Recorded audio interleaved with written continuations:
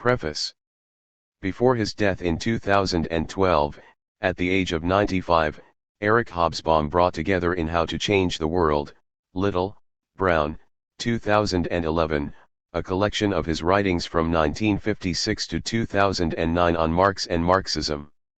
At the same time, he organized a collection of his writings and lectures, from 1964 to 2012, on culture and society in the 20th century, which was published posthumously as Fractured Times, Little, Brown, 2013. And he left instructions that he would like a collection of his articles, essays, and reviews on Latin America to be published. Eric's literary executors, Bruce Hunter and Chris Wrigley, invited Leslie Bethel, a historian of Latin America and a friend of Eric's for more than 50 years, to locate, select and edit Eric's writings on the region, from an article in the New Statesman on the Cuban Revolution, October 1960, to his chapter on the Third World, mainly Latin America, in his autobiography Interesting Times, 2002, and to contribute an introduction on Eric's 40-year relationship with Latin America. Eric's widow Marlene gave her enthusiastic support to the project. Keith McClellan generously made available to the editor his bibliography of the writings of Eric Hobsbawm, to February 2010. Andrew Gordon, Eric's literary agent at David Hyam Associates, together with his assistants Marigold Eight and David Evans, undertook the digitization of many of the texts. At Little, Brown Zoe Gullen prepared the book for publication, and Sarah Herrera compiled the index.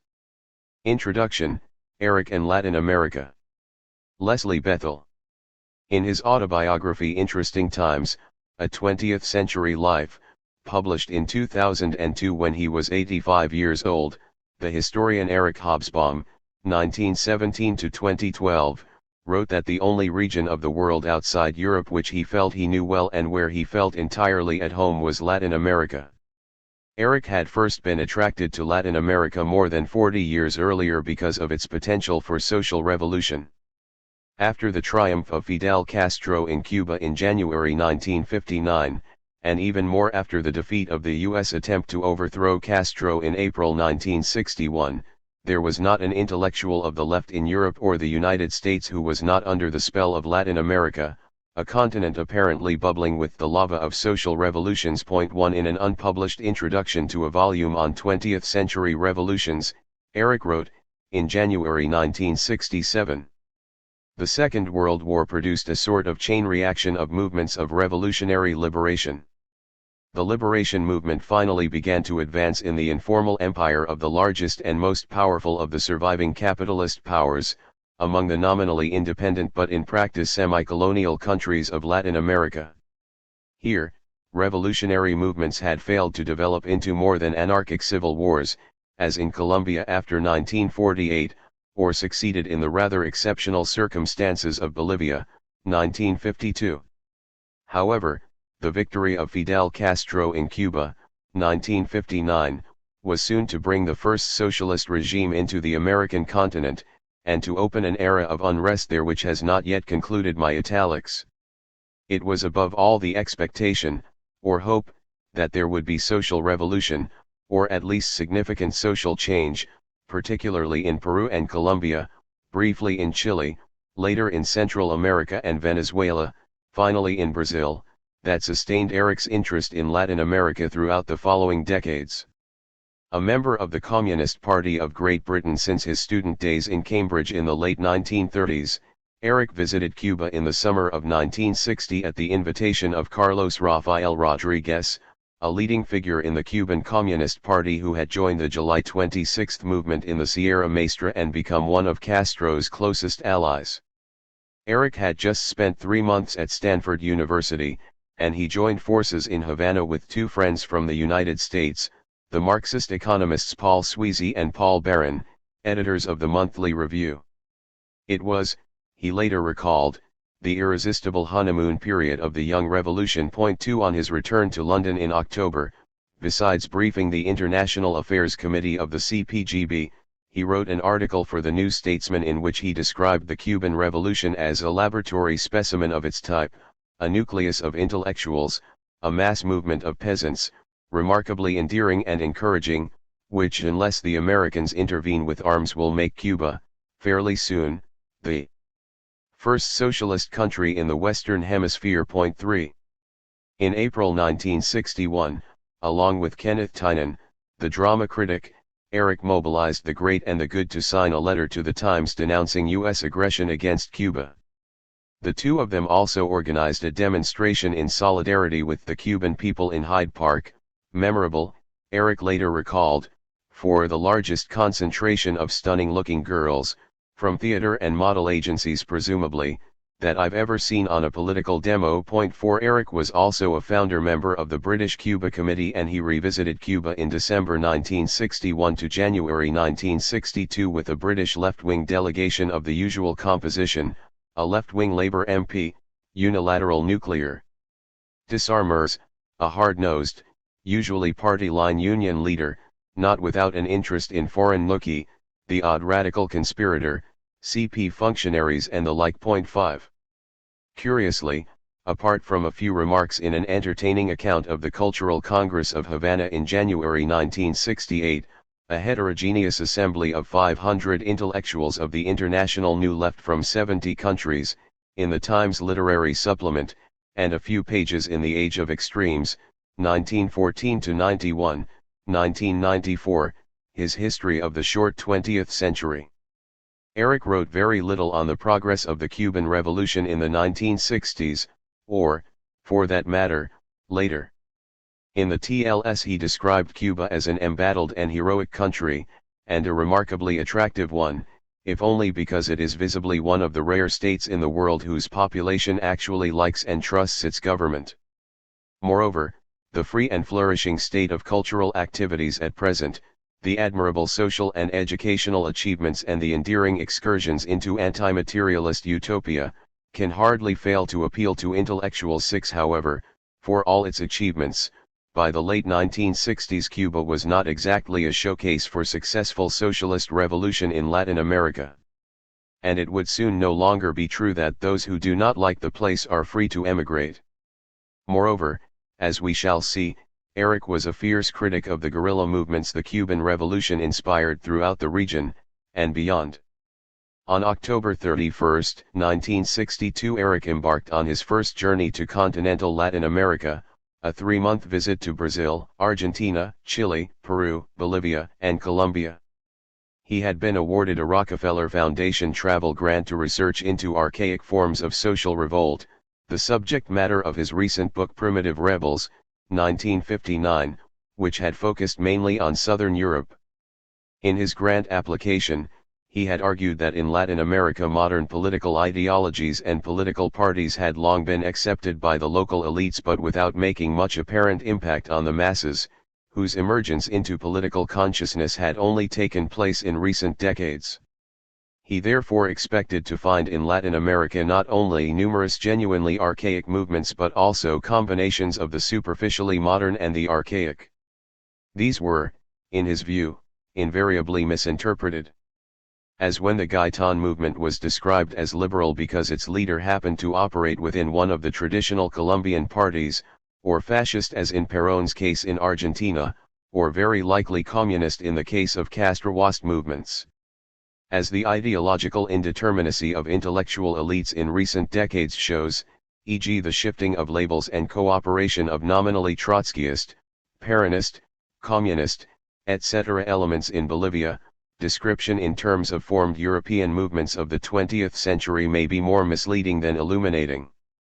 On his return to London, between April and July 1963 Eric published a series of articles in Labour Monthly, New Society, The Listener, the texts of 2 broadcasts for the third programme of the BBC, and The World Today, based on a paper given to the Latin American Seminar at Chatham House, in which he explored demographic, economic, and social change in Latin America since the World Depression of the 1930s, in particular the disintegration of traditional agrarian societies, the collapse of the old Latin America, the end of the Middle Ages, and the political awakening of the masses, the urban working class, the urban poor and, above all, the peasants, in the 1940s and 1950s. Eric had returned from his first visit to Latin America convinced that in the next decade or so it was destined to become the most explosive region of the world. 7 Several Latin American countries, he believed, were ripe for upheaval, indeed, except perhaps for Argentina and Uruguay, ripe for social revolution, if properly organized and led. He was especially impressed by the potential for revolution of peasant movements in Peru and, above all, in Colombia, which were virtually unknown to the outside world. Beginning in the late 1950s and reaching a peak in the early 1960s, the central and southern highlands of Peru had witnessed the largest mass insurrection and political mobilization of Indian peasants since the Tupac Amaru rebellion in the late colonial period. If any country is ripe for and needs a social revolution, Eric wrote, it is Peru. In Colombia, exceptionally in Latin America, a social revolution had been in preparation since the 1920s. It ought logically to have produced something analogous to Fidelismo, a populist left-wing regime working closely with the communists. The insurrection in Bogotá in April 1948, the Bogotazo, was a phenomenon of revolutionary proportions. But with no one to direct and organize it, a classic social revolution was aborted by the assassination of the liberal leader Jorge Elier Gaitan. However, in the civil war and anarchy that followed, the beginnings of what became known as La Violencia, Colombia witnessed the greatest armed mobilization of peasants, as guerrillas, brigands, or self-defense groups organized by the Communist Party, in the recent history of the Western Hemisphere, with the possible exception of periods during the Mexican Revolution of 1910-20.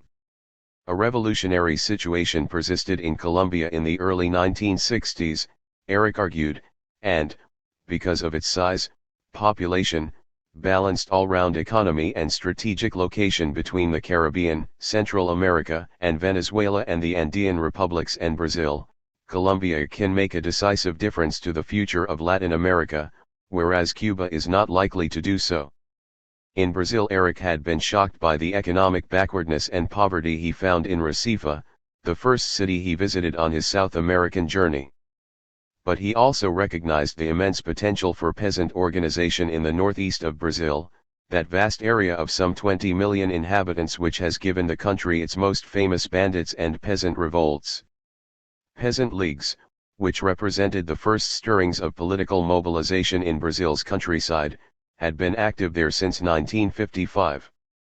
The movement, however, had little national presence and was, he later recalled, clearly already past its peak. 8 The Brazilian Communist Party, PCB, was at the end of the Second World War the biggest communist party in Latin America. It had, however, been declared illegal at the beginning of the Cold War in 1947. Eric seemed unaware that the PCB was nevertheless active, alongside progressive Catholic priests, in the organization of agricultural wage laborers into rural unions in the Northeast. In any event, in March 1964, a year after Eric's visit, all hope of social revolution in Brazil would be crushed by a military coup leading to the establishment of a military dictatorship which lasted for 21 years, 1964 to 85. Eric wrote relatively little on the potential for revolution in Brazil. Typically, however, he did find time to contribute a perceptive article on bossa nova, the latest development in Brazilian popular music, for the New Statesman. It was, he wrote, a cross between Brazilian urban music and jazz, bred in the Playboy set of rich young Brazilians. And among those professional musicians most likely to meet visiting American players. The visiting student of jazz observes it with awe and a sense of the historical occasion. For bossa nova is the first major conquest of new territory by jazz. Significantly in the one Latin American country which looks as though it has definitely entered the age of modern industrial civilization. Moreover, he concluded, it will not only last, but develop. 9. From the mid-1960s to the mid-1970s, the possibilities for social revolution, in Spanish America, if not Brazil, were the main focus of Eric's writing on Latin America. In an essay on the role of peasants and rural migrants in politics, he argued that the urban working class and the urban poor of Latin America, the gigantic and constantly expanding proletariat and subproletariat of internal immigrants and displaced peasants, were a potentially explosive force because of their poverty, insecurity, and appalling living conditions. For the most part, however, they were politically immature, relatively passive, more easily mobilized from above by populist parties and politicians, Haya de la Torre and Opera in Peru, Acción Democrática in Venezuela, Perón in Argentina, Vargas in Brazil, than by the left, communist or non-communist. 10 Eric therefore wrote surprisingly little about the urban workers of Latin America. He was more interested in the potential revolutionary role of organized peasant movements, especially in the Andes.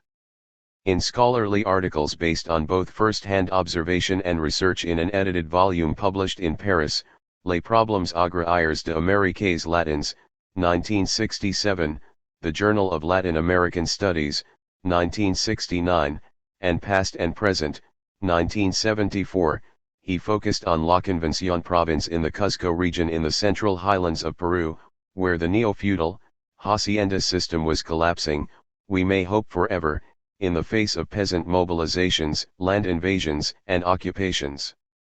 The potential for revolution of a traditional peasantry is enormous, he concluded, but its actual power and influence are much more limited.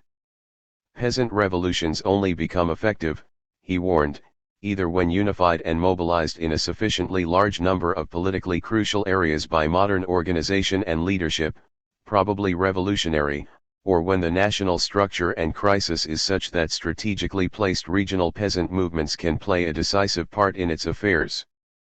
This happened in Mexico in 1910-20 with Pancho Villa's Northerners, and with the followers of Zapata, in Morelos. Neither of these things happened in Peru. 11.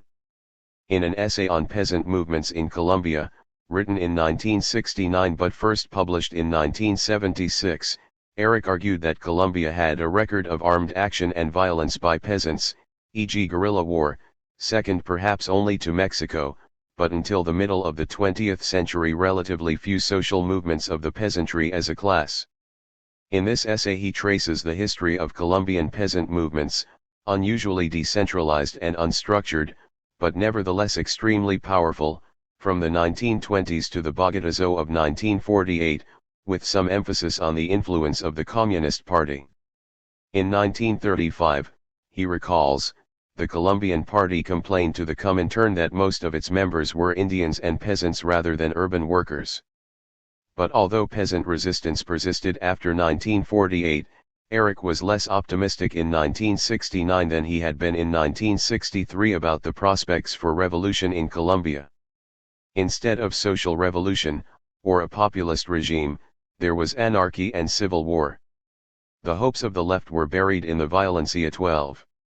Eric believed that the choice for Latin America in the 1960s and early 1970s was not between gradual change and revolution, but between revolution and stagnation or chaos.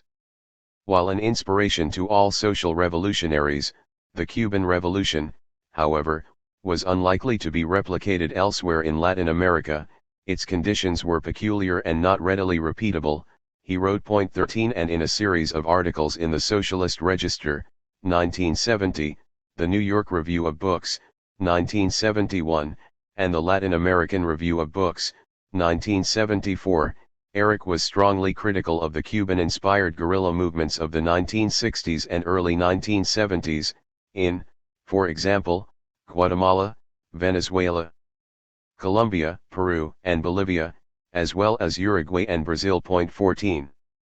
The strategy of the young middle-class ultra-left intellectuals who, inspired by the example of Fidel Castro and Che Guevara, and the writings of the French intellectual Regis Debray, believed that revolutions throughout Latin America could be precipitated by the action of small groups of armed militants was, in Eric's view, spectacularly misconceived. The various guerrilla focos were doomed to fail, as they uniformly did, except, as we will see, in Colombia. There was no single recipe for a Latin American revolution, but certainly, he believed, it could not be made at will. To be successful it would need a combination of various factors: rural guerrillas, with a solid peasant base, the guerrilla movements of the late 1960s and early 1970s, he later wrote, neither understood nor wanted to understand what actually might move Latin American peasants to take up arms. 15. Urban insurrection. No revolutionaries who fail to develop a program for capturing the capital cities, he wrote in the Socialist Register essay, are to be taken very seriously, probably. Dissident armed forces, and, absolutely indispensable, political analysis, organization and leadership.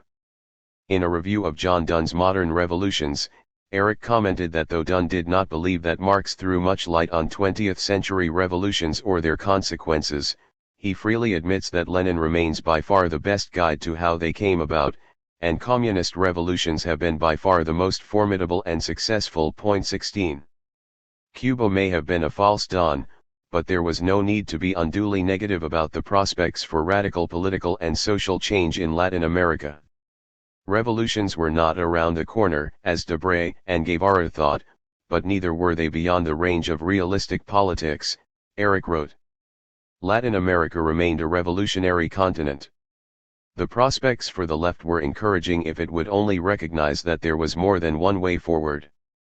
The Marxist left, including the communist left, except perhaps in Colombia, had always misunderstood Latin America and therefore had always been insignificant in the politics of the region. Instead of remaining ideologically pure, and ineffective, it was obliged to make the best of unfavorable and unproductive situations and join forces with other progressive political movements. As Eric wrote in the article in the New York Review of Books, the history of the Latin American left is, with rare exceptions such as Cuba and Chile where Allende had been elected president in September 1970, one of having to choose between an ineffective sectarian purity and making the best of various bad jobs, civilian or military populists, national bourgeoisies, or whatever else. It is also, quite often, a history of the left regretting its failures to come to terms with such governments and movements before they were replaced by something worse. Eric had greater expectations of the revolutionary government of the armed forces under General Juan Velasco Alvarado, which had assumed power in Peru in October 1968, than any of Latin America's guerrilla movements at the time. Peru was a country whose social injustice and plain misery made the blood run cold, he wrote in the New York Review of Books, a review article on several books on Peru written before the military takeover.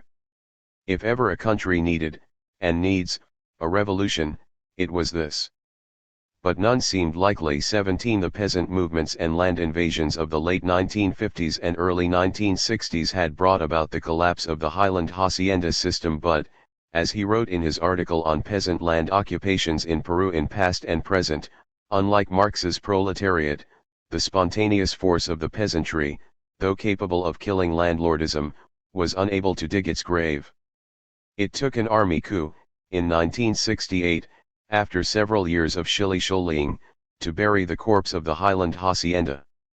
Eric was sympathetic to the anti-oligarchical and anti-imperialist military regime in Peru from the outset, though always with a measure of skepticism. It was the first to recognize the mass of Peruvians, the Quechua-speaking Indians in and from the high Andes, as potential citizens, and the first to institute a radical agrarian reform, albeit imposed from above, without peasant mobilization. But, without revolutionary cadres linked to the mass of the population, is this a revolution, he asked himself. After the military revolutionary regime had been in power for 3 years, he was somewhat more critical, more pessimistic. Unlike the Peruvian left, however, he did not write it off.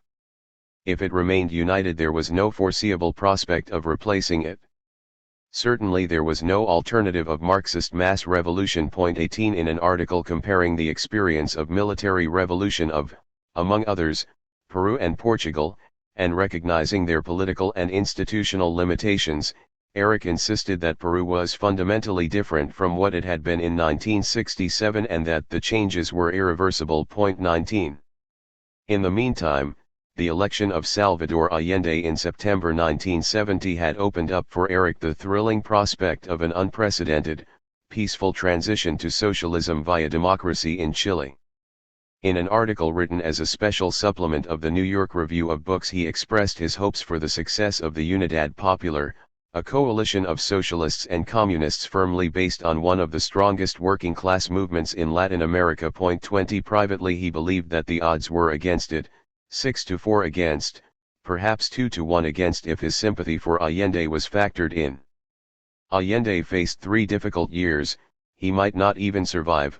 There was a real danger that he would be overthrown by a military coup supported by the Chilean bourgeoisie. When the coup came in September 1973, Eric wrote, however tragic the news, it had been expected and predicted. It surprised nobody. 21 The Allende government had not committed suicide, it had been murdered.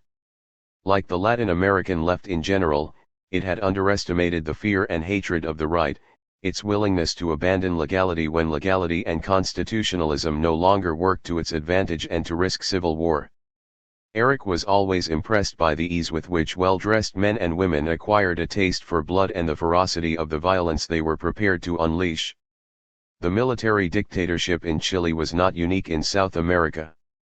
Brazil had been under military rule since 1964, Argentina since 1966. The return of Perón in 1973 provided a short respite, but the military took power again in 1976, and proved even more murderous than the Chilean military. There had been military coups in Bolivia in 1971 and Uruguay in 1972, both supported by the Brazilian military, as was the coup in Chile. And in August 1975 the radical phase of the military regime in Peru came to an end with the ousting of Velasco and his replacement by a more conventional military junta.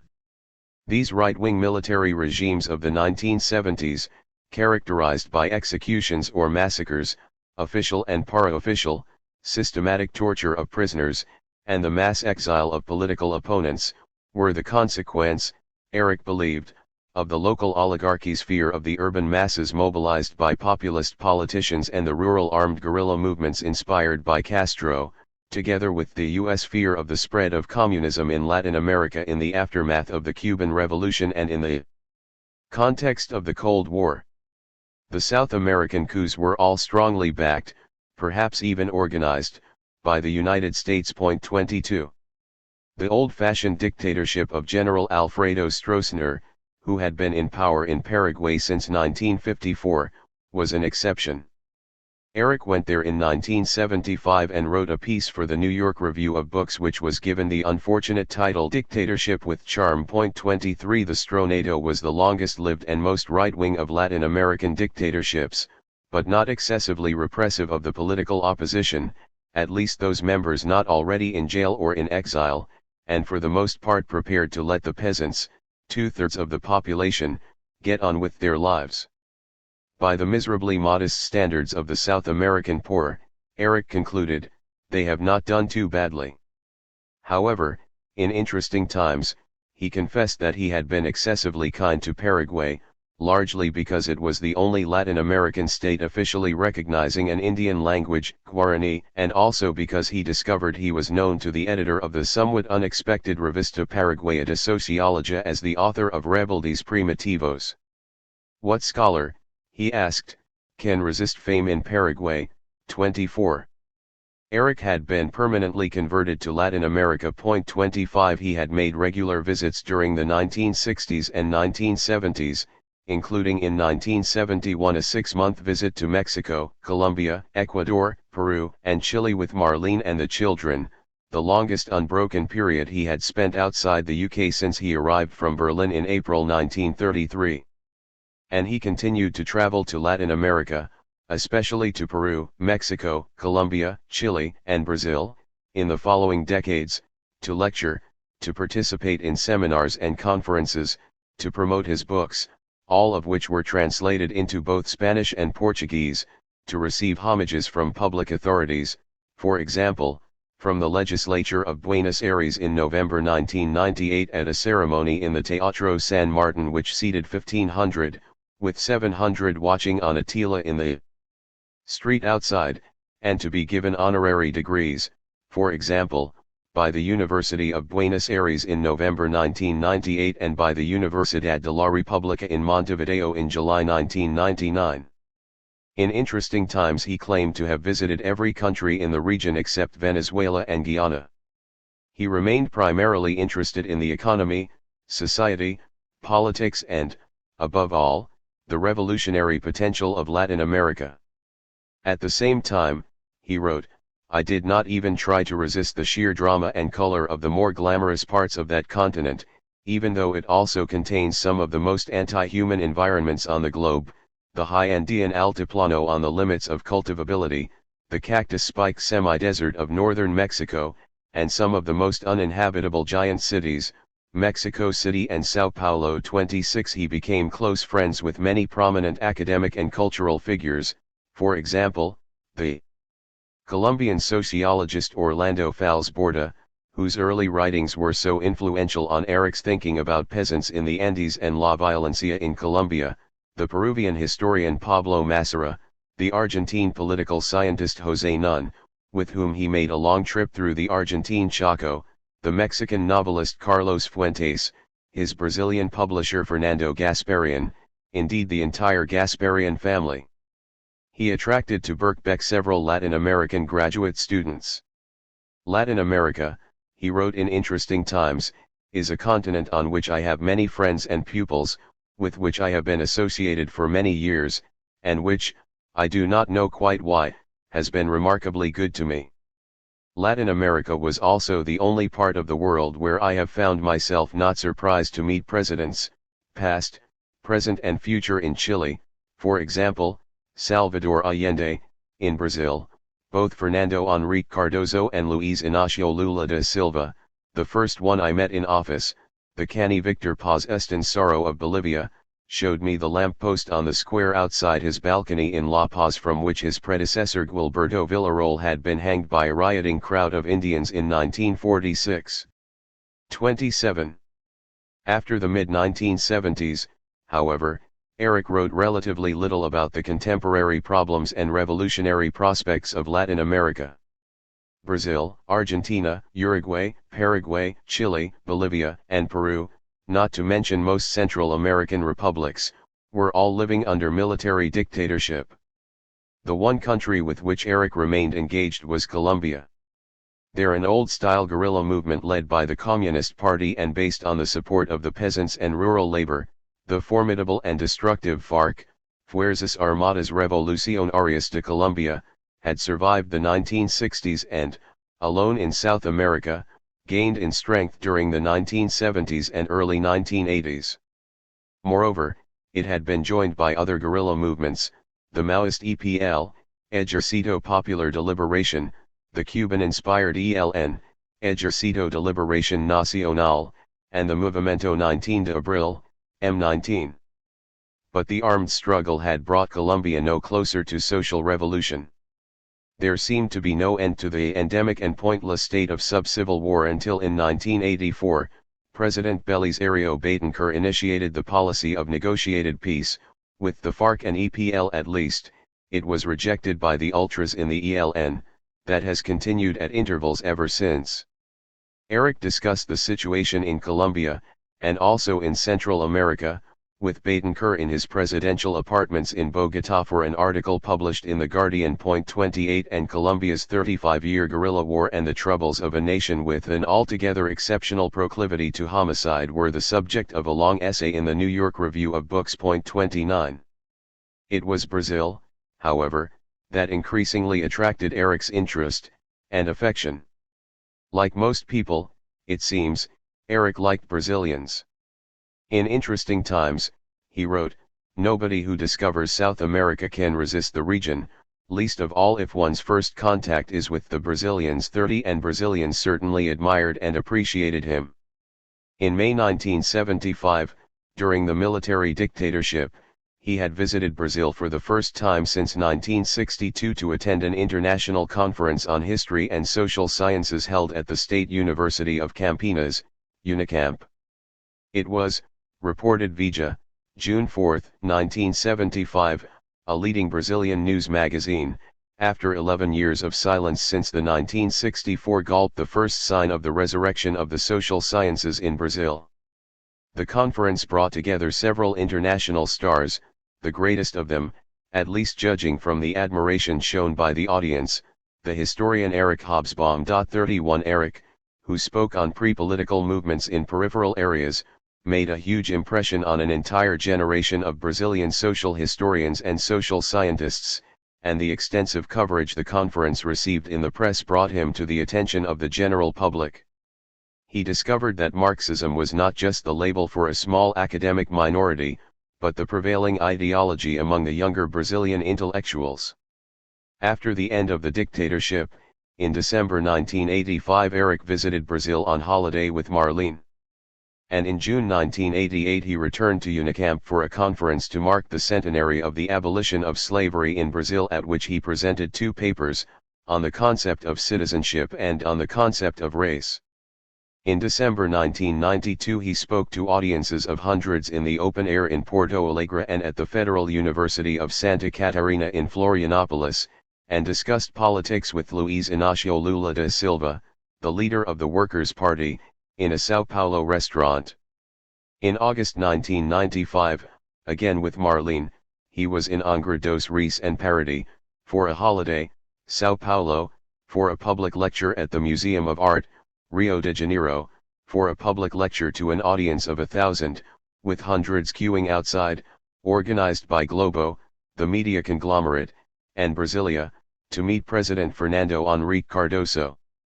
And in 2003 at the first International Literary Festival in Parody, on the coast south of Rio, where he and I shared a platform, Eric, aged 86, astonishingly, was received like a visiting rock star by people on the streets, who shouted Eric, Eric, pronounced Erici, some women even asking for a kiss, Erici, de mi beijo. The bookshops of São Paulo and Rio de Janeiro were, and are, full of his books, which are virtually all bestsellers. He claimed that at one stage he was selling more books in Brazil than in any country outside the UK. "I'm big in Brazil," he would say. Eric was interested in Brazilian history, of course, but also in Brazilian art, architecture, literature, football, who, having seen the Brazilian team in its days of glory 1970, he wrote in Age of Extremes, will deny football the claim of art, and, above all, music. He once told me he thought there were 2 true geniuses of 20th century popular music, Duke Ellington and Antonio Carlos, Tom Jobim. When I visited him in hospital in 2012, Eric, at the age of 95, greeted me with news of a radical young black Brazilian rapper, Criollo, of whom I had to confess I had never heard, and I was living in Brazil at the time. But, as always, his main interest was political. Brazil, it seemed, was Latin America's last chance, if not for social revolution at least for significant social transformation. In The Forward March of Labor Halted, his influential Marx Memorial lecture in 1978, later published in Marxism Today, Eric had argued that European labor movements were no longer capable of playing a transformative role, and as a result the socialist and social democratic left was losing ground all over the world. But 2 years later in 1980 the Partido dos Trabalhadores, PT, Workers' Party, was formed in Brazil. Eric recognized the PT as a classic socialist party with its roots in organized labor such as had emerged in Europe before the First World War. And uniquely in Latin America, and almost everywhere else in the world, it was a socialist party based on organized labor established since the end of the Second World War. Even more noteworthy, its leader, Lula, was himself an industrial worker. In the light of Brazil's political history, political culture, and political system, and the defeat of the socialist left almost everywhere in the world in this period, the growth of the PT in the 1990s was a remarkable story. Although he lost all 3 presidential elections, Lula increased his personal vote from 17% in 1989 to 27% in 1994 and 32% in 1998. Moreover, In every election the PT increased its seats in both the Senate and the Chamber of Deputies as well as the number of states and major cities it controlled. The steady rise of the PT led by Lula was enough, Eric wrote in Interesting Times, to warm the cockles of all old red hearts. 32. Looking back on more than 40 years' engagement with Latin America, Eric admitted in Interesting Times that the expected, and in so many countries necessary, revolution had not happened, strangled by the indigenous military and the USA, but not least by domestic weakness, division, and incapacity. Moreover, he added, it will not happen now. 33. Eric had some sympathy for Hugo Chavez in Venezuela, but more for his anti-Americanism and the fact that he was supported by the remnants of the Venezuelan Communist Party than for any confidence that he would build a socialist society in that country. He never visited Venezuela in the Chavez era, but just as he always questioned me closely about Brazil when we met, he questioned our mutual friend Richard Gott, the author of a study of guerrilla movements in Latin America, a history of Cuba and a biography of Chavez, about Venezuela. When Chavez returned to power in 2002 after the coup against him, Eric sent Richard a postcard saying simply Chavez's Bay of Pigs. 34. There was, however, still some hope for Brazil, although in the years since its defeat in the presidential election of 1998 the Partido dos Trabalhadores had moved steadily to the center ground. Indeed, it dropped the word socialism from its program, and the Marxist, Trotskyist and socialist left had been expelled or outmaneuvered. Nevertheless, in October 2002 I drove from Oxford to celebrate with Eric, in the garden at his house in Nassington Road, North London, Lula's election to the presidency at the fourth attempt. The bottle of champagne empty, Eric, a lifelong optimist in his hope for social revolution in Latin America, but in later years, as we have seen, increasingly pessimistic about the possibilities of achieving it, looked at me and said, "Now I suppose we wait once again to be disappointed." We did, and we were. As a professional historian, Eric was mainly interested in modern Europe. But, from his extensive reading and his conversations with academic and intellectual friends and colleagues, he accumulated an astonishing knowledge of the history of the rest of the world, especially the Third World, Africa, India, China and, not least, Latin America.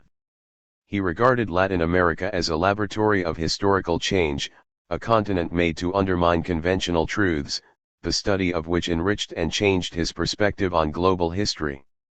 Almost everything Eric wrote on Latin America had a historical dimension, but it was as a contemporary observer and analyst of social and political change in the middle decades of the 20th century, and especially the critical period following the Cuban Revolution, rather than as a professional historian, that he made his distinctive contribution to our knowledge and understanding of Latin America. He never tried to become or regarded himself as a historian of Latin America.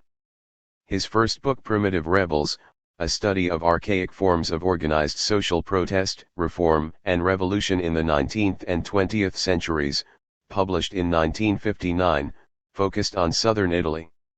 No examples were drawn from Latin America, although in the preface there is a reference to Euclides de Cunha's literary masterpiece Os Certos, 1902, translated into English as Rebellion in the Backlands, a classic study of primitive social rebellion dealing with the War of Canudos, 1896-7, in the interior of the state of Bahia in the northeast of Brazil. And the epilogue to the first Spanish edition, Rebeldes Primitivos, in 1968, and the preface to the third English edition, in 1971, both mention new research since 1959 on millennial and messianic movements, mainly in areas outside Europe, and in particular the work of Maria Isaura Pereira de Queiroz on Brazil. Eric expanded the first chapter of Primitive Rebels, The Social Bandit, into a book, Bandits, published in 1969, which incorporated studies of several cangaceiros in the Sertão, Backlands, of the northeast of Brazil between the 1870s and the 1930s, especially Virgiliano Ferreira da Silva, the famous Lampião. Bandits, or at least social bandits, were, Eric argued, not simply criminals, they were peasant outlaws. And banditry, or at least social banditry, was an expression of peasant discontent, a form of peasant action. He was interested in the emergence of social bandits in traditional agrarian societies, their relationship to rural messianic movements and organized peasant movements. They could be precursors of major social movements, and absorbed by them, but because of their ambivalent relationship with local power structures and their ideological and military limitations, they were more often a substitute, even an obstacle to their formation. The bandits' contribution to modern revolutions was thus, he concluded, ambiguous, doubtful and short. That was their tragedy. 35. In the Age of Revolution, 1962, the first of Eric's 4-volume History of the Modern World from the French Revolution to the End of the Cold War, the subtitle of which was, After All, Europe 1789 to 1848, there are only passing references to Latin America. The Latin American revolutions for independence are treated with brevity, primarily as reactions to events in Europe, and the work of small groups of patricians, soldiers, and Gallicized évolués, leaving the mass of the Catholic poor white population passive and Indians indifferent or hostile. Only in Mexico was independence won by the initiative of a popular agrarian, i.e. Indian, movement. 36. In the Age of Capital, 1848 to 1875, 1975, there are half a dozen pages on Latin America in the chapter entitled Losers, in which Eric concludes that, despite some foreign, mainly British, capitalist exploitation of the region's natural resources, very little had changed in the backlands of Latin America by the 1870s, except that the power of the landlords had been strengthened, that of peasants weakened. 37. In the Age of Empire, 1875 to 1914, 1987, Latin America appears mainly in comments on the negative consequences of the region's insertion into the international economy and on the local elites as subordinate, and collaborative, agents of foreign exploitation. 4 pages are, however, devoted to the Mexican Revolution, a major armed popular revolution, the first of the great revolutions in the colonial and dependent world in which the laboring masses played a major part. Here Eric was clearly influenced by the work of Friedrich Katz on the role of Pancho Villa in the north and of John Womack on the role of Emiliano Zapata in the center-south. Only in the Age of Extremes, 1914 to 1991, 1994, does Latin America feature prominently as part of the emergence of the Third World in the revolutionary politics of the short 20th century. There is some consideration of the Mexican Revolution, the revolutionary student movement in Córdoba, Argentina, in 1918 which, Eric claimed, soon, spread across Latin America and, generated local revolutionary Marxist leaders and parties, the Long March of Luis Carlos Prestes, the future leader of the Brazilian Communist Party, and the rebel tenents in the late 1920s, the resistance to the U.S. Marines in Nicaragua led by Cesar Augusto Sandino, 1927-33, the short-lived Socialist Republic in Chile in 1932 under the leadership of the splendidly named Colonel Marmaduke Grove, the Alianza Popular Revolucionaria Americana, APRA, in Peru, in Colombia, the Liberals and the People's Tribune Jorge Elier Gaitan, whose assassination in 1948 provoked popular insurrection, the Bogotazo, the political mobilization of urban workers by nationalist populist leaders, Getulio Vargas in Brazil, Perón in Argentina. The Movimiento Revolucionario Nacional, MNR, in Bolivia and the Revolution of 1952 which nationalized the tin mines and introduced radical agrarian reform, and finally the Cuban Revolution and the tragedy of Allende's Chile.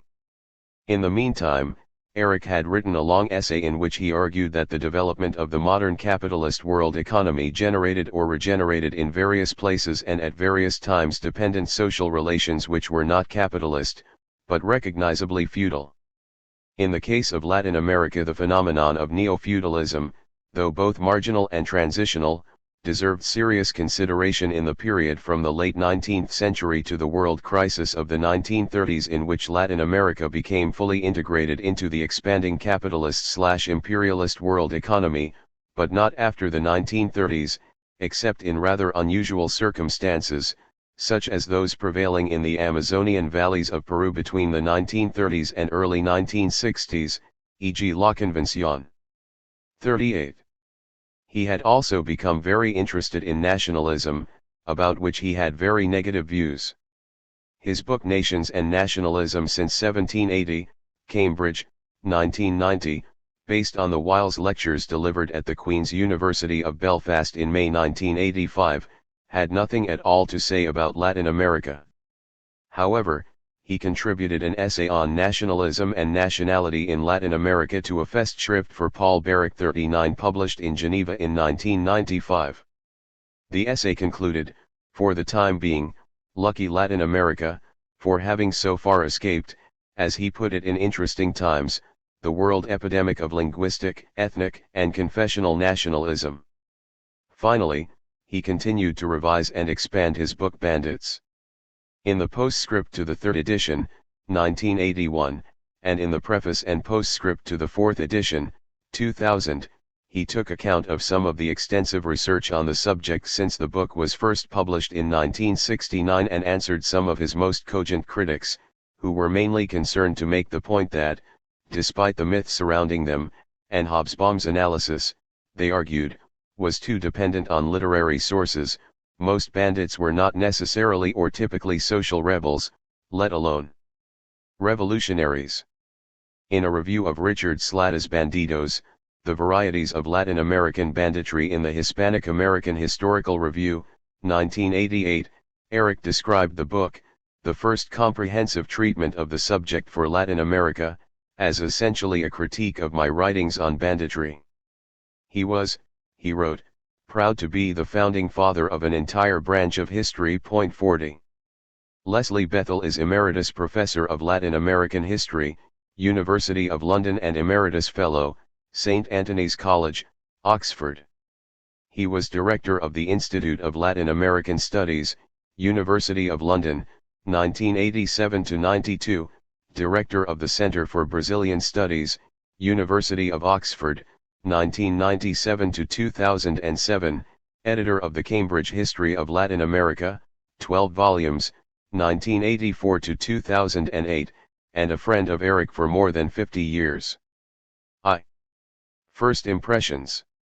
1. Cuban Prospects. Unless the Americans intervene with arms, Cuba will fairly soon be the first socialist country in the Western Hemisphere. Already about 70% of its small industry, nearly all the sugar mills, and 60% of Cuban agriculture, including sugar, are controlled by government or cooperatives, not to mention foreign trade. Already there are upwards of 2,000 people's shops, tiendas del pueblo, almost all in the countryside, selling the peasantry consumer goods at little more than cost. Recently the speed of the transformation has increased, most notably with the expropriation of the American oil companies and banks, the nationalization of the tobacco industry and the seizure of sugar mills, big stores, and textile factories. Two things are remarkable about this process. The first is the overwhelming popular support which the government has maintained, and among the workers even increased, throughout.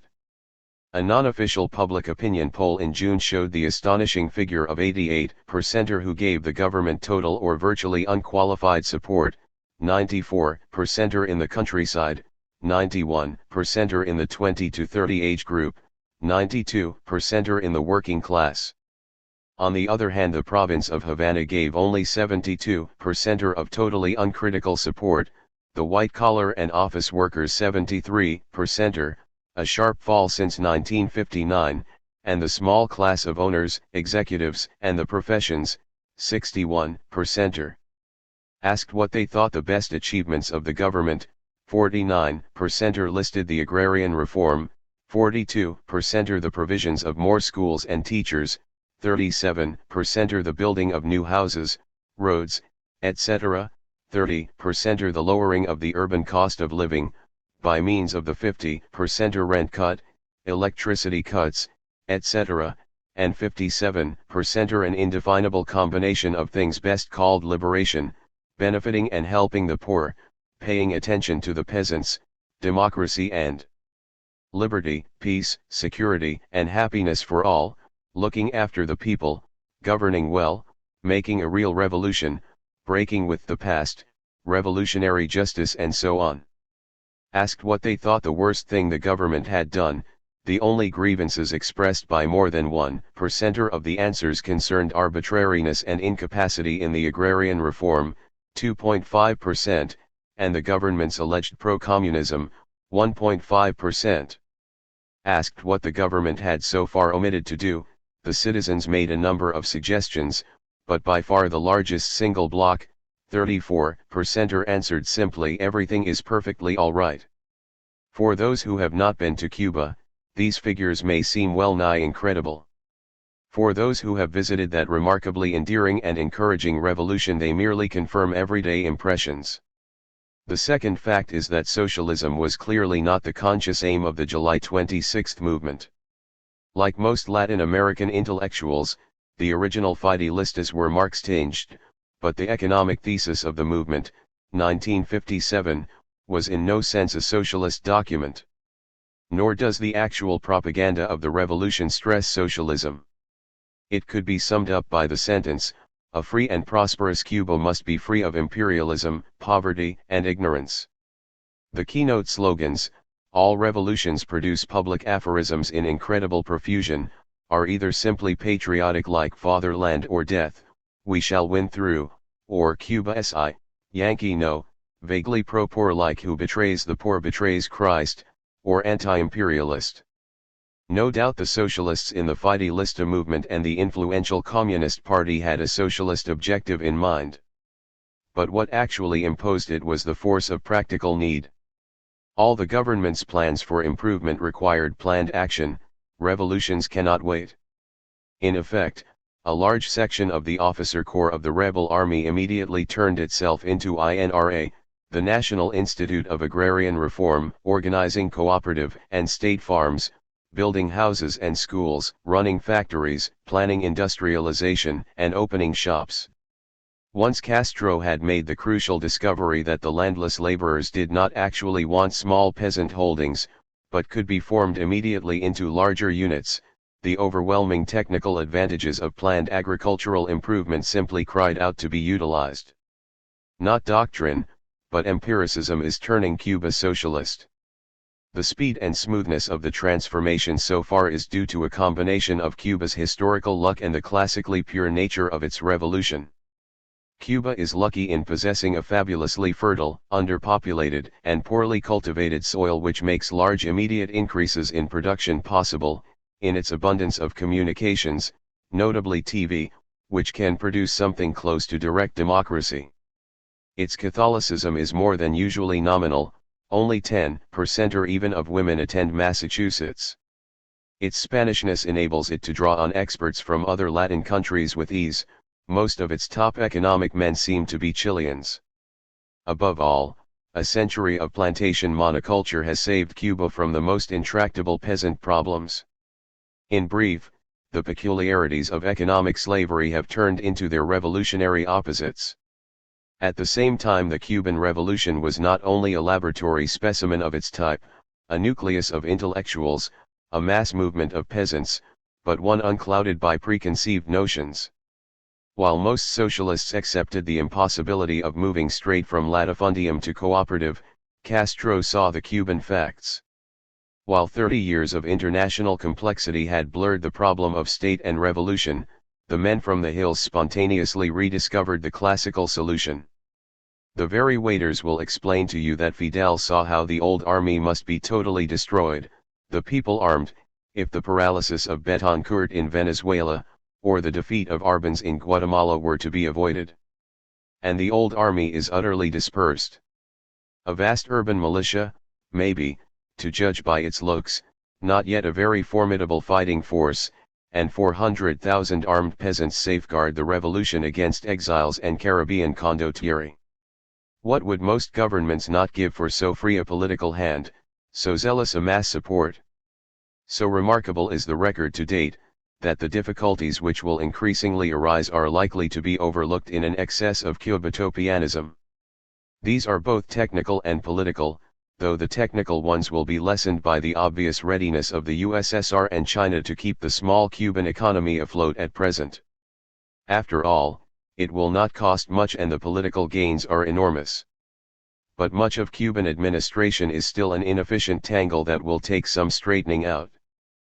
Politically, the government faces, with increasingly rapid socialization and growth, not merely the dissidence of the small middle and white-collar classes, but some peasant opposition.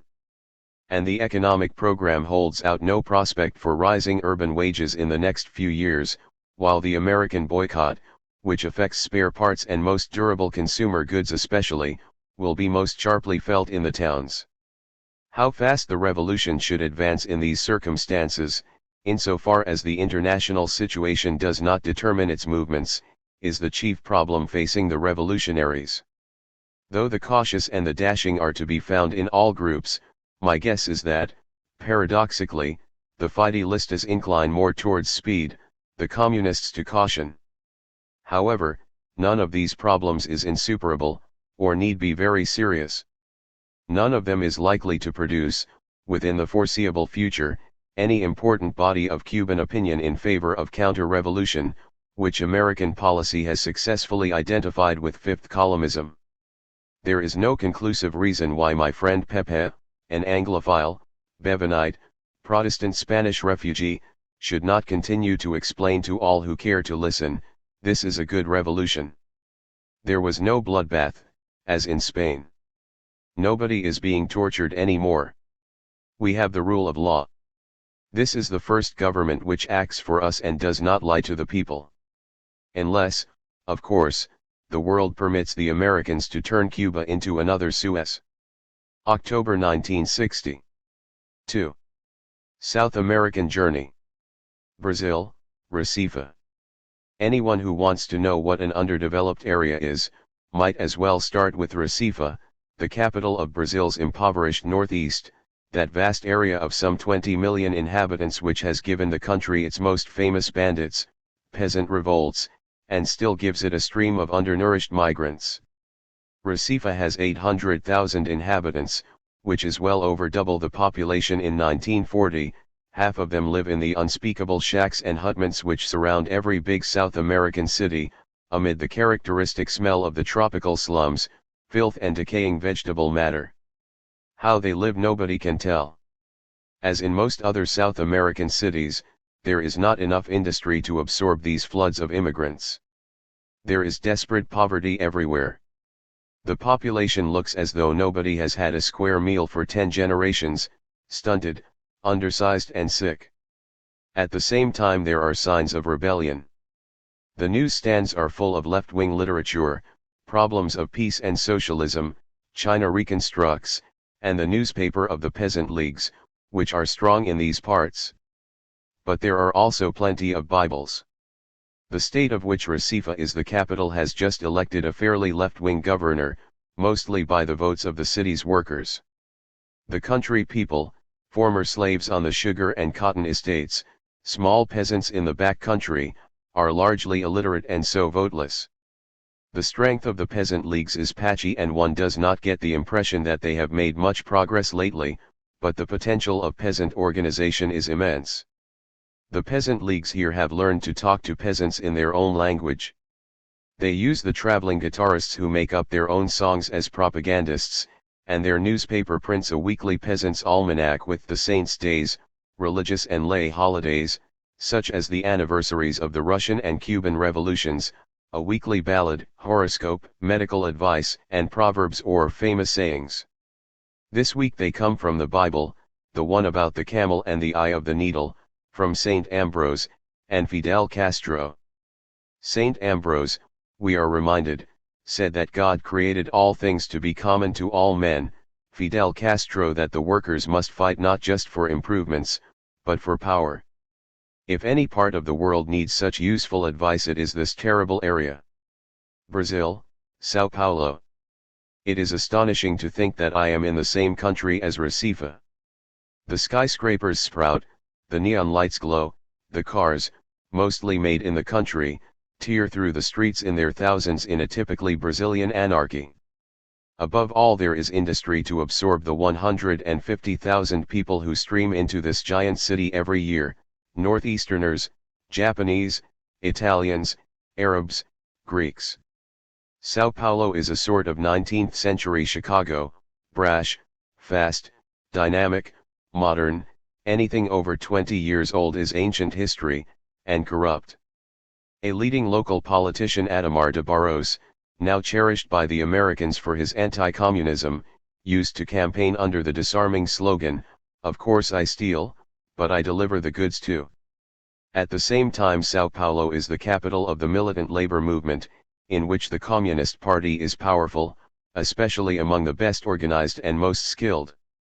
But the party is technically illegal; it cannot put up its own list of candidates, though in fact, such are the complexities of Brazilian politics, some candidates advertise themselves as having the backing of Luiz Carlos Prestes, the party's famous leader.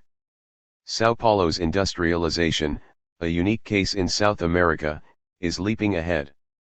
But one cannot help being struck by the slenderness of its basis. The home market for Brazilian industry is desperately poor. Here even shirts and shoes are sold on the never.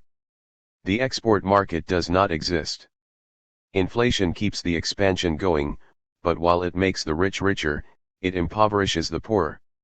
Here in Sao Paulo, where the workers are by Brazilian standards quite well off, this is not so obvious, because the big firms seek to strengthen their monopoly by giving regular wage increases which the lesser firms outside cannot afford.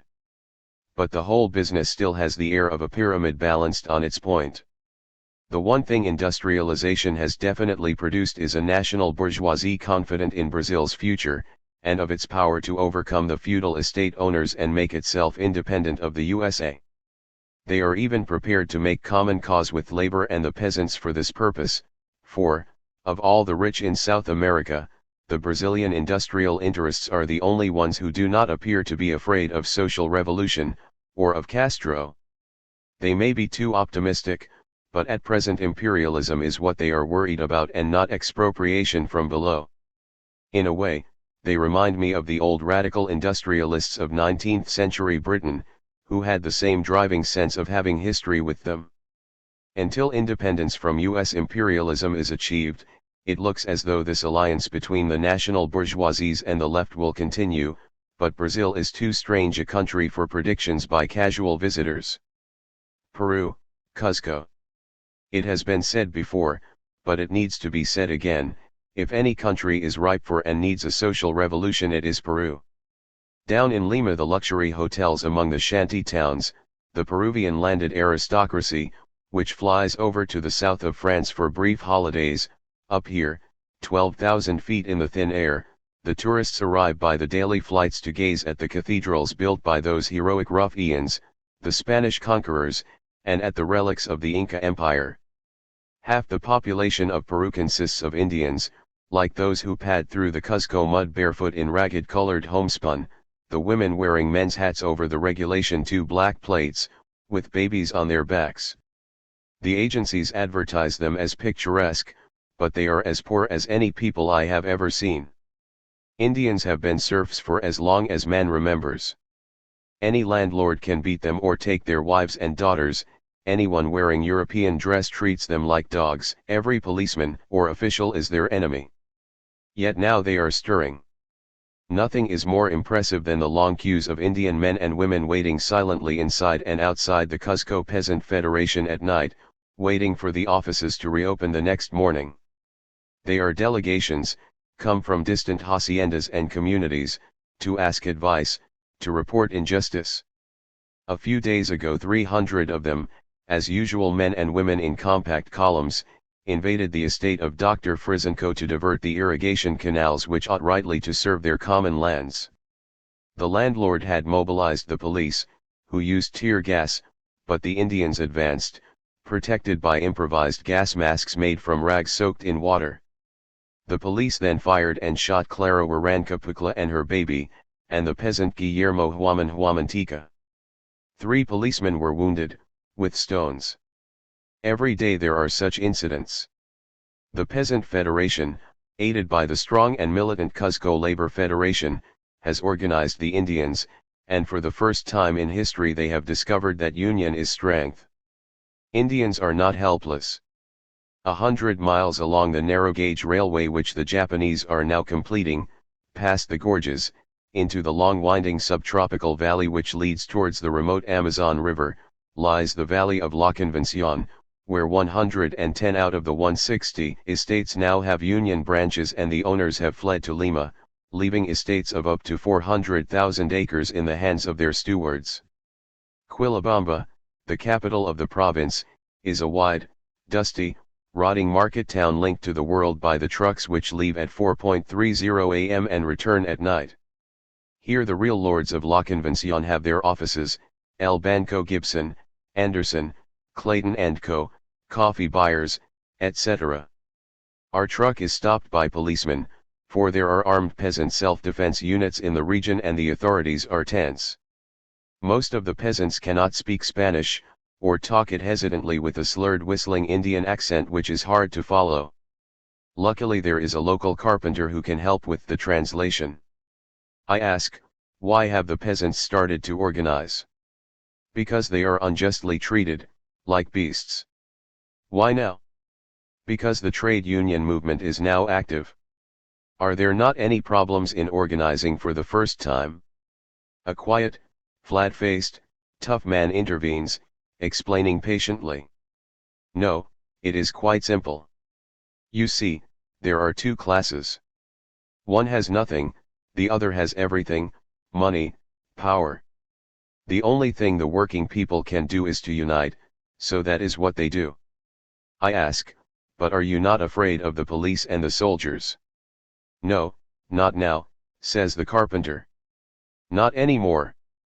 On the railway from Peru to Bolivia. My neighbor is a sharp young man with a briefcase. I am an insurance agent, cattle is the main business here, so I get around the country a good bit. If you ask me, these estate owners have brought it on themselves. They do not invest anything. They think because they are dueños de vida y hacienda, lords of life and livelihood, they have nothing to worry about. Now the hour is striking, they run to Lima weeping. There are the Indians walking barefoot, even in the houses of the estate owners, and sleeping on the floor while the Lord blows 2,000 or 3,000 soles a night on a party. And they are not even aware of the contrast. Now the chickens are coming home to roost.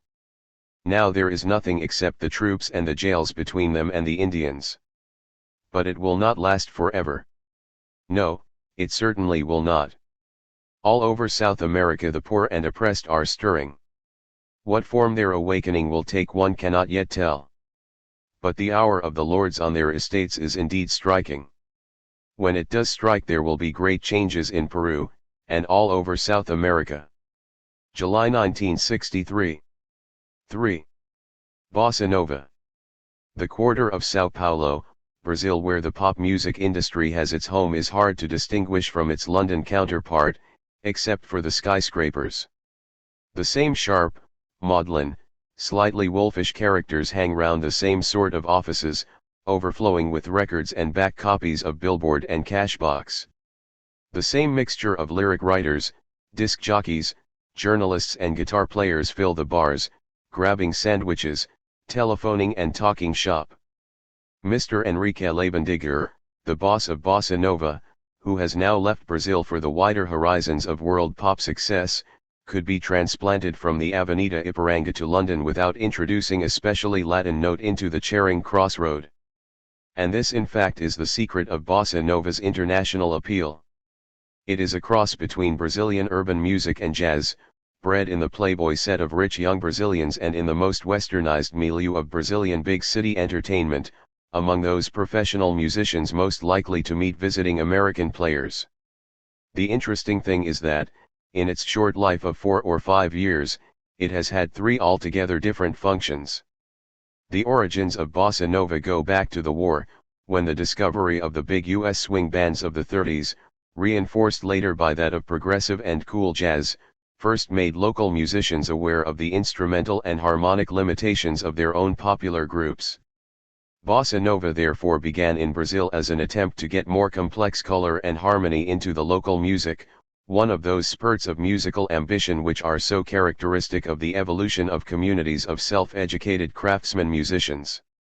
In São Paulo, the point about bossa nova is not merely that it has a new accent, an element of syncopation and, in commercial forms, an increasing suggestion of the square northern beat over the samba rhythm, which makes it acceptable to the gringos, but that in addition the chord progressions of the accompaniment are more skilled and educated than before.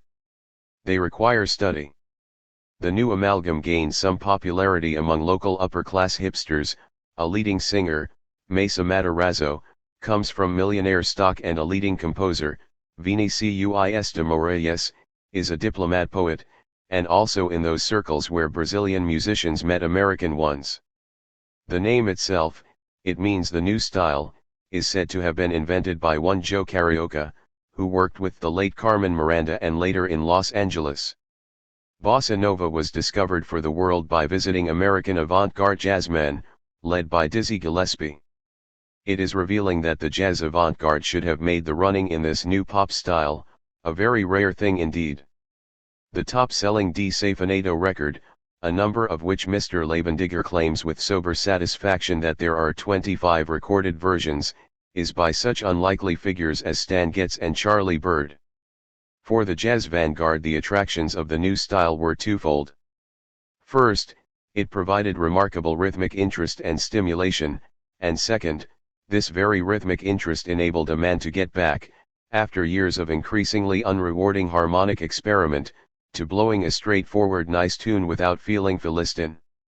And it is just sufficiently modified by jazz to be readily used by jazzmen. Hence the unaffected pleasure with which such leaders of the forward march as Sonny Rollins have turned to bossa nova.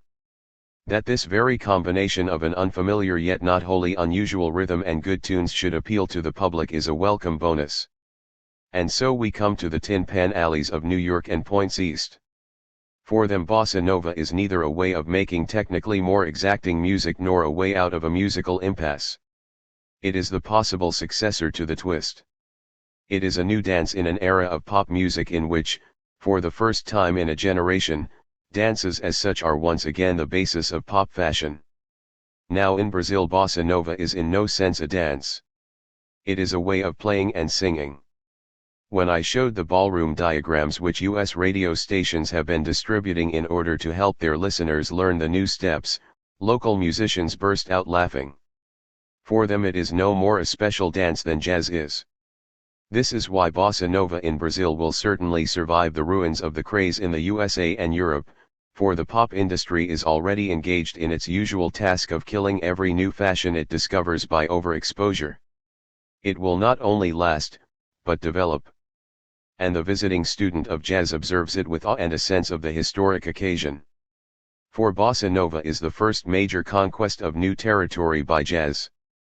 Hitherto the regions with a strongly rooted, rhythmically powerful, urbanized and expansionist popular music, and most of all Latin America, have proved impervious to jazz. If anything, jazz has been influenced by them. Bossa nova marks their first retreat. It is perhaps significant that this retreat should occur in the one Latin American country which looks as though it has definitely entered the age of modern industrial civilization. December 1962. 4. Latin America, the most critical area in the world. In the years after the Second World War, Asia was the region of the world's great political and social changes. In the 1950s we were all preoccupied by what was happening in Africa and the Arab world. No sane man cares to make firm predictions in politics, but one forecast seems reasonably safe. In the next decade or so, 1960s and 1970s, the most explosive region of the world is likely to be Latin America. The 20 republics south of the United States, one French, one Portuguese, and the rest Spanish-speaking, are probably the parts of the world about which least is known in Britain. However, when one begins to investigate Latin American affairs, one immediately discovers an obstacle even greater than simple ignorance. By our standards, not merely British, but, if you like, North American or even Russian standards, and in the terms in which we usually analyze political phenomena, the place simply makes no sense. Consider the sort of thing which confronts the unhappy student of Latin America. We think we know what fascists, men directly inspired by Hitler and Mussolini, stand for. But in Bolivia a coalition of local followers of the Nazis, less classifiable nationalists and Trotskyists, made a social revolution which nationalized the mines, distributed the land to the peasants, gave equality to the Indians, and partly replaced the army by an armed workers' and peasants' militia. We think we know what a parliamentary system of liberals and conservatives looks like. But in Colombia, where such a system is traditionally strong, there have been, by Latin American standards, comparatively few military coups and dictatorships. It has produced massacre as a permanent political institution, at least in the past 15 years. As recently as last December 22, a conservative gunman by the name of Efrain Gonzalez entered a small town on market day, sorted out 14 local liberals, and shot them, though failing to cut off their heads, which is otherwise a not uncommon sequel to such political disagreements. Again, we think we know what political ideology a solid, class-conscious, not particularly revolutionary trade union movement is likely to have. But in Argentina such a movement is almost entirely Peronist, and conversely, Peronism is about as firmly based on the trade unions as is the Labour Party in Britain. We think we can recognize what separates socialists from communists. But where socialists exist at all in Latin America, which is only in a few countries, they are today often distinguished from the communists by being more revolutionary in, at any rate, their phraseology. Fidel Castro is a communist and Cuba the first people's democracy of the American continents. But even his most ardent admirers would not claim that either his political career or his behavior since coming to power is particularly orthodox by traditional communist standards. Obviously we cannot expect the well-known political movements and institutions of our part of the world to be particularly successful in Latin America, and they have not been. Perhaps it is not surprising that Western liberal democracy has an unimpressive record there, for this form of government has never been easily transplanted.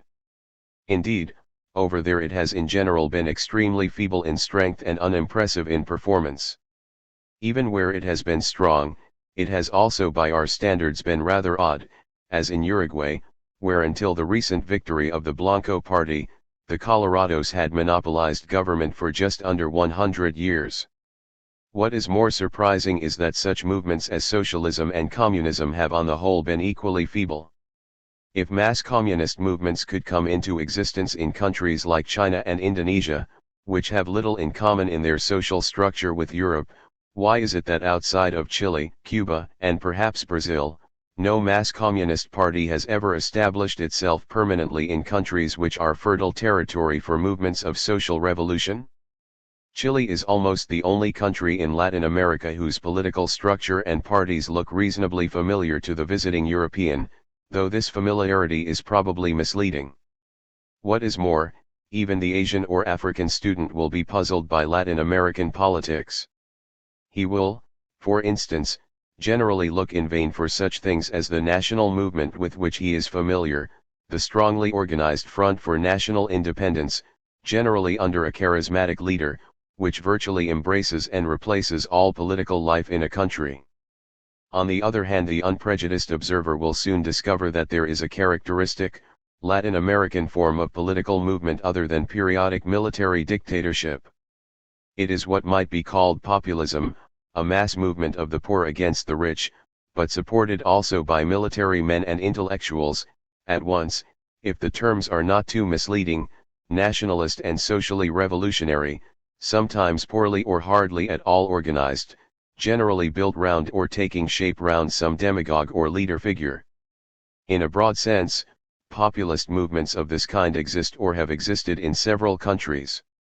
Peronism in the Argentine, the movement of Getulio Vargas in Brazil, the National Revolutionary Movement in Bolivia, the APRA, Alianza Popular Revolucionaria Americana, in Peru, the Acción Democrática in Venezuela, the movement of the late Jorge Elier Gaitan in Colombia, are or were phenomena of this sort. Perhaps the Mexican revolutionary movement and Fidelismo have something in common with them also. The heyday of such movements was between the late 1930s and the middle 50s, though some, like opera in Peru, go back rather longer. Around 1945 to 50, unbiased observers would probably have concluded that, for good or ill, such movements represented the coming trend in Latin American politics. Today we can no longer be sure even of this, for all of them are in an obvious state of stagnation, decline, or disintegration, or else they have changed their character fundamentally. Why European terms are inapplicable. It will therefore be clear that any attempt to analyze Latin American politics in European terms merely creates confusion. This confusion becomes even worse when we judge them not merely in our terms but by our preferences, for instance, by whether they have free elections or are anti or pro-USA. To make sense of the countries between the Rio Grande and Cape Horn, we have to look at them not in our light but in theirs. Still, one cannot help asking why European terms really are quite so inapplicable, why the classic movements and institutions of the Western world have hitherto been such failures in Latin America. And the answer can perhaps give us a valuable clue to the solution of the bigger problem. If I had to sum it up in a sentence, I would say that Latin American politics are determined by the fact that national independence came to the continent more than a century before the great majority of its people entered national life. By 1830 all former Spanish and Portuguese colonies except Cuba and Puerto Rico were already independent states, though they immediately became informal economic dependencies of Britain. However, the social structures and colonial status of the continent remained virtually unchanged. The masses of its slaves or ex-slaves, that is, the Negroes, its peons and serfs, that is, the Indians, its inland communities of self-sufficient medieval mestizo peasants, its urban craftsmen and laborers, normally took no interest in national liberation and were not asked to. Some of them, for instance among the Indians on the Andean Altiplano, almost certainly remained unaware that they were even living in one state rather than in another until the 1950s, for the nationality of the lords and officials who battened on them was irrelevant to their lives. I know of at least one old gentleman in the interior of Brazil who had not discovered in 1953 that his country had ceased to be ruled by an emperor more than 60 years earlier. Independence, then, was the work of a small stratum of the westernized and educated, that is to say of the rich Creoles or, as we would today say, white settlers. White is a relative term in a continent which has always defined its color bar in social rather than biological terms. The French and British liberal ideas and institutions which Latin America adopted in the early 19th century made no sense in the feudal and colonial society, or rather, they merely became yet another method of enriching those who were already rich, strengthening those who were already strong, for instance, by depriving Indians of common lands, by the corruption of deputies and ministers, by the interminable delays of a theoretically lucid and codified law. What was liberal about them was turned into rhetoric, or into an excuse for local feuding. It is therefore not surprising that when the masses of Latin Americans entered politics they were generally inoculated against liberalism. An unrepresentative minority. Socialist and communist ideas have proved rather more influential, but socialist and communist movements have suffered from a similar time lag. For even during their formative period, say between 1890 and 1920, Latin American politics still remained, apart from Mexico and a few other special cases, the affair of an unrepresentative minority. Socialist ideas belonged to European immigrants, as in the Argentine, to the odd model of organizable craftsmen and industrial workers, and to a few intellectuals from rich families. Roughly, where there was scope for trade unions of the European type, there was also scope for socialism, but not elsewhere. And elsewhere included the great bulk of the Latin American peasantry, whom the traditional socialists and even communists mostly neglected, and with whom they could not come to terms even when they tried to. It was not easy for the simple, rationalist, secularist Spanish or Italian artisan anarchists, who did so much of the socialist agitation on the continent, to come to terms with, say, Brazilian inland peasants whose intellectual universe was, as near as makes no matter, that of Europe in the age of Saint Francis of Assisi. When, In turn, the peasants began migrating to the cities. They would also sometimes associate socialism and communism with the comparatively affluent labor aristocracies there, as like as not composed of European immigrants. All this changed with the great slump of the 1930s, which marks the real end of the Latin American Middle Ages. If ever there was a crucial decade in the history of any continent, this was it. Broadly speaking, and always excepting the special cases like Mexico, it was only 25 years or so ago that the bulk of Latin Americans began to be the subjects rather than the mere objects of their country's history. Their own movements of social revolt were slow to take shape, but the collapse of the colonial economies led almost immediately to the formation of nationalist and anti-imperialist movements led by middle-class politicians, intellectuals, or officers. These were the people who sometimes borrowed ideas freely, and superficially, from fascism, which was at that time the most influential nationalist demagogic ideology in Europe, though in fact the general trend of their movements was towards the left, for their power lay in mobilizing the poor against the rich, who were in turn associated with the colonial economy. Populist movements. These populist movements were the equivalents of the national liberation movements of Asia and Africa. But they were inevitably rather more complex, or if you like rather more muddled, phenomena. For they lacked the obvious purpose of national political independence, which holds such movements together and gives them an easily realizable program. Latin American states were already independent, at least on paper. Only the smallest, or those nearest the USA, knew foreign troops as actual occupiers, foreign bodies of men as actual, though perhaps unofficial, rulers, as in the banana republics of Central America.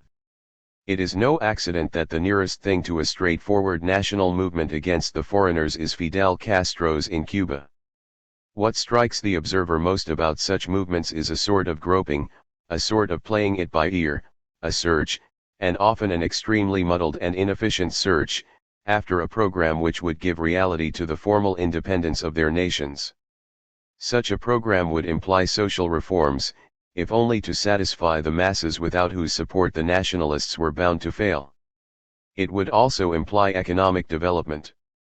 And, whatever the personal views of its leaders, it would be against the gringos from the USA, because nobody likes Big Brother, and even the habit of talking about America when they mean the United States irritates Latin Americans as deeply as the habit of saying England instead of Britain irritates the Scots and the Welsh. But beyond that it was far from clear where the populists were going, and even less clear whether they would get there. It is not clear yet. Only three things are clear. The first is that the awakening of the people in Latin America has begun. Nobody can go back to the years before 1930, or even before the Cuban Revolution of 1958. The second is that hardly any Latin American countries have yet found a reasonably permanent form of social and political organization. And the third is that Latin America is undergoing remarkably rapid social and economic changes under our very eyes. May 1963. 5. Social developments in Latin America. I have suggested that it is useless, and indeed dangerously misleading, to think of the future of Latin America in the political terms of Europe and North America. I want to consider here what is actually happening in this continent today 1963. This, as I suggested, is not something unprecedented in itself. It is, in fact, in many respects familiar to the European student, especially if he is a medieval historian and also knows something about the modern colonial economies. What is original in Latin America is a peculiar combination of, as it were, different historical epochs, the particular institutional setting, which is a good deal more European than in most other underdeveloped areas, and the time in world history in which matters are starting to move, and to move at great speed. First impressions are never complete, but not always, as one is apt to think, insignificant. Most people, for instance, must travel through Latin America by air, because often there is no other choice. In Brazil there is a plane from Rio to Sao Paulo every half hour, but there are few railways and even fewer roads. Most such plane journeys will almost certainly start or finish at the airport of some large city, its skyscrapers, neon signs, and traffic jams rising like a mirage from among the plains and deserts, the jungles, and the wild, naked 18,000-foot peaks of the Andes. Mexico City, Sao Paulo, Buenos Aires, Rio are bigger than any European city except London, Moscow, and Paris. But in between one flies over huge and apparently uninhabited areas. Latin America, except for a few areas such as part of the Caribbean zone, is in fact an empty continent, with incredibly poor communications, dotted with giant towns. But not altogether. If it is empty, it is also filling up at an unbelievably rapid rate, faster than any other part of the world. By the year 2000, at the present rate, the number of Latin Americans should be approaching 600 million, which is almost 3 times the present figure. Today there is about 1 North American for every Latin American.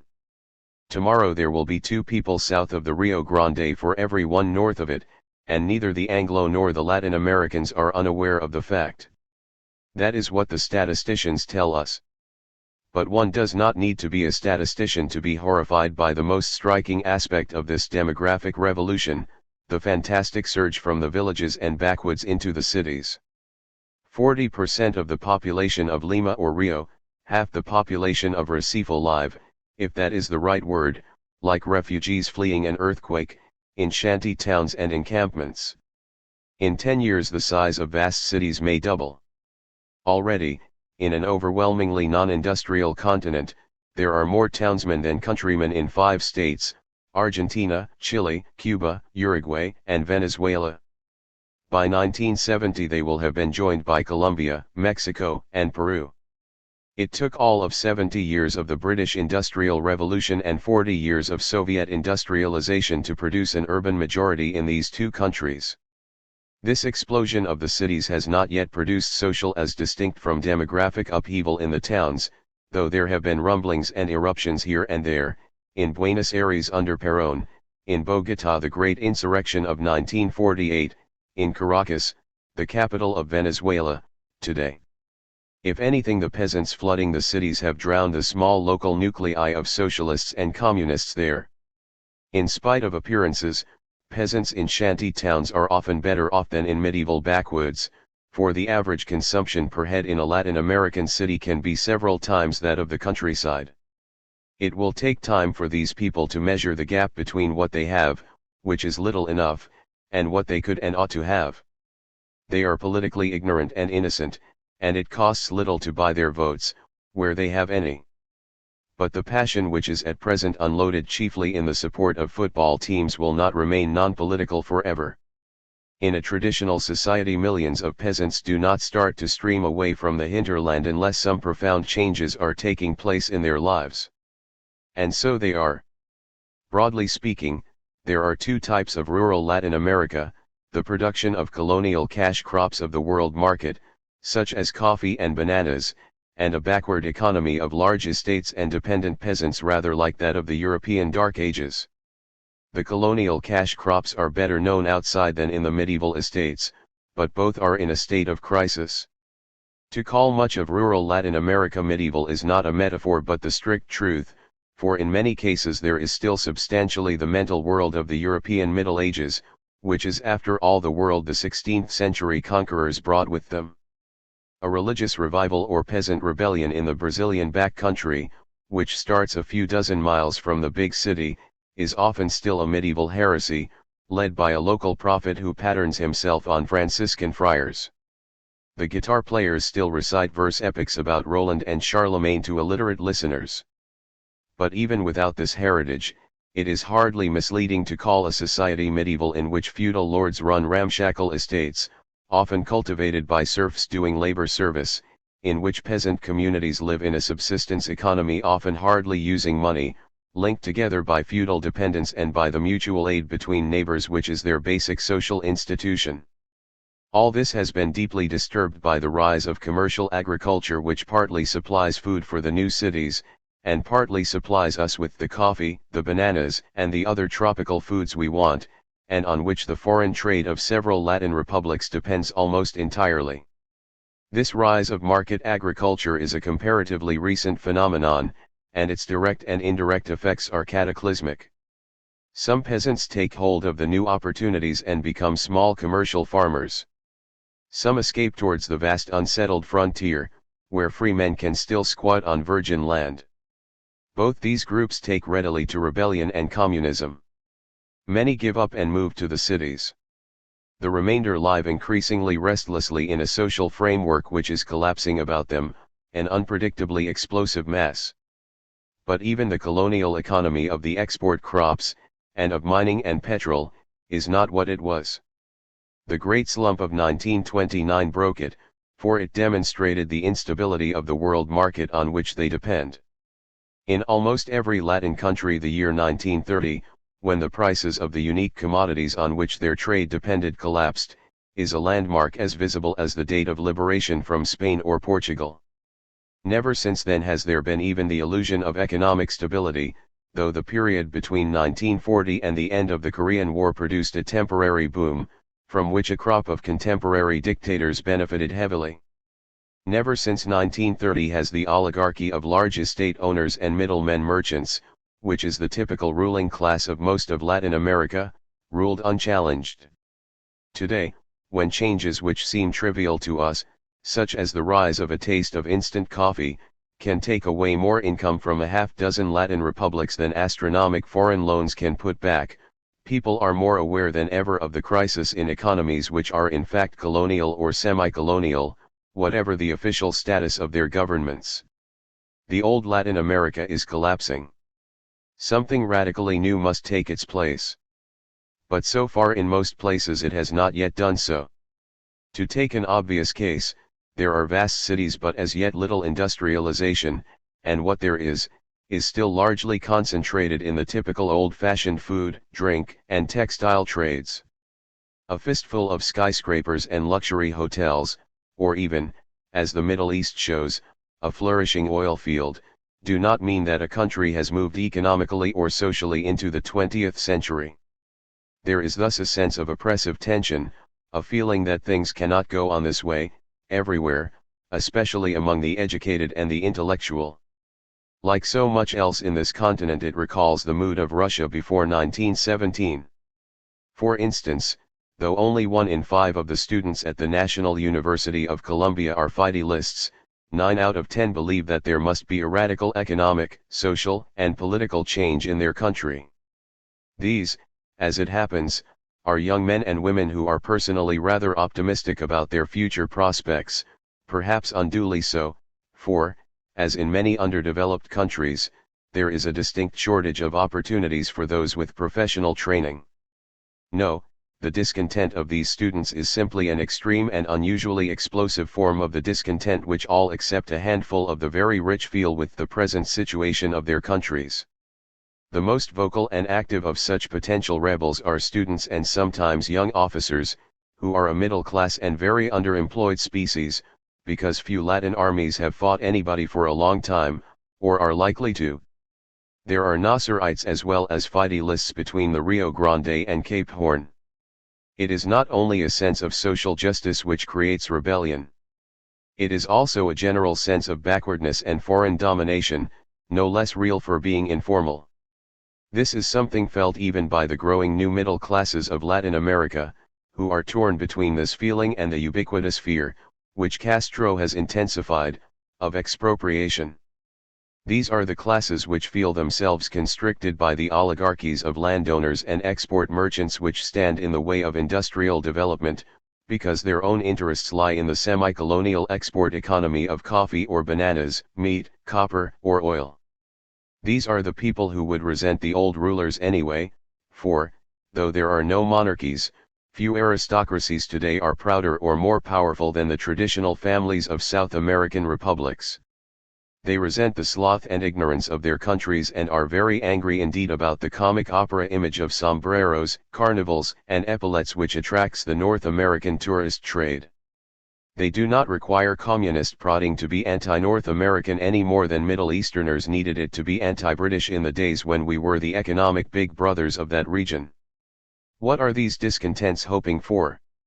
Insofar as they think clearly about the subject, All of them, irrespective of their politics, are convinced that four important changes must take place. There must be agrarian reform, that is, the expropriation and division of the vast estates which dominate so much of the continent. There must be an end of the dependence of countries on one or two primary products, that is, an end of the semi-colonial economy. There must be systematic economic development, that is, in practice, industrialization. Lastly, whether they sympathize with it or not, there must be wholesale social reforms. There are no two opinions about this program.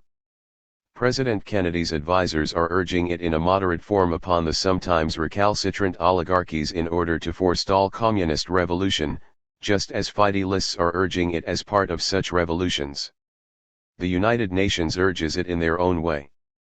The only question is, who can bring it about and in what ways it can be brought about. In fact, the experience of the Latin republics is as discouraging as it is long, and the prospects for them are obscure. But a few of them have already made some sort of a break towards the future, and they are watched with great attention by the rest. There is Cuba, which has chosen the frankly social revolutionary way, on the assumption that the Latin middle classes are too weak, or too closely geared to economic dependence, to solve the continent's problem. There is also Bolivia, which had a rather homegrown social revolution in 1952, but since this backward country has worked itself into a blind alley, nobody seriously considers it a model for progress. On the other hand, two large states have shown some dynamism in economics in the tradition of private enterprise, Mexico and Brazil. Neither is a capitalist economy in the classical liberal sense. Both rely on large-scale government financing, on nationalized industries, and on state control to a substantial extent. The middle classes of both are far from conservative. Mexico rests on the greatest social revolution achieved in Latin America before the Cuban one, a revolution which lasted from about 1910 to 1938, and in Brazil the champions of industry are also the deliberate mobilizers of labor and peasant unrest against the old oligarchy. Moreover, while both Mexico and Brazil are obviously out of sympathy with communism, the United States has been far from happy about their attitude, especially the Brazilian attitude, on the Cuban question. Neither country is by any means out of trouble, and anyone who has seen the horrifying shanty slums of Brazil will hardly advertise the place as a monument of social justice. It is possible that they may be unable to keep up their present rhythm of economic development, or even that they may stagnate or relapse, as the Argentine has done, from a level of social development which was in some ways more advanced than anything achieved elsewhere in Latin America.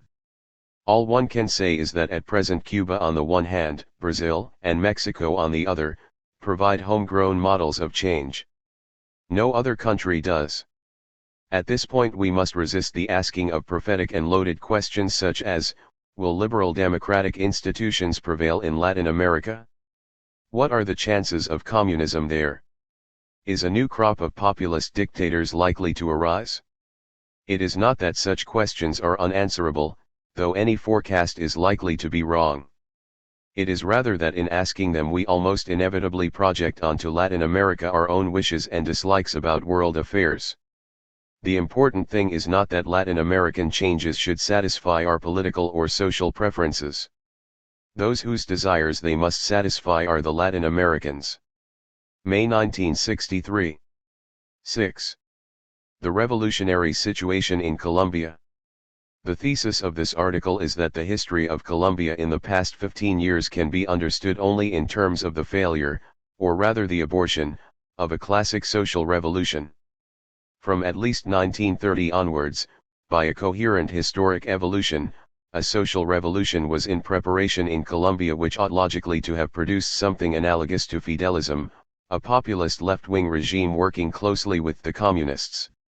In fact, this movement reached its climax, a plainly insurrectionary situation, at a moment when the taking of power was feasible. More than this, insurrection actually broke out spontaneously in April 1948 and was freely supported by the police of Bogotá. But there was no one to direct and organize it. The populist movement of Jorge Elías Gaitán, being entirely unorganized, was decapitated by the assassination of its leader. The communists did not recognize what was happening until it was too late. In consequence, the country subsided into the state of disorganization, civil war, and local anarchy which has obtained during the last 15 years. The situation in Colombia today is therefore far more significant than most students of Latin America have supposed, not merely because a straightforward advance towards a classic social revolution is very exceptional on that continent, and because the degree of spontaneous mass mobilization achieved in Colombia, especially in the years from 1948 to 1953, is greater than anywhere else in the history of Latin America, with the exception of Mexico.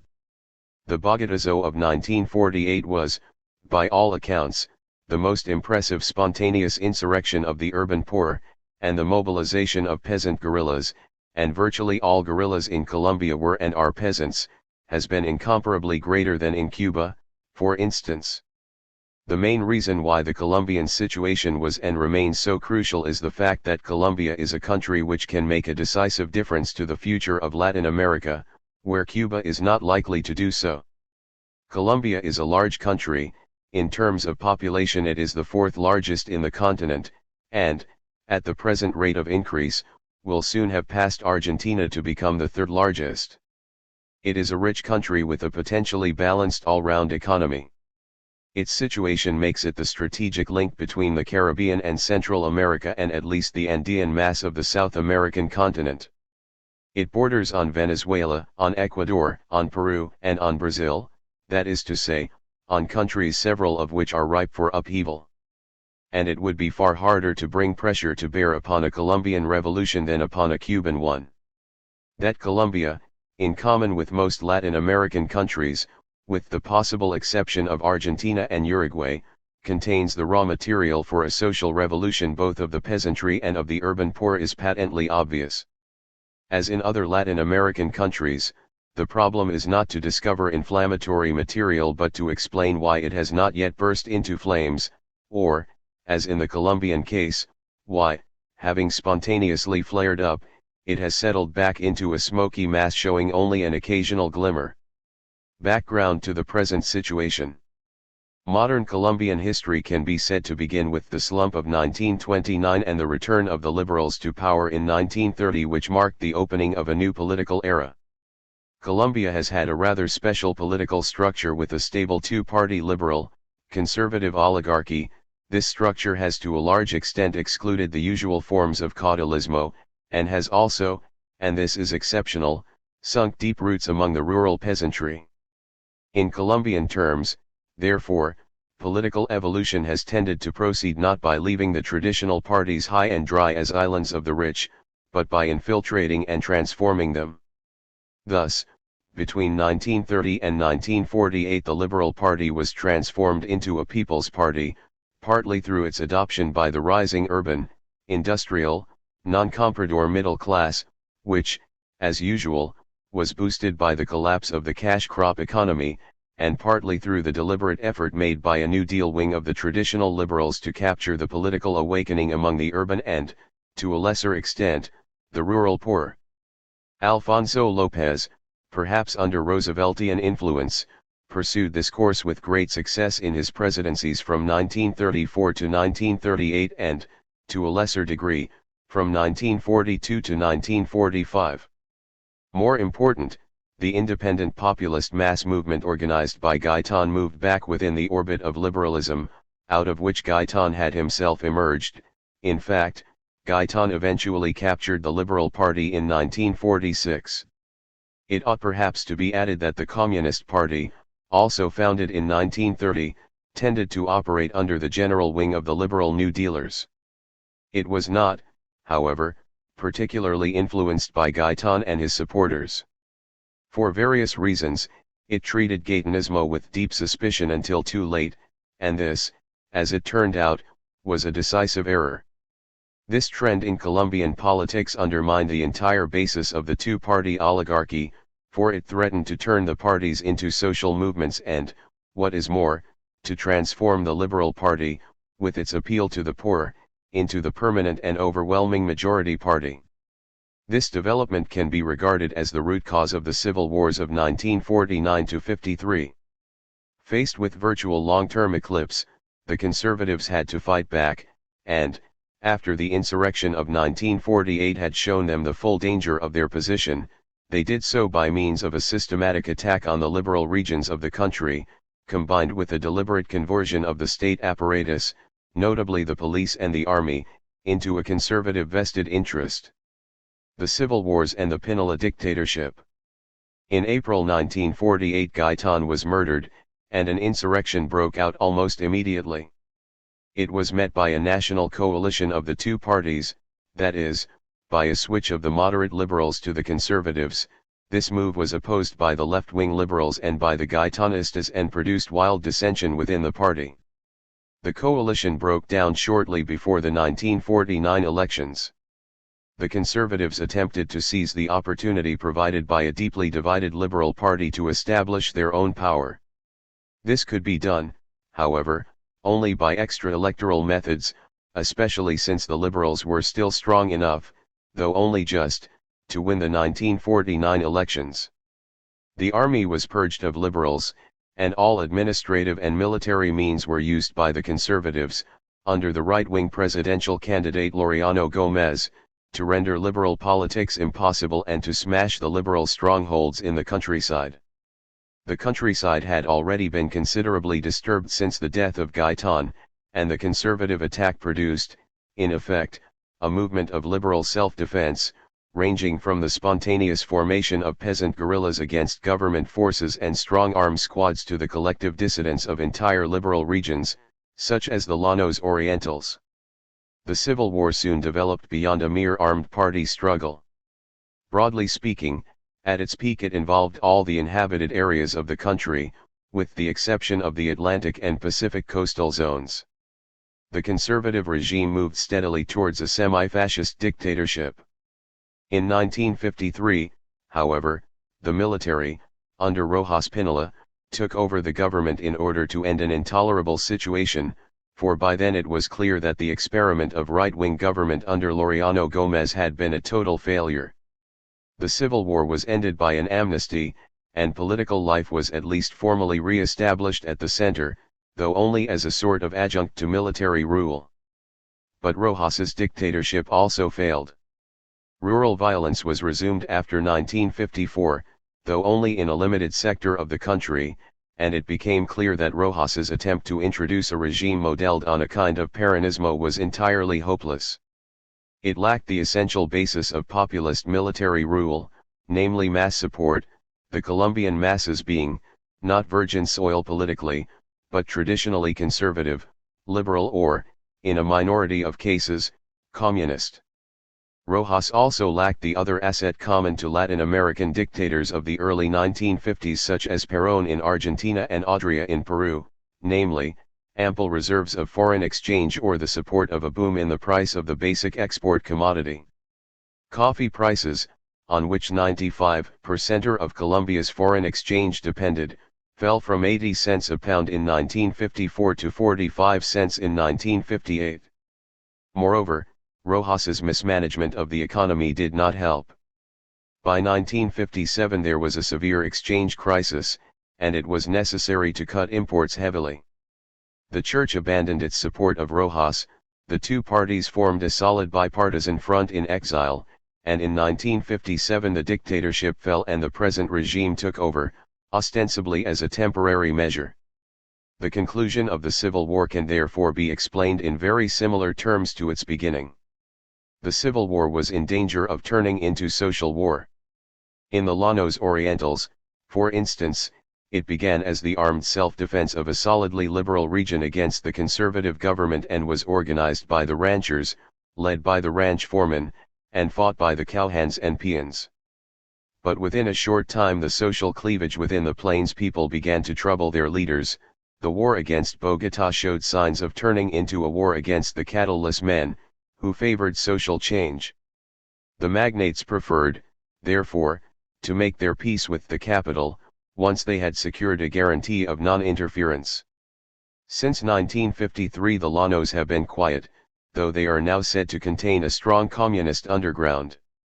It is worth adding that, in the course of the war, a few communist areas, notably the important and strategically situated so-called Republic of the Tequendama, within a few dozen miles of Bogotá, made themselves virtually autonomous, though the more orthodox among them made no attempt to do more than prevent the incursions of all outsiders, governmental or otherwise.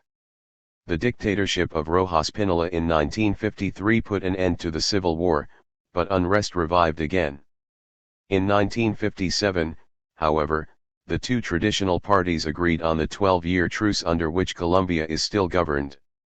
Only liberals and conservatives can now stand for election, although, in an arrangement rather reminiscent of Uruguay, organized political groups within each party can put up candidates, and the Communist Party, though disenfranchised, is legally tolerated. Liberal and conservative presidents alternate. This truce arrangement has greatly reduced the violencia, though it has recently tended once again to revive, this time entirely free from party loyalties though encouraged by the mere fact of elections. It is, however, fairly certain that the Liberals are and will remain the majority party. In 1960 they gained about 1.5 million votes against 1 million for the Conservatives, the balance now being made up by the conservatism of the armed forces. The revolutionary element has passed to the support of the so-called revolutionary liberals under Lopez Michelson, the son of the New Deal president, and such members of the extreme left as were or are elected, such as the peasant leader Juan de la Cruz Varela of Sumapaz, have sat or are sitting as Movimiento Revolucionario Liberal, MRL, deputies. The situation today. What has been the consequence of the civil war and the rural unrest which has persisted ever since? In effect, it has been to destroy the attempt, made during the conservative era, to set up effective centralized administration. At present the only genuinely all-Colombian organization with the power to enforce its central orders locally and to collect income from the whole country is the Church, which is, of course, a conservative vested interest. A semblance of central administration exists, but it depends largely on a de facto withdrawal of the government from certain purely local functions, which are left to the local administration, in some instances communist, in most liberal or conservative. This situation, reminiscent of medieval feudal states, is perhaps no worse in Colombia than in several other Latin American countries, though the geographical complexity of Colombia makes it appear rather more obvious. What, in terms of the forces which might have been expected to support a social revolution, is the situation today, 15 years after the Bogotazo? In the cities, which have grown at an unbelievably rapid rate, the 5 largest have together doubled in population in the past 10 years, all is quiet. Gaitan is dead, and no leader capable of mobilizing the urban poor has emerged. The urban and industrial labor movement has been split, through demoralization and ideological or Cold War divisions, into 3 main groups: the Colombian Labor Federation linked with the International Confederation of Free Trade Unions, a Catholic body, and an alliance of the surviving communist and independent unions. In the countryside the situation is different, for violencia has not been eliminated, but is endemic in 5 or 6 departments: Valle, Tolima, Calda, and the adjoining parts of Huila, Cauca and Cundinamarca, as well as in sections of Antioquia and Santander Boyacá. It is dormant in a great many other places. 15 years of anarchy have turned it into an institution or a racket, sometimes, as in the coffee areas of Caldas, strikingly similar to the Sicilian Mafia, insofar as it is an organization of the rural middle class working for economic ascent. It is not an institution aiming at social revolution.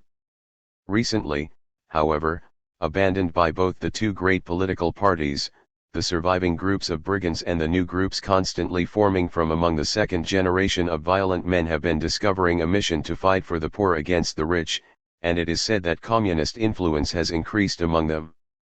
This is true only in a very qualified way, however. The Communist Party has no enthusiasm for the brigands, even when they are not frankly anti-red, and shows the utmost reluctance in its contacts with them. The communist areas. On the other hand, the quasi-autonomous communist areas and nuclei persist. They are of 3 kinds. First, the Republic of the Tequendama, which is similar in social structure to the neighboring area of Valencia lying between it and Bogotá. Its population consists of former small tenant farmers who forced the landlords to sell them their plots before the war. It has become a sort of communist William Tell Switzerland, consisting of independent cantons, such as Viota, run by an admirable party functionary and former brewery worker, Victor Merchan, and Sumapaz, run by a grassroots peasant leader, Juan de la Cruz Varela, who has passed successively through the stages of liberalism, the Communist Party, Gaitanismo, his own agrarian movement, and the revolutionary liberals, which appear to be in his case a camouflage for more advanced views. This area adjoins the second type of communist stronghold, consisting of the empty spaces stretching from the mountains towards the plains and the Amazon basin. These have gradually been settled by independent groups of peasant pioneers, who, as masterless men, have much sympathy for communism.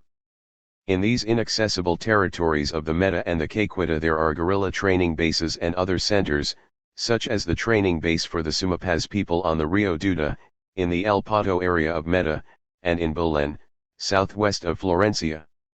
There are also some communist centers in Tolima, Villarica, Icononzo, Chaparral, and some, less active than before, in the Indian zone of Cauca.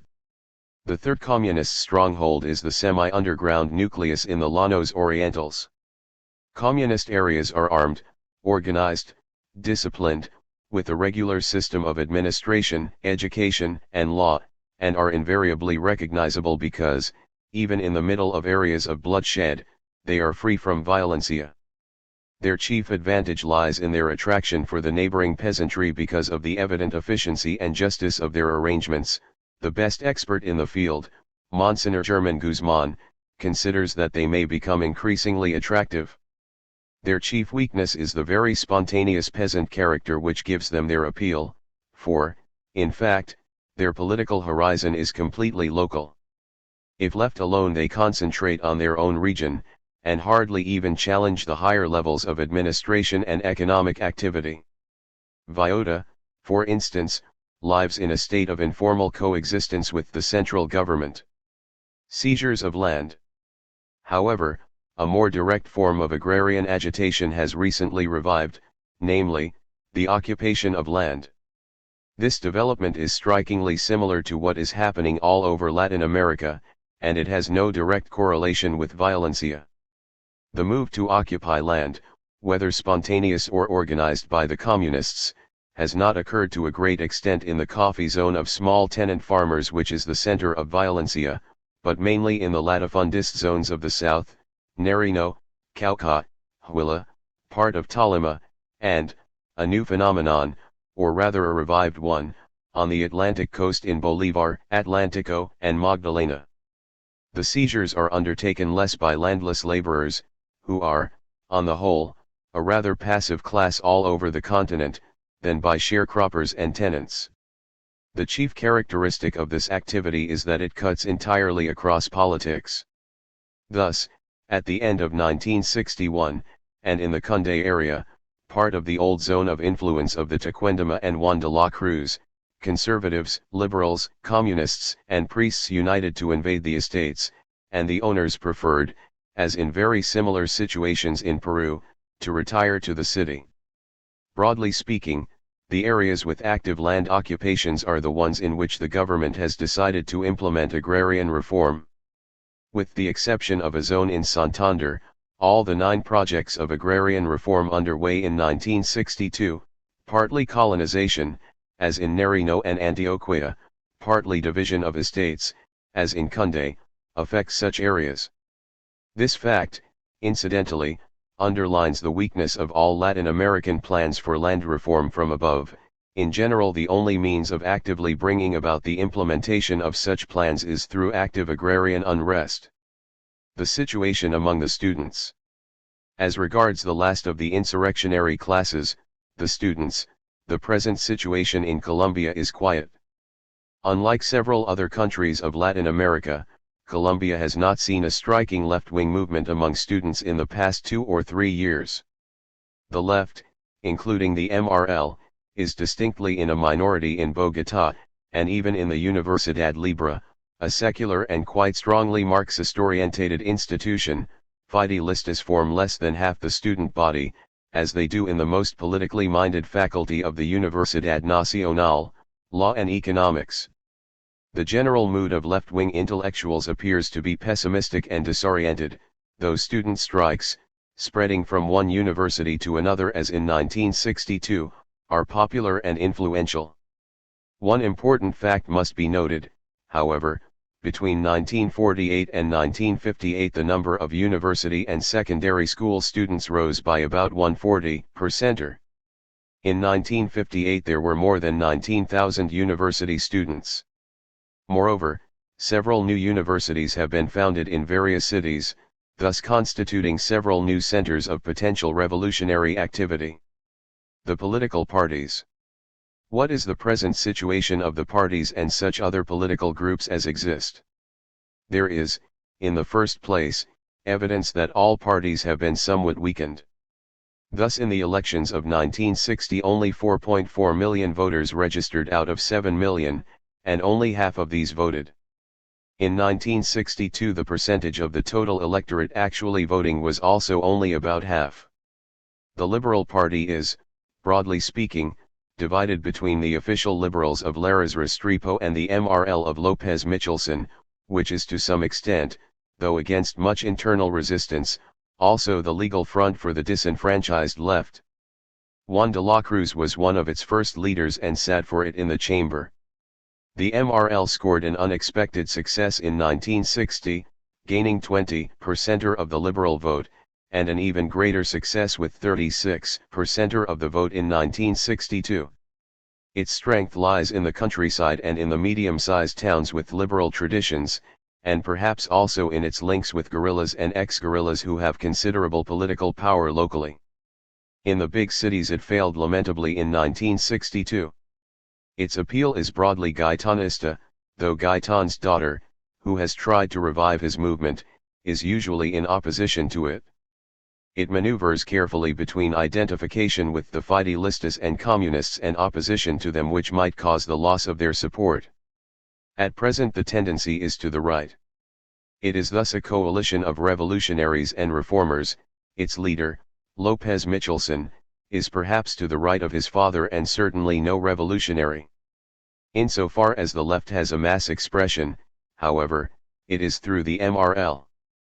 The conservatives have one major asset, the support of the church, though its actual allegiance to this or that politician or conservative movement is unofficial and conditional. Beyond that the party is fragmented, in the main between the bipartisan followers of Ospina Pérez and the right-wing Lorenistas. The former dictator Rojas is also a power to be considered.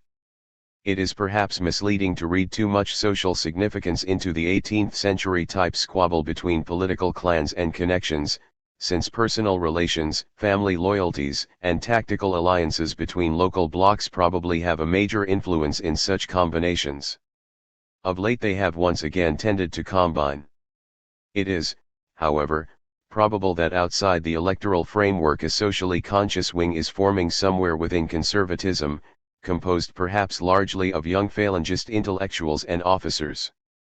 In the circumstances of Latin America, such a quasi-fascist right may quite easily turn into a potentially social revolutionary force, as it did in Bolivia, or throw up a strong Nasserist current, as in Peru. It is true that the Colombian army has not the tradition, common to several other Latin American countries, of military coups and caudillos, but the breakdown of the party system has once already put a general, though perhaps rather a reluctant one, into temporary power, Rojas Pinilla in 1953-7. It may do so again. The persistence of the violencia rather militates against this possibility, however, for attempts to control it keep the army occupied. The Communist Party, very much smaller and more localized than the other two parties, is weakened by internal dissension and also by lack of central control over outlying districts. Its leadership, under Gilberto Vieira, is of the orthodox stamp, but the party has never reached the stage of monolithism, and remains not far removed from the early phase when groups split and remerge as the political situation changes. At present the chief dissidents are intellectuals who consider the party policy too moderate, though until recently Maoism seemed to have very little influence. Beyond them are the Fideilistas, the name being largely a synonym for left-wing opposition to the communists. They have formed a Frente Unido de Acción Revolucionaria, FUAR, a coalition of various local groups with the revived Gaetanism of Gaetan's daughter and son-in-law, which appears to be its directing force. It is probable that a few Fideilista groups remain outside it. All these attempt to instigate direct action and to link up with existing guerrillas. The FUAR is composed entirely of intellectuals, and so far its activities are not of great moment. Outlook for the future. It cannot be said that any existing political party or movement is likely at present to succeed in rousing the masses, or that any individual leader has gained a national reputation such as that of Gaetan. The existing non-communist leaders belong to the traditional political families, such as Larraz or Lopez or Ospina, with all the accompanying advantages and limitations this implies. The MRL is the nearest thing to a mass left-wing movement, but its sphere of influence is limited. It is possible, indeed probable, however, that the rigid framework of bipartisan rule will be broken by a joint defection of conservative and liberal malcontents, and that full party agitation will resume before the unofficial end of the truce. Another possibility, in this or a different situation, is some sort of military dictatorship. There are left-wingers who pin their hopes on the reaction against such a dictatorship, but this is merely another way of expressing their pessimism about the actual situation. It seems clear that the net result of the aborted social revolution of 1948 has been to produce a disorganized anarchy. Superficially the situation looks stable, but this is plainly an illusory phenomenon, for beneath the surface social change is taking place at a staggering rate. The population, as mentioned above, is increasing fast. Over the past decade it has risen by 27%. The urban population is rising even faster. By 1970 the population of Colombia will be predominantly urban, and, what is more unusual, divided between several giant cities. Even now Bogotá, Medellín, Cali, and Barranquilla each have upwards of 500,000 inhabitants. The living conditions of the working class are poor, as is shown by the fact that Colombian urban workers spend a higher proportion of their income on food than Brazilian workers, and a rather lower proportion on clothing than even their neighbors in Ecuador. There is evidence that in the big cities, and notably in Bogotá, the standard of living of the working class has deteriorated. The capital has, for instance, a lower per capita consumption of proteins and calories in general than all but one of the major cities of the country, and, after Cali and Pasto, Nariño, shows the widest gap between middle and working class consumption. It is inconceivable that this situation will not sooner or later lead to a revival of mass unrest in the capital, and, for that matter, in the other cities. Industrialization is modest and relatively slow. The percentage of industrial workers in Colombia, in comparison with the rest of the South American continent, is higher only than that in Bolivia, Paraguay, and Ecuador. The disintegration of traditional rural society is proceeding at an accelerated rate, as the rush into the cities demonstrates, and the structure of land tenure and the standard of agriculture remain archaic. It is too early to judge the possible effect of agrarian reform, which is for the moment planned mainly to affect one or two particularly critical zones. Above all, the conviction that something must change, and radically, is universal. Though the students are relatively passive, 82% or 91% after their first year, are convinced of the need of such a change, and 72% would be Gaetanista if Gaetan were alive. It is difficult to predict the form of the political and social change that is likely to come or its consequences. But any observer who believes that Colombia is living through anything but a pause of exhaustion is likely to have a very sharp awakening. June 1963. 7.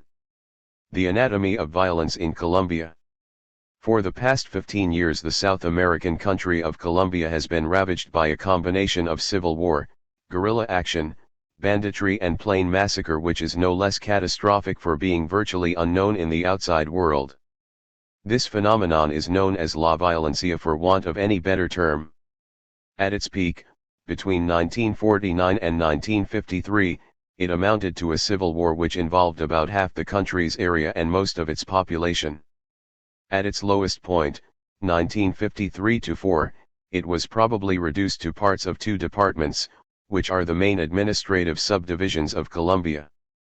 At present it affects parts of 6 or 7 departments, which between them comprise 40% of the population and is probably dormant, but not extinct, in several more.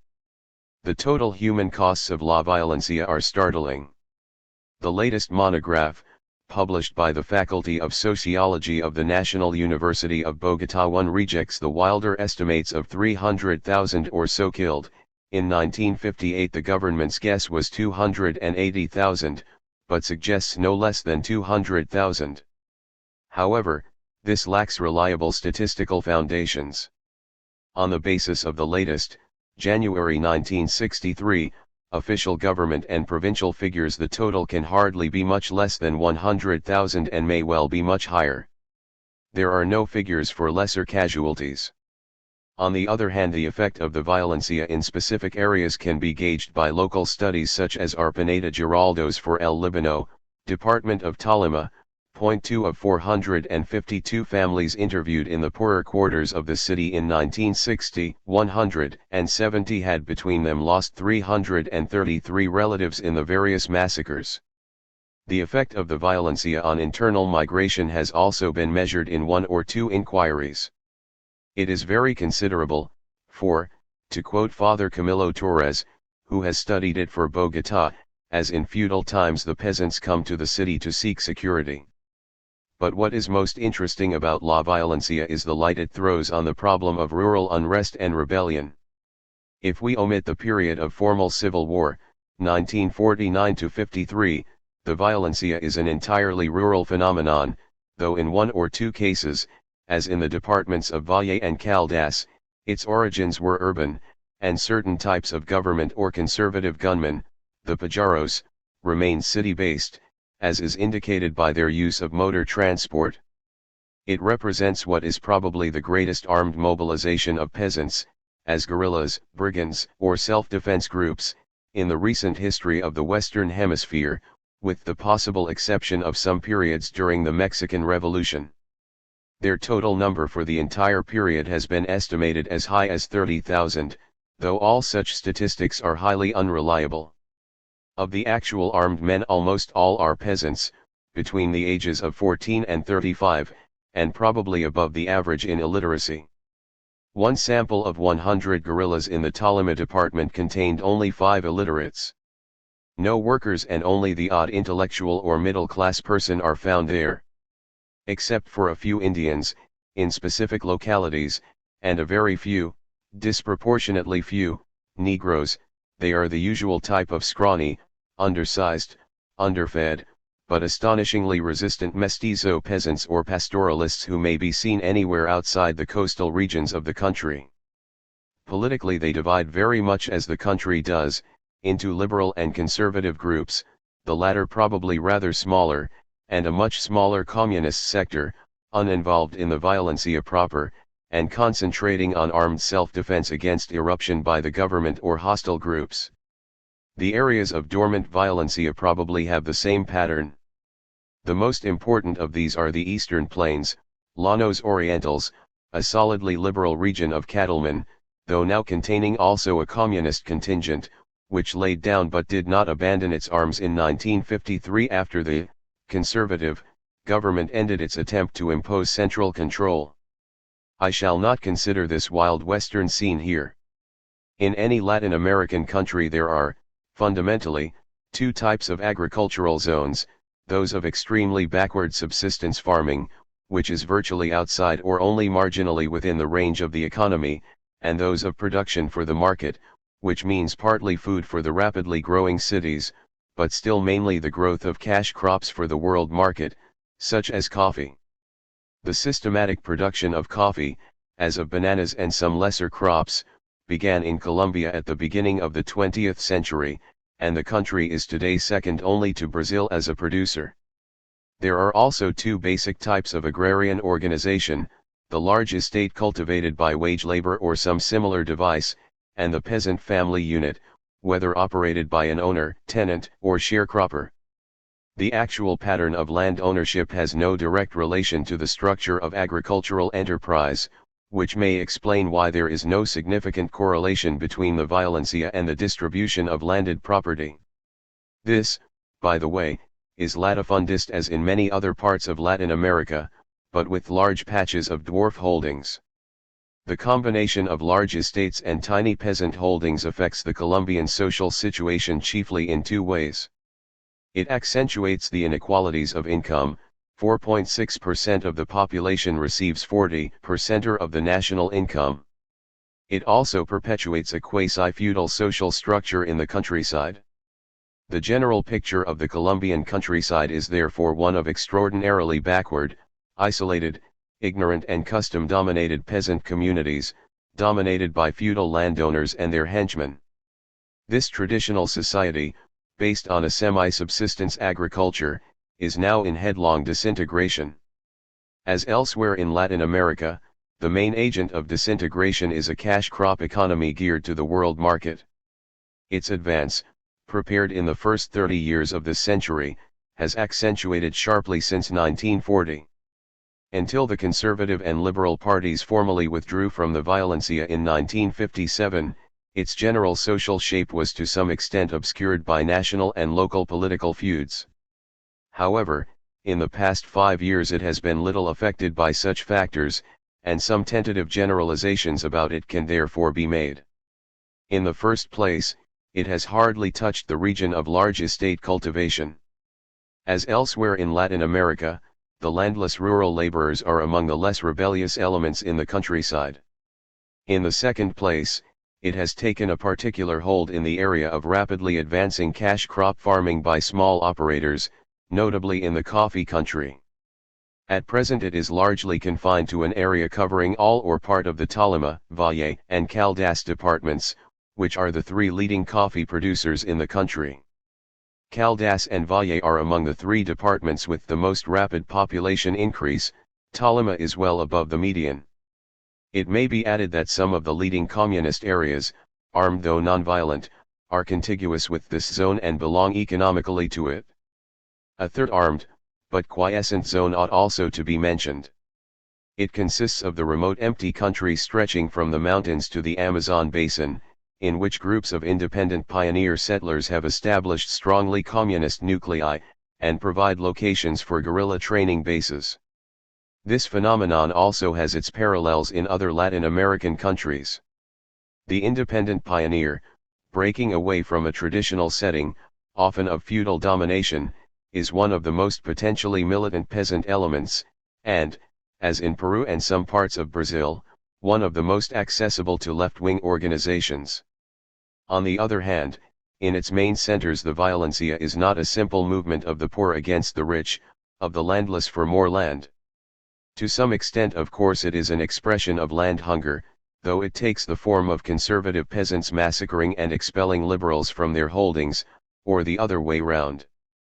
More obviously, in the course of 15 years of anarchy, it has been utilized by a rising rural middle class, which might otherwise find social ascent hard in a quasi-feudal society, to gain wealth and power. This aspect of the violencia has developed in forms strikingly reminiscent of the very similar Sicilian mafia, especially in the coffee department par excellence, Caldas. There the opposite numbers of the Sicilian gabelati, the estate administrators and middlemen, have even established a formal organization for blackmailing landlords, and terrorizing peasants, the Cofradia de Mayordomos, Brotherhood of Estate Managers. In such areas the violencia has become economically institutionalized. It revives twice yearly with the coffee harvests, and determines the redistribution of farms, estates, of the coffee crop and the trade in it. It is significant that the perpetual massacre in these areas has made no difference at all to the increase in coffee cultivation.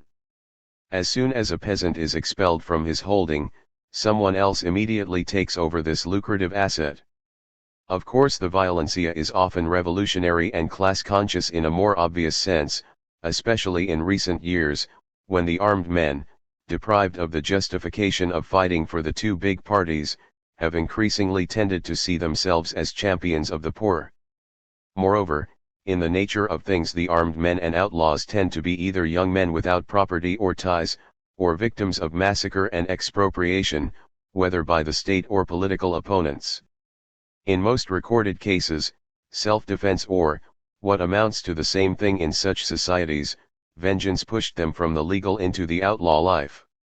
On the other hand, the mere fact that the arming of peasant bands arose not out of a straight social rebellion, but out of a combination of traditional party civil war and police or army terrorism, has obscured the class issues. For the liberal guerrilla, the Chulavitas, originally soldiers and policemen from the department of Boyaca, who have gained a sad reputation for ferocity in the service of the conservatives, are more obvious enemies than local liberal lords, though on the eastern plains the liberal ranchers came to conclude, in the course of the rebellion of 1949-53, that the cattle-less men and the rank-and-file cowhands were a more serious danger than the conservative government. The clean liberal guerrilla might often spend more time fighting the dirty communes or communist groups, than the conservatives, on the grounds, which come oddly from poor peasants, that those who affirm that all belongs to all, and that things are not the Lord's, but ought to go to those who have need of them, are bandits. For the traditional communal loyalty of some settlement to the liberals, or conservatives, the traditional feuds with neighboring areas of different complexion were strengthened rather than weakened in the years of civil war. What most of the guerrillas and bandits express is rural social disorganization, rather than social aspiration. It so happens that we have a few examples of what such spontaneous social aspirations of the peasantry are, notably the complex of semi-autonomous communist peasant areas lying between the capital and the great centers of violencia, and known, half-jokingly, as the Republic of the Tequendama. Here the peasant movement goes back many years, in the case of Villota to the late 20s and early 30s. Well before the war, the local tenantry, under communist leadership, forced the landowners to sell them their plots. Since then the region, or rather the homesteads and hamlets, for the market town is not communist, has been one of small, relatively equal peasant proprietors. The communism of Villota is entirely a matter of peasant autonomy, independence, and self-government at the local level.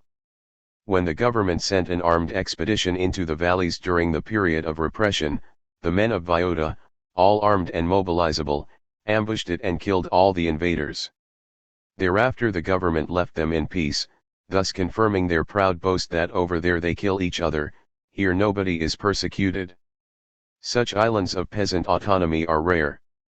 Outside them terror rules between men and in the souls of men. For the most striking and awful aspect of the violencia is the wild, purposeless, destructive savagery of the armed men. The victims of violencia are not merely killed but tortured, chopped into small pieces, picados a tamal, decapitated in a variety of horrible ways and otherwise disfigured. Above all, the killers leave not even a seed, no dijar ni semilla. Entire families, including the babies, are massacred, the foetus ripped out of pregnant women, surviving males castrated. In Colombia, local genocide, the word is used to describe such incidents, occurs constantly. In the last 5 months of 1962 there were 7 such massacres, with an average of just over 19 victims each. Of late there appears, according to government statistics of January 1963, to be a distinct tendency for such genocides to increase. There is of course some functional reason for such barbarism. Guerrillas or brigands depend on the absolute complicity of the local population, and where half of these happen to be bitterly hostile, their silence is most easily extorted by terror. Yet one cannot escape the impression that the killers know that their actions, for instance the tearing out of a foetus by rough cesarean and the substitution of a cock, as occurred in 2 widely separated departments, are not merely savage but wrong and immoral by the standards of their traditional society. There are isolated examples of deliberately antisocial initiation rituals or other practices. There are chieftains whom close observers frankly describe as mentally unhinged, or whose killings plainly exceed even the norm of the outlawry, such as Teofilo Rojas, Chispas, who was recently killed. Rojas is held responsible for an average of 2 murders a day for the past 5 years. But even without such direct evidence, it is difficult to see the pointless sadism of so many bands as anything except a symptom of deep social disorganization. To what extent does it represent a general collapse of traditional values in areas undergoing exceptionally rapid social change, or subject to exceptional tension? To what extent only the exceptional troubles of men who have been, as it were, thrown into a void by the whirling disk of their formerly stable universe? In the first instance it is obviously the latter. The freelance guerrillas or bandits are lost people, especially lost youths, for the older men, past 30 or 35, tend, if they can, to retire from the hills. The infamous Chispas was thrown into illegality at the age of 13, his father killed, his mother and brothers in hiding, his neighborhood destroyed. Such men, lacking an ideological hold, for even liberals and conservatives, i.e. the church, have now withdrawn from them, easily turn into professional criminals, or into blind, savage avengers of their private fate on anybody. They are joined by the groups of lost youths who form the most recent, 1958-63, generation of recruits to violencia, joining in gangs about the age of 15, boys whose families were very likely massacred before their eyes, whose childhood job was to finger local enemies for the gunmen, whose migrant sisters form the armies of prostitution in the cities. 15 years of violencia set up their mechanism of self-perpetuation like the 30 Years' War. However, there is no sharp distinction between these extreme cases and the shaken local communities from which they spring. There are plenty of examples, in and outside Latin America, of violence beyond the traditional measure, which is large enough, arising in traditional communities whose world goes out of joint. The profound crisis induced in the mentality of subsistence peasants by the growth of a market economy has perhaps not been as adequately studied in Colombia as in Brazil, but there is little reason to doubt that the emergence of violence may be the same, perhaps even greater, for Colombia, with its all-powerful crusading 16th-century Spanish Church, lacks the safety valve which apocalyptic sectarianism often provides in the Brazilian backwoods. In his section of Colombia, the unspeakable Efrain Gonzalez has become a folk hero, as the bandit Lampayo did in the Brazilian Northeast. Cruelty belongs to the public image of both, in sharp contrast to the almost universal image of the noble brigand of peasant tradition, which invariably stresses his moderation in killing. For reasons peculiar to the history of Colombia, it may be suggested, the latent violence of such situations was encouraged to emerge fully in the course of a bitter civil war, which in turn reflected the economic, social, and political crisis of the country. The result was the violencia. The special circumstances which led to this development in Colombia, but not elsewhere, do not concern us here. It would in any case take us too far afield to analyze the peculiar nature of the Colombian two-party system, the crisis of the economy since about 1930, the growing conversion of the Liberal Party into a mass party of the poor under the impulse of New Dealish politicians and of the charismatic mass leader Jorge Eliar Gaitan, who captured it, the murder of Gaitan in 1948 and the spontaneous mass insurrection in the capital which followed it and initiated the era of civil war and massacre. It will be sufficient to conclude with Professor Orlando Falsborda that the violencia arises out of a frustrated social revolution.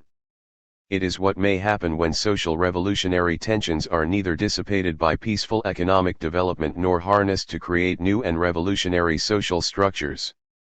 The armies of the dead, the expelled, the physically and mentally maimed are the price which Colombia pays for this failure. April 1963. 2. Agrarian structures. 8. Feudal elements in the development of Latin America. Feudalism lies outside the range of interest of historians who specialize in the 19th and 20th centuries, or at best at its margin. Nevertheless, we cannot escape it.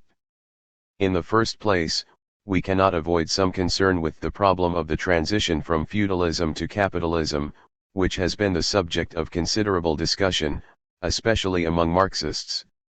Even those who deny that the economic system which preceded the Industrial Revolution in the West can be called feudal can hardly deny that the specific development of certain capitalist economies and societies, e.g. the Japanese, was affected by a historical background which can be plausibly described as feudal.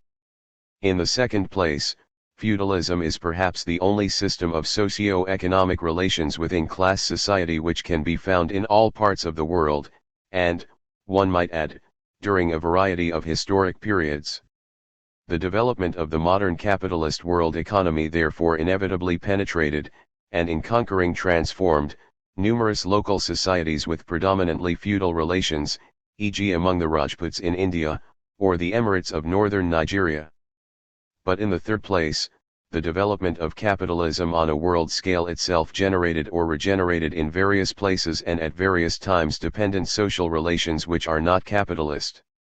Some of these are recognizably feudal, i.e. indistinguishable from those prevailing in unquestionably feudal societies. This essay will briefly discuss this last phenomenon in Latin America. It may be convenient to begin with some clarifications. In the first place, the process by which any part of the globe, outside the original centers of capitalist development, was drawn into the capitalist world market must be distinguished from the creation of economic structures and relations characteristic of modern capitalism. This process was lengthy and, allowing for variations in speed, gradual. In other words, for a long period the world market was far from global. Consequently, at any moment of its history between the 16th century, or whenever we choose to date the start of such a world market, and at least the 20th century, sectors transformed in different degrees by capitalism coexisted. In extreme cases, enclaves totally transformed by this market, e.g. oilfields and refineries, could coexist with sectors virtually unaffected by any outside economic factor, e.g. hunting and gathering tribes in inaccessible jungles, though it is doubtful whether any part of the population of even the most remote area can be today considered unaffected by the modern economy. To this extent, all the economies with which even the 19th century historian deals outside certain developed countries were multiple economies, or, if we choose to put all the parts of population affected in some degree by the capitalist world market into one group, dual economies. Though the distinction has been made and hotly denied, the debate on this issue is not of great interest. What is important is, 1. That the process by which world capitalism penetrated other economies was uninterrupted and irresistible, and, 2. That at any moment it involved various types and degrees of penetration and consequent transformation. These transformations, conscious or unplanned, can be divided into two broad types, so far as they affected the social relations of production. They could utilize or adapt already pre-existing institutions and relations, or they could establish new ones. Thus the Spanish conquerors of Peru utilized the already existing system of labor services in the Inca Empire, but modified it in significant ways. In the first place, they eliminated the element of reciprocity and redistribution which was essential, at least ideally, to the Inca system. Henceforth the movement of goods and services was in one direction only, from Indians to Spaniards, without any returns in the other direction. In the second place, they asked not merely for labor, but also for deliveries of products. Insofar as the Incas had asked for such deliveries, e.g. of textiles, they had also been merely demands for labor, since the state supplied the raw material. In the fourth place, insofar as the extraction of the labor surplus operated directly for a world market, e.g. by the production of precious metals, or indirectly for a wider market, it ceased to be conducted essentially as a system of localized labor services, as it had been previously. In the fifth place, this appropriation now operated largely for the private benefit of a set of individual Spanish encomenderos who formed an exploiting class for which there was little precedent. Finally, the requirements of the Spaniards necessitated changes in the actual balance of production, e.g. the substitution of forced production and manufacture of cotton for that of wool, as well as changes in the rhythm of tribute payments, several times a year instead of annually, and an increase in obligations. Yet, so far as the Indians were concerned, these were modifications of already existing social relations of production, though undoubtedly changes for the worse, and above all changes which deprived the system of its old legitimacy. On the other hand, the introduction of a separate class of individual lords, very likely with their own private lands, and lacking any organic relation with the peasant community, was an innovation in Peruvian terms, though in Spanish terms it may be merely considered an adaptation of familiar European pre-capitalist institutions. The distinction made here is, of course, historical rather than functional. Had the Spaniards been unable to use a pre-existing system of mida, they would undoubtedly have devised some other arrangement to provide forced labor for the royal mines or the needs of encomenderos, as indeed they did elsewhere, and as was done in the 19th and 20th centuries in Africa. Nevertheless, the historic availability of certain established techniques of exploitation is not without significance. It may bias the choice of exploiters towards one form of exploitation rather than another, both performing the same function. Thus, as Witold Kula has demonstrated for Poland, the choice of a corvée system has the tendency to restrict the contacts of a permanently large part of agricultural production, that produced on the peasant's own plots, with the market. Conversely, where the system of forced labor is established and a large labor supply is available, increased demands of the market are likely to be met by an intensification or extension of forced services and prestations rather than by other means, insofar as this is possible. All this may in turn affect the structure of the economy, at least for a time. Another more recent example may illustrate this. Coffee is not a traditional crop in Latin America. Indeed, outside Brazil it was not cultivated on any scale before the 1880s at the earliest. Moreover, in its production, as it developed in the 19th and 20th centuries, there were no obviously decisive economies of scale. Indeed, in some circumstances the opposite was the case. In both Guatemala and Brazil, as indeed in most other countries of the continent, coffee cultivation takes place essentially on large estates.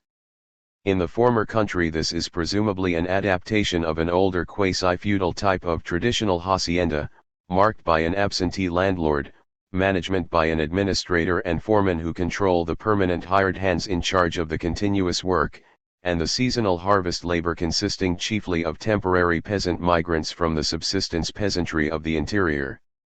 In the latter, coffee was originally a slave crop, and after abolition grown by a combination of colonos, at times little different from servile labor, sharecroppers and, increasingly, free labor. However, in Colombia, the second largest coffee producer on the continent, 80% of coffee land in 1960 was in units of under 50 hectares.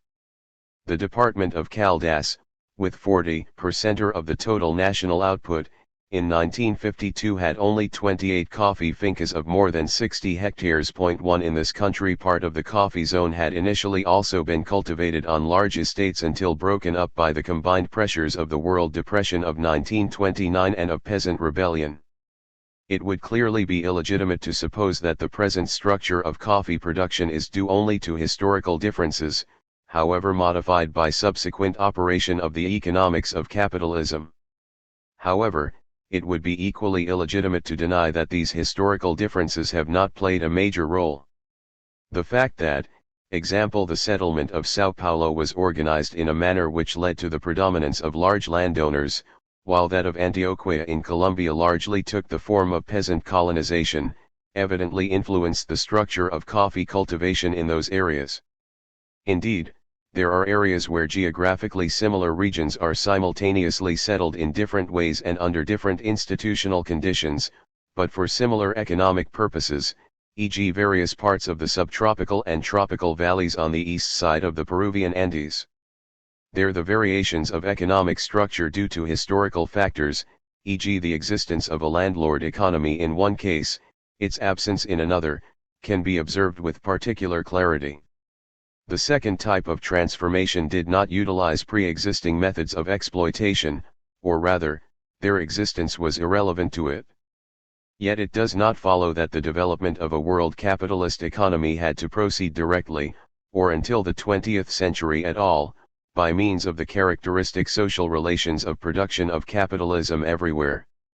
The only exception to this are the relations between buyers and sellers in a supralocal market. This applies with particular force to agrarian production, though it is probably also true up to a point of the production of manufactured commodities, which can also be substantially expanded while continuing to be conducted by independent petty commodity producers, i.e. even without more than a very partial transformation into some type of verlag system. There is, of course, no doubt that these non-capitalist relations, local or sectoral, were part of a generally capitalist market or a capitalist world economy, and subordinate to it. Nor is there any doubt that such producers can be regarded as economically rational, though their rationality may not have been capitalist, perhaps because such a rationality was not within their reach for technical reasons. The most dramatic example of a non-capitalist form of exploitation, subordinate to the development of a world capitalist system, is productive slavery, which, in the Western Hemisphere, is plainly an entirely novel institution. Indeed, while the development of feudal relations in the context of world capitalist development are modifications or recreations of a type of relations of production which can and does occur almost universally in certain circumstances, at least until the triumph of modern industrial capitalism, slavery, except in the economically trivial form of domestic slavery, occurs only occasionally or marginally in history. Probably the only real example of a socio-economic system essentially based upon slavery occurs in the Caribbean zone and its hinterland and in certain coastal zones of South America between the 16th and 19th centuries. Since the slave plantation, which was its characteristic unit of production, was essentially designed to produce commodities for export overseas, the slave system clearly arose as a subordinate part of capitalist development. However, though a plantation owner evidently had to make economic calculations similar to those of any other producer for a world market, he cannot be identified with a capitalist entrepreneur, either economically or socially. This error vitiates the technically very sophisticated inquiries into the economics of slavery by Robert Fogel and others, at least from the point of view of the historian. The slave plantation was a highly specific response to the demands of the capitalist world market under certain conditions, which may perhaps be summarized as the mass production of fairly standardized export crops, most notably sugar, in the absence of a locally available labor force and of available or willing immigration.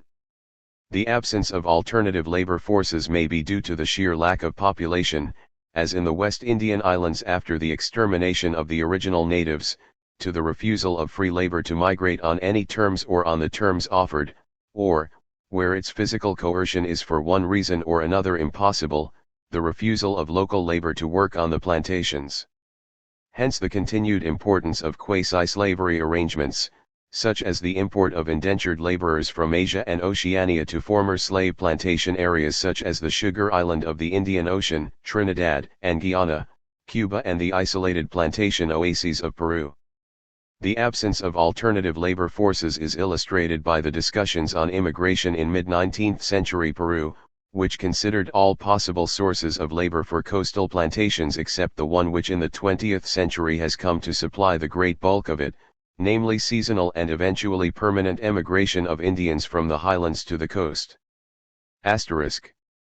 Feudal and quasi-feudal arrangements are more complex, given that they are virtually always imposed on a pre-existing population with its own social structure and, though to a much lesser extent, that they were themselves likely to be influenced by traditions, institutions, and laws brought over by the conquerors and derived from feudal Europe. On the other hand, the actual seigneurial estate, hacienda, in the Americas was an innovation, not provided for by the institutions of the conquest, developed independently of government policy and largely against it, though eventually recognized by and after independence largely replacing government. Point to its very name was novel, having originally indicated merely any kind of liquid assets, real or movable property, without special reference to rights over land and men. Two propositions about the haciendas of colonial America, and the independent republics, can safely be made. First, in their external relations they were not feudal in either an institutional or economic sense. Estate ownership did not carry with it or imply noble status. Estates, though rarely diminishing in nominal size from an early period, were freely bought and sold, often on a speculative basis by merchants and others. According to data by H. Favre, out of 11 haciendas in Huancavelica, Peru, documented for 1,690 and 1,760, only one remained in the possession of a single family for at least 3 generations, whereas 7 were sold at least 3 times. Above all, the purpose of a hacienda was production for sale on a supralocal market, and consequently profit. Paradoxically enough, under American conditions, this very purpose might lead to an apparent and sometimes a real diversion of entrepreneurial behavior in a non-capitalist direction, except perhaps for the most rationally conducted properties of large institutions, such as the Jesuits. This was due both to the limitations of the market and, outside the major world export crops normally produced by slave plantations, the uncontrollable uncertainties to which producers were subject. In extreme cases the market was so negligible that profit maximization was not an option at all. Thus the Hacienda del Monde in Michoacán, Mexico, simply had no adequate body of purchasers within reach for its meat and hides, and clearly never became economically viable at all. 3 More commonly, the hacienda's policy was twofold. They sought to monopolize what markets existed, mainly round substantial cities and mining areas, by excluding peasant producers from them, i.e. by expanding the area of the hacienda to cover all the better lands, possibly reducing former self-sufficient peasants to the status of consumers and certainly to exclude them from the area of competition. The development of haciendas in the neighborhood of markets naturally also drove remoter ones out of effective competition. They also sought to establish an area sufficiently large and containing a sufficient variety of resources and products to offset any possible fluctuations. As a hacendado of the Porfirian period in Mexico put it, a good hacienda must have everything: water, tillage land, pastures, woodland, cactus, quarries, lime kilns, etc. Thus the products will complement one another. The income from the pulque, alcoholic drink, produced by the cactus will help to pay wages and supplies for the laborers. The income from the pastures will help with the harvest. What the Indian charcoal burners produce on the mountains will help pay taxes. Some of what the other crops provide, will help with extraordinary expenses. Thus the income produced by selling the main harvest can pay for next year's expenses and at least leave something over for profit. The hacienda which does not have everything is likely to go short. To avoid shortages, one must have everything, and the way to do this is to expand the hacienda. 4. But, as Florescano points out, it also followed under these circumstances that the logical policy for landowners was to obtain a regular and fixed income from their haciendas rather than great profits in one year and losses in another, the potential profits not being so large as to offset the risks of climate, fluctuations in output, and limited markets. Hence the attitude of the hacendado could easily converge with, or be transformed into, that of a sort of rentier, seeking to derive an income suitable to his social status, and not bothering too much with estate administration so long as he enjoyed this. 5 Or even the quasi-feudal attitude of the man who cared not so much about the wealth his land procured, as about the prestige of owning large territories and the control over large numbers of people living on them or under their domination. In the vast areas remote from really profitable markets, or during periods of general recession, these attitudes were likely to predominate. In short, haciendas might be within or on the margins of a capitalist market economy, but were not necessarily capitalist enterprises. Second, the internal organization and relations of haciendas can only be described as feudal. The similarity between the services and prestations required by lords in the Andes from their peasants is so close as to leave no room for doubt. It should be observed, however, that these relations of villanage or serfdom are not merely, or not at all, relics of a traditional past, but are under certain circumstances reinforced and elaborated due to the increasing production for the market. In La Convención, feudalism was clearly much more highly developed in the 1950s than it had been in 1917. A similar phenomenon is observable in Chile during the second half of the 19th century, with the growth of the export market for wheat. However, this type of dependent feudalization has some peculiar characteristics and obvious limits. As already suggested, in some senses it was actually reinforced by the triumph of world capitalism.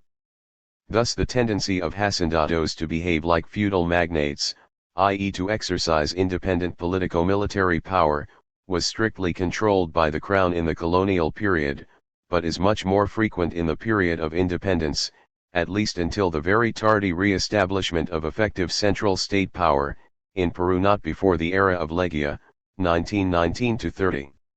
Massera cannot recall any case in colonial Peru where peons are mobilized as soldiers to satisfy some political purpose of their masters. 6 Conversely, lords might find it convenient to expand market production by a more systematic exploitation of labor services by their peasants. The limitations on feudalization were both economic and social. We have already observed the effects of remote markets, e.g. excessive transport costs. Production of food for cities and mining areas, the bulk of the rural population was self-sufficient, did not invite major agricultural development, except of a very localized kind. For practical purposes, the only products marketable on any scale over most of the area of the Americas were those of livestock, e.g. hides and perhaps wool, and the bulk of the seigneurial economy consisted of extensive cattle ranching of the kind which, even in 1962, occupied more than half the total Colombian area de utilization agropecuaria, maintaining in that country an estimated 10 million cattle as against an estimated 15 million human beings. 7 In terms of manpower, its demands were slight. The major export products, other than those of the mines, were, until the mid-19th century, produced by slaves rather than serfs, notably sugar. In considering the limits of this method of exploitation within the context of capitalist development, we must, of course, bear in mind two somewhat different things: the limited scope for any large-scale production for a capitalist market and the limitations of agrarian enterprise based upon labor services. The first is often overlooked. Even in 1950, the area under coffee in Colombia, the second largest producer of this crop in the world, and from which it derived 80% of the value of all its exports, amounted to only 650,000 hectares or 0.5% of the national territory, or, more realistically, in the early 1960s 5% of the area exploited for agrarian purposes in the major regions of the country, the Andean and Caribbean. 0.8 In the small Central American Republic of Honduras, only 15% of the territory was agriculturally exploited in 1952. Of this, 70% was under subsistence crops and 30% under commercial crops. 9 A fortiori, the market sector of the agrarian economy in the pre-imperialist period was at least equally restricted. It should also be borne in mind that a large part of the normal food requirements of local towns were met from the immediate neighborhood, and largely by purchases from relatives, friends, and compadres. At the same time, a monoreal system, being based on the assignment of subsistence plots to peasants against services and prestations, automatically removes a large proportion of land from more than marginal market production. As late as 1959, in the main Indian inhabited departments of the southern highlands of Peru, the land used directly by hacendados amounted to 12% in the department of Cuzco, 7% in Puno and 4% each in Apurimac and Ayacucho. 10. A large part of the land and population were therefore irrelevant to exploitation by means of agricultural enterprise, though not to other forms of exploitation, e.g. direct coercion for non-economic services, forced deliveries of products, and economic exploitation by white, mestizo, or mulatto, traders, usurers, alcohol dealers, etc.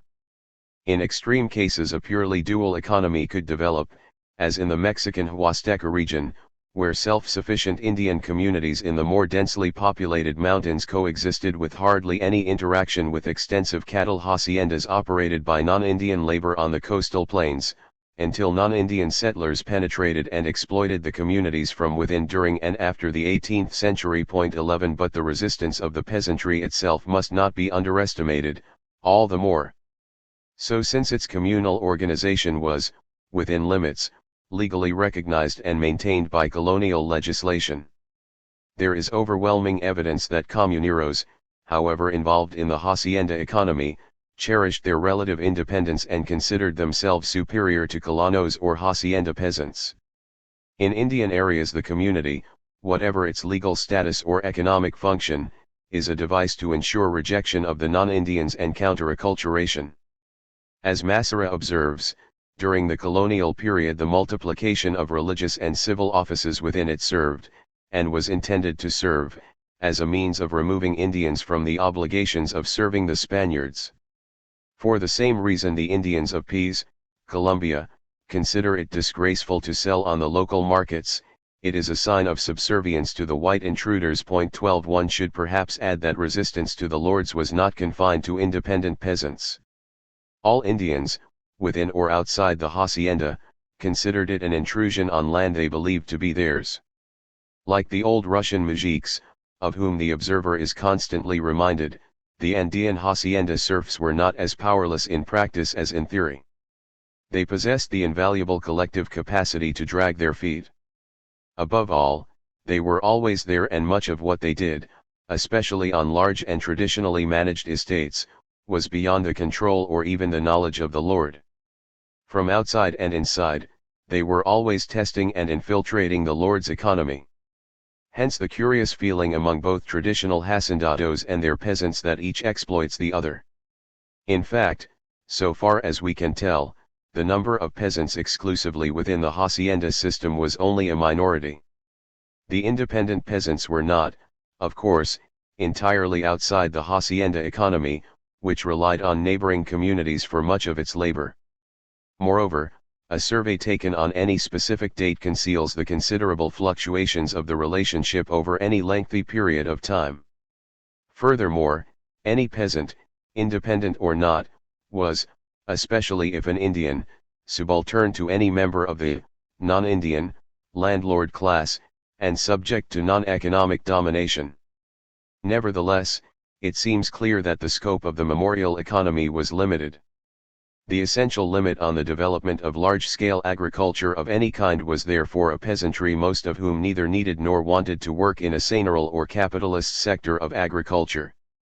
Expropriation, in one form or another, was an obvious method of turning them into a labor force. However, though the process of hacienda expansion, largely through encroachment on peasants' lands, continued at a varying pace for some centuries, there are only comparatively few examples of wholesale expropriation, and these generally not before the late 19th century. In some of them the demands of the market are clearly visible, as in Yucatan, where by 1910 90% of the heads of Maya families appear to have been landless, and in the sugar areas of Morelos, Mexico, under Diaz. In others, such as the systematic holocaust of communities in Bolivia during the rule of Melgarejo, 1866–71, and after, the market element is less clear. Nevertheless, it is unwise to assume that such examples are representative, or that even the enormous extension of latifundism, or more precisely, the monopolization of good land by large estates, by itself produced a landless or submarginal rural population which was economically obliged to labor on them. The existence of a system in which landlords, a. possess considerable powers of extra-economic coercion and, b. can establish property rights over large stretches of territory, naturally produces a bias in favor of forms of economic exploitation which utilize these advantages, at least in areas of relatively dense population not within easy reach of unsettled land. However, it does not follow that even so the development of domain production with servile labor is necessarily the most advantageous form of exploitation. Indeed, one might suggest that, with certain exceptions, some sort of combination of sharecropping tendencies and cultivation by low-paid wage labor would be more suitable. Sharecropping, or rent in kind, has the advantage that marketable surpluses can be extracted from peasants who do not wish to work on the domain or at times when work on cash crops is slack. Wage labor has the advantage over labor services that it is far more flexible, an important consideration given the enormous seasonal variations in labor requirements of many cash crops. Moreover, there seems very little doubt that wage labor is cheaper than serf labor. Such calculations as have been made for relative income suggest this, as well as the fairly general evidence that serfs were or are better off than landless laborers, and that the position as colonel was regarded as desirable, and the threat to expel a peasant from his labor holding was held over rebellious serfs. This does not, of course, imply that the conditions of serfs were in any sense satisfactory. The major problem of wage labor was that of any labor, how to obtain it at all. A specific difficulty during part of the colonial period must, however, not be forgotten. For much of it there was an absolute shortage of small denominations of money, the wages of laborers being far below anything payable in silver or gold. This encouraged credit advances, the use of private monetary tokens outside the range of public currency and the use of truck payment and truck shops, tiendas de raya, all of which helped to bind labor to the hacienda through debt relationships. It would also, naturally, encourage non-monetary remuneration, e.g. through the granting of subsistence plots. However, even without this special factor, it seems likely that various forms of debt bondage, peonage, would have been developed to recruit and hold labor. Whether it was the main method of binding a labor force to the hacienda, as such eminent authorities as Chevalier and Massera have held, has recently been doubted on various grounds, though at least one of the arguments does not deny that debt establishes permanence of labor relationships. The truth is that we know little about peasant debt to lords in the colonial period and practically nothing about it in the 19th century. It is probably a mistake to seek for any single favor responsible for bonding peasants. Each can be legitimately shown to be too weak for the purpose. Thus the thesis that expropriation of community lands was the main method of obtaining labor is as vulnerable to criticism as the thesis that debt peonage was. In an economy as underpopulated, as relatively undeveloped on the landlord side and as relatively self-sufficient on the peasant side as most of Latin America before the imperialist period, both the scope of landlord exploitation and the impact of income incentives or compulsions on peasants was rather limited. On the other hand, in a society in which landlords were unquestionably the ruling class, with substantial extra economic powers of command and domination, their scope for establishing some degree of peasant dependence by one method or another or a combination of several, was bound to be considerable, so long as peasants could not escape from the universe of lords and rulers by mass migration. And it can probably be shown that collective migration, as distinct from individual evasion, resulting perhaps in small free settlements on the uncultivated frontier, was not very practicable. In any case, peasants who, rightly, regarded the land they lived on as theirs, even if encroached upon or expropriated by foreign conquerors, would not lightly wish to abandon it. The history of their age-old and tenacious struggles for it demonstrates this. In short, so long as the economic incentive for landlords to modernize their economy remained, or became intermittently, weak, the typical traditional hacienda had no overwhelming labor problems. It could normally establish enough labor tenants on its land, which was normally far larger than the area actually exploited by the lord, for its modest regular requirements. It could call upon or make arrangements with neighboring communities for extra labor, possibly by extra economic compulsion, probably by offering the use of resources monopolized by the hacienda. This is the implication of Martinez Alier's arguments. 13. It could draw upon income extracted in one form or another from most peasants within the range of its power. And it required little beyond this. Haciendas engaged in economically more advanced production, e.g. for the export market, undoubtedly had labor problems, especially after the abolition of slavery. But these were special cases. The situation changed dramatically with the real entry of the Latin American hinterland into the world economy. From the middle of the 19th century onwards, a change whose significance is concealed both by the apparent similarities of the hacienda system before and afterwards, and by the attempts to prove that it was essentially capitalist since the conquest. The old haciendas had, at least for long periods, functioned, to quote John Womack, more as symbols than as businesses. Now the incentive to turn themselves into businesses became pressing, even when the estate did not actually fall into the hands of capitalist foreigners. Yet in considering the labor problems of the increasingly commercialized haciendas, we ought to bear in mind not only the demand for it, but also its supply. For demographic growth, producing increasing pressure on land, and the impact of capitalism on the peasant economy and within the communities were highly significant. Thus the typical method of hiring migrant labor for mines and plantations, the enganche, in which laborers work off advances made by labor contractors, operated mainly among small peasants, at least in Peru, and assumed both the existence of a village bourgeoisie from among whom the enganchadories were recruited, and that cash advances were a sufficient incentive to make people migrate. And cash requirements arose in the villages not only out of poverty, and the need for large outlays on marriages, deaths, or status competition for fiestas and communal offices, but also out of a more active peasant land market. This in turn was stimulated, at least in central Peru, where the subject has been well studied, both by the growth of the market for small producers and by the concentration of large-scale agrarian enterprise on extensive livestock ranching in the highlands, leading to the sale of small and medium, white, estates and ecclesiastical land in the agricultural valleys. The significance of purchasers of land and other commodities as migrants is indicated by the surprising degree to which these were, in this area, drawn from among the better-off peasantry. Still, the element of coercion or, what amounts to the same thing, personal dependence, retained its importance, both because it was ready to hand, and because of the reluctance of the peasantry to abandon its independence. This was particularly marked in areas lacking a dense local population, i.e. a rural proletariat. The most marked use of labor services, whether by the granting of labor tenancies or by other means, occur in such areas. Thus the sugar estates of Jujuy, Argentina, bought up by the uneconomic latifundia of the neighboring Andean highlands from the 1920s in order to convert the rents of their Indian tenants from money into labor, i.e. to compel them to work as cane cutters.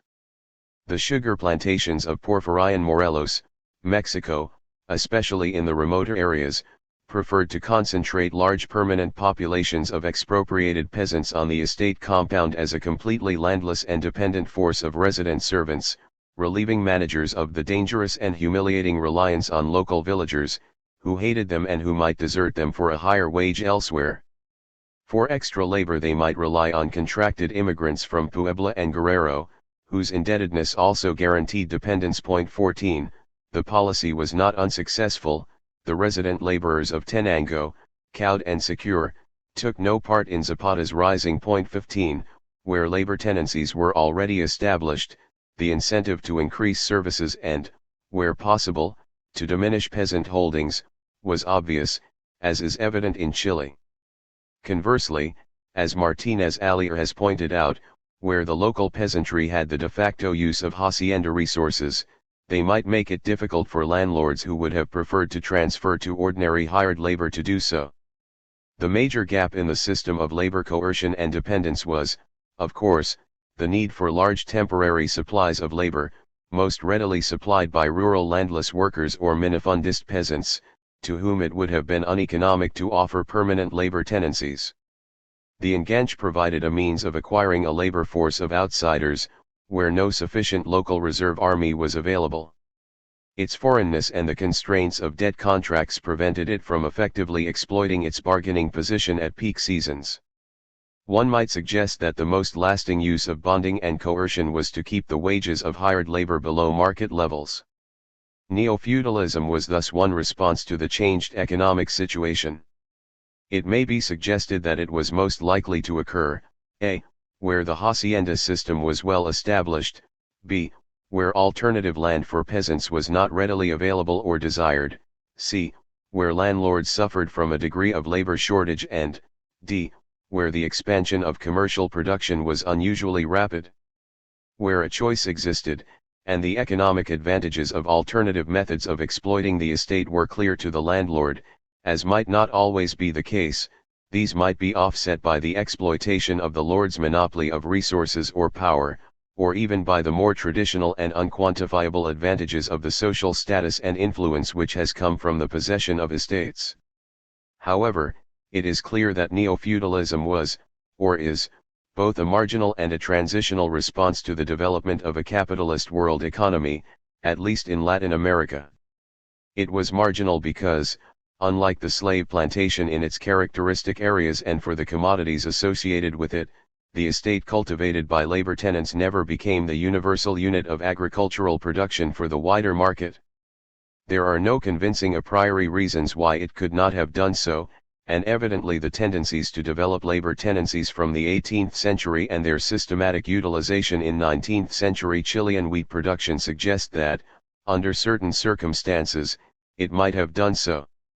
It was transitional partly because the economic advantages of a large permanent labor force attached to the estate diminished with the rise of capital-intensive cultivation, the availability of a large rural proletariat or body of seasonal migrants, and the estate's increasing utilization of land, and partly because the hacienda system, always unpopular among all except hacendados, became increasingly vulnerable to the pressures of its competitors, its victims, not least the peasantry, and those who considered it an obstacle to the general economic development of their country.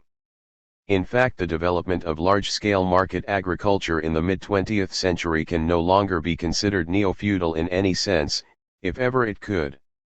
Thus in Colombia labor tenancies appeared to be of very small importance at the time of the CIDA inquiry. In Guatemala the large estates, fincas, investigated depend totally on wage labor.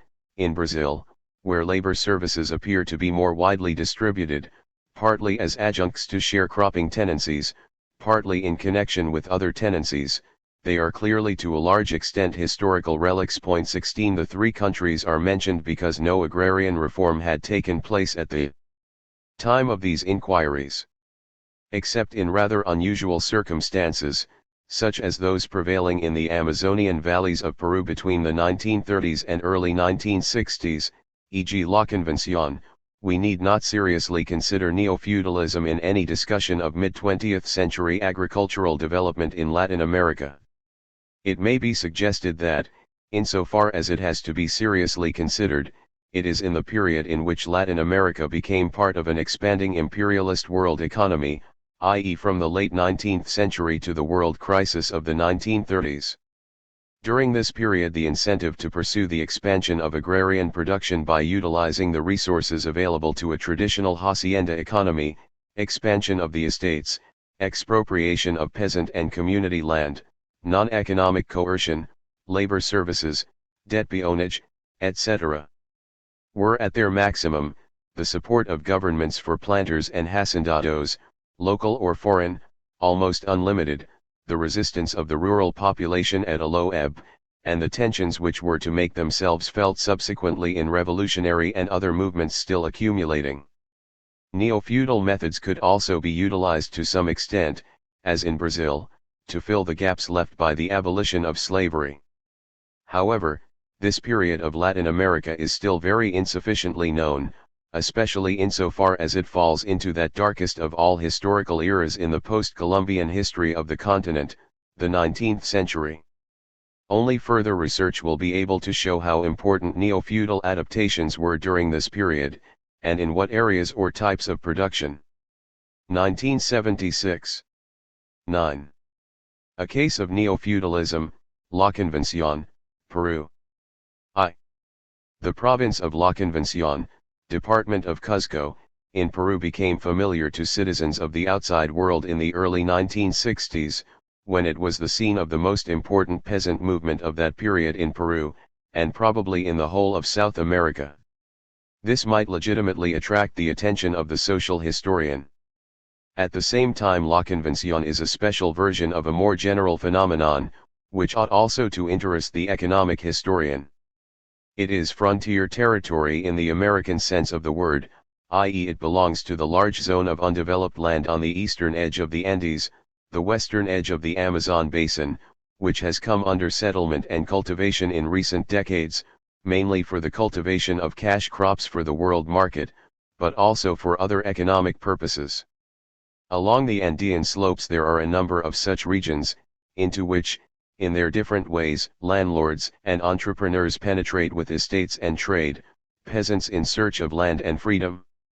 Mostly they are Indian peasants from the highlands, and the socio-economic background of the Sierra and Altiplano determines to some extent the forms of the new economy which take shape on the semi-tropical and tropical eastern slopes. Broadly speaking, these zones provide us with examples of colonization covering a wide range of possibilities: penetration into totally unoccupied, i.e. legally ownerless, territory, into territory partly under private ownership or providing legal scope for small settlement, and into territory wholly occupied by haciendas of the traditional feudal or the modern capitalist type, or intermediate, settlement by Indian comunidades or by individual colonists, settlement for the purpose of extending or recreating the subsistence economy of the traditional peasantry, or a market economy, the operation of such a market economy by means of serfdom, small peasant agriculture, sharecropping, and or short pioneer tenancies, by seasonal labor migrations or indentured labor, and even by modern capital-intensive and labor-saving mechanized development. The La Convención area combines two extremes: the penetration of individual, market-oriented peasant settlers, future kulaks, it has been said, into an area wholly dominated by large haciendas, whose policy it was to develop production through labor service tenancies, i.e. serfdom. Probably it is the conflict of extremes which accounts for the unusual sharpness of social collisions there. I shall deal mainly with this very interesting region, observing variations in other areas only incidentally. Point 1. The study of such a region is illuminating for several reasons. One of them may be mentioned immediately. It is the total unreliability of all statistics which concern it, a fact which even the historian needs to be reminded of and which the economist must never forget. The most elementary data, such as censuses, or even estimates of the size of the area, are quite uncertain. The censuses fluctuated wildly, and used to be taken, when at all, at irregular intervals, and intercensal estimates differ even more widely. The 1940 census simply added 1/3 to allow for the poblation selvatica beyond the reach of the enumerators. For all we know they might as well have added 10% or 40%. Figures for the total production of the province are given with confidence, but if we compare them with the statistics of the quantities of various goods transported by the Cusco-Santa Ana Railway, which provides the only link of the province with the wider world, we shall find considerable divergences. And so on. Hence all figures can be used only as approximate orders of magnitude, and they may not even be reliable for this purpose. 2. The province of La Convención, which has existed as an independent administrative unit since 1857, is a vast region to the north of Cuzco, and along the river system which eventually joins the Amazon. It begins just beyond the celebrated Inca ruins of Machu Picchu. It is a region of subtropical hills and forests dipping rapidly towards the tropics, from perhaps 2,000 meters at the top to perhaps 700 meters at the limit of cultivation. It thus shades off into the tropical selva, and indeed during the rubber boom of the early 20th century it was one of the gateways into the Peruvian part of the rubber areas. It is isolated from the rest of Peru by high mountains, through which a mule path, constructed by the Peruvian government under pressure from the haciendas, has passed since 18,902, and the railway from Cuzco to Huadquina since the 1930s. However, even in the early 1960s the railhead was still 3 to 4 hours truck drive from the provincial capital Quillabamba, also founded in the 1890s, the only real township of the region. The entire road system in 1959 amounted to only 298 kilometers. It is not surprising that only a tiny fraction of the land, some 11,000 hectares, was then actually known to be under cultivation. The population has fluctuated considerably, though all estimates are little better than guesswork. Censuses, taken irregularly, suggest a rise from about 12,000 in 1862 to between 27,000 and 40,000 in 1940, and there were said to be some 60,000 landless inhabitants in the early 1960s. The one unquestioned fact is that the population was decimated by an epidemic of what it described as malaria, which entered the valleys in 1932 to 3.3. This catastrophe, which reduced large areas of the province to a human desert, is of crucial importance in its recent history. The fundamental situation of the province has thus always been the combination of abundant land, poor communications, and an acute shortage of labor. For practical purposes, we can regard La Convention as having remained outside the world economy until the 20th century, outside any economy until well into the 19th, except insofar as parts of it were involved in the regional market of the Cuzco highlands. The area was sufficiently near Cuzco for its potentialities to be known and exploited in the way which would occur naturally to Spaniards in hot climates, sugar plantations, of which we have record as far back as the early 17th century, but which, for obvious economic reasons, concentrated entirely on the production of aguardiente for sale in the highlands. The second standard crop was coca, also for the highland Indians. Indeed, these two drugs constituted practically the only consumer goods purchased by them. How far this sugar and coca economy developed in colonial times is immaterial. It was under constant threat from the forest Indians, and it seems that, perhaps in connection with the rising of Tupac Amaru, perhaps linked with the disruptions of the independence period, there was a retreat of settlements in the Montana in the late 18th and early 19th centuries. When they began slowly to expand again, it was on the old basis of sugar and coca, together with a little cocoa, which was produced for the manufacture of Cuzco chocolate, a well-known luxury article, and perhaps a certain amount of cattle. The travelers of the early 20th century do not bother to mention any other agrarian products, and indeed transport costs precluded any others. It took 5 days to travel the 190 kilometers from what is now Quillabamba to Cuzco even after the construction of the mule trail, and transport costs for coca ranged from 1/6 to 1/3 of the cost of production per arroba, depending on the distance of travel, or 25% of the selling price of aguardiente, 10% of that of coca, according to another source of the same period. On the other hand, the market was stable or expanding. It is quite evident that this archaic type of economy still prevailed at the time of the First World War. Though production for the world market had evidently begun before the First World War, it remained on a small scale and there was little monoculture, except on 1 or 2 haciendas which began to specialize in tea from 1913. It seems to have been left largely to peasant tenants, while the estate owners relied on the older staples. Evidently, though statistics are scarce, it made no startling progress in the 1920s, and almost certainly suffered a setback under the double impact of crisis and demographic catastrophe in the 1930s. It is possible that the cultivation of sugar cane was already on the decline between the wars, but this cannot be established with any certainty. In the 1940s and 1950s, on the other hand, output rose very rapidly indeed, except for forest products, which need not concern us. The main growth occurred in coffee, cocoa, and tea. Of these, coffee was produced mainly on mixed fincas, though a tendency towards monoculture, and production by the estates themselves, was evident. Tea was always produced by a few monoculture haciendas of relatively modern outlook, which, incidentally, paid somewhat better wages than the rest. Cocoa was grown mainly on several hundred monoculture peasant holdings, but also on some mixed estates. Even coca, the old staple, continued to grow satisfactorily, though its acreage does not appear to have increased and may have begun to decline. Sugar, however, declined very rapidly in the later 1950s. The unusually rapid development of La Convention since 1940 is due to a combination of circumstances. The first is the construction of a railway, contracted in 1921, opened not before 1933, the absence of which precluded any very large commercial development. It would seem that Quillabamba hardly grew between 1917 and 1940. The second is the demographic catastrophe of the 1930s, which delayed development but eventually gave rise to a disproportionately large and rapid growth.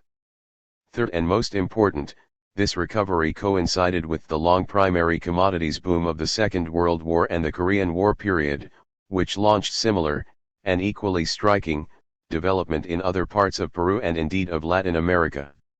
It is worth observing that this sudden expansion caught many of the La Convención landowners by surprise, as it were. They had for decades, indeed for generations, adapted themselves to the traditional coca, alcohol economy. They were now given the opportunity of exploiting the lucrative, but also potentially much riskier, economy of coffee, cocoa, tea and other tropical exports to the world market. 3. By about 1960 there were upwards of 100 such haciendas in La Convención, and the Valley of Lares, which, though administratively in another province, belongs economically to its neighbor. 46 of them had been in existence a century earlier, 87 were recorded in the middle 1950s. They ranged in size from the giant Huadquina of probably about 150,000 hectares and certainly no less than 80,000 hectares, the relic of a gigantic estate of some 500,000 hectares acquired by a certain Mariano Vargas in 1865 and subsequently divided into various family portions under the Romainville family, through almost equally impressive estates of 45,000, 35,000, or 30,000 hectares, to relatively modest properties of 2,000 hectares. 4, even so only 15% of the total area of the province was legally private property, the rest being still state property. Only a small proportion of these estates was cultivated at all, perhaps 8 to 10% according to CIDA, Peru, 1966. An even smaller proportion was cultivated by the landlords themselves. This was evidently due primarily to the perennial problem of the La Convención estates, the shortage of labor, needed both for production and transport. It seems that the landowners at first tried to solve the labor problem by impressing the forest Indians of the Macagenga, Maquigunga, tribes. They had to pay for their conversion to Christianity by being forced to work whenever they came to the only available churches, which were in the haciendas. There were not many of them, around 1914 only 1,000 to 1,500. There are signs that the landlords also tried wage labor in the form of the enganche, temporary imports of labor via labor contractors, such as appears to form the main estate labor force in the comparable areas of central Peru. Evidently they had little success, perhaps because La Convención was less accessible from areas of labor surplus than central Peru, or because the highland haciendas resisted the competition from the valleys for their own labor force, perhaps also because of the inefficiency and high wastage rate of highland labor in the semi-tropical environment, not to mention the reluctance of the La Convención landowners to pay a free market rate of wages. Indeed, as we shall see, the essence of their characteristic serf tendencies is not to get labor gratis, but to get it at a fixed rate below that obtaining in the open market. Under the circumstances, i.e. in the absence of both enough free wage labor or forced and slave labor, the estates had to rely on such peasant settlers as filtered into the valleys or could be attracted into them. There were in fact only two choices, sharecropping or some combination of peasant colonization and serf labor on the estate's own land. For reasons which are not wholly clear, sharecropping was hardly developed. One may perhaps guess that the original bias of the landlords towards a plantation economy of sugar cane determined this choice, for such plantations have heavy periodic labor requirements such as cannot be met by a basically sharecropping system. It is probable that sugar production was always a seigneurial privilege, since tenancy contracts in the 20th century, when it had lost importance, still often specifically forbade it to peasants. Neither coca nor cocoa or coffee automatically impose a system of domain agriculture. At all events, the system which the lords of La Convención adopted was a form of villein tenure surprisingly similar to medieval European villeinage. Tenancies which are paid for in labor services are common enough in Peru under the general name of pongage, but this term is not used in La Convención, where the labor tenants are known as arrendiers, their tenancy as the arrendo, a colorless word which may suggest that serfdom in the province is not so much the child of a feudal tradition as the response by powerful landlords to an economic situation. The classic arrendo has been described by various observers, and most completely by Quadros, 1949, and CIDA, Peru, 1966. The following description is based mainly on Quadros, who described the system before the intervention of the peasant syndicates. The length of the tenancy varied, but seems to have been mainly 9 to 10 years, as was necessary if the tenant was to cultivate plants like coffee or cocoa which do not begin to yield the first crop for 4 or 5 years. Normally payments, the canon, were excused for the first year, and indeed pioneer settlers, at least during the period of the rezo, the clearing of virgin soil and its preparation for cultivation, may well have enjoyed somewhat more favorable conditions than those holding already cultivated land. However, after cultivation was established, the canon could be increased as the tenants' holding became more productive. Alternatively, landlords would get rid of tenants in order to cultivate the land themselves. There seems to have been no conventional or official limit to such increases in payment. The arrendier's canon consisted of money rent, ranging from 8 to 10 soles to 80 to 100 soles a year, but perhaps averaging 20 to 30, plus a more important set of labor services, plus various other obligations. The universal or almost universal services, condiciones, were a certain number of days' work a year, not necessarily consecutive, at a fixed wage which seems to have been 0.40 soles per day from at least 1914 to the middle 1950s. Since the agrarian revolt of 1961-2 it has been 1 to 1.5 soles, which demonstrates the divergence between the servile and the free market wage. The amount of this turno was 8 to 10 days a month on average in 1942, and might be higher, up to 12 days. The pala, an obligation to furnish at least one woman coca leaf picker for each coca harvest, payable, from at least 1900 to the middle 1950s, at 0.2 soles a day. One hacienda in 1918 obliged tenants to send from 1 to 5 paladores 4 times a year. The hueta faena, annual work, an obligation to work 10 to 15 days without pay, except for food, drink, and possibly a conventional gratification of one soul. This obligation might include the labor of all the arrendier's dependents and peons, whom he was obliged to pay 0.5 to 1.2 soles a day plus food and chicha, the local fermented drink, as on the Hacienda San Lorenzo in the 1940s. It could also mean a separate obligation to work on the domain with all his hands when needed for 3 to 6 days at a fixed wage of 0.7 soles. The duty to undertake commissions of various kinds for the lord when required at a wage of 0.5 soles. The following obligations were not so universal and are given in order of frequency as recorded by Quadros, 1949. 5. Fleetas costchas, transport duty, an obligation to transport a load of 6 arrobas, 66 kilograms, for each pack animal in the tenant's possession up to 3 times a year, at a fixed rate inferior to transport costs on the open market. 6. The duty to provide house servants to work unpaid for a fixed period. 7. Road and maintenance work, including on the Lord's house, for not more than 2 weeks a year. 8.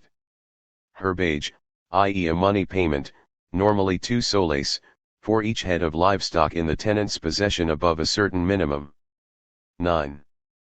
Payment for timber and other raw materials taken from the hacienda by the tenant at a price fixed by the landlord.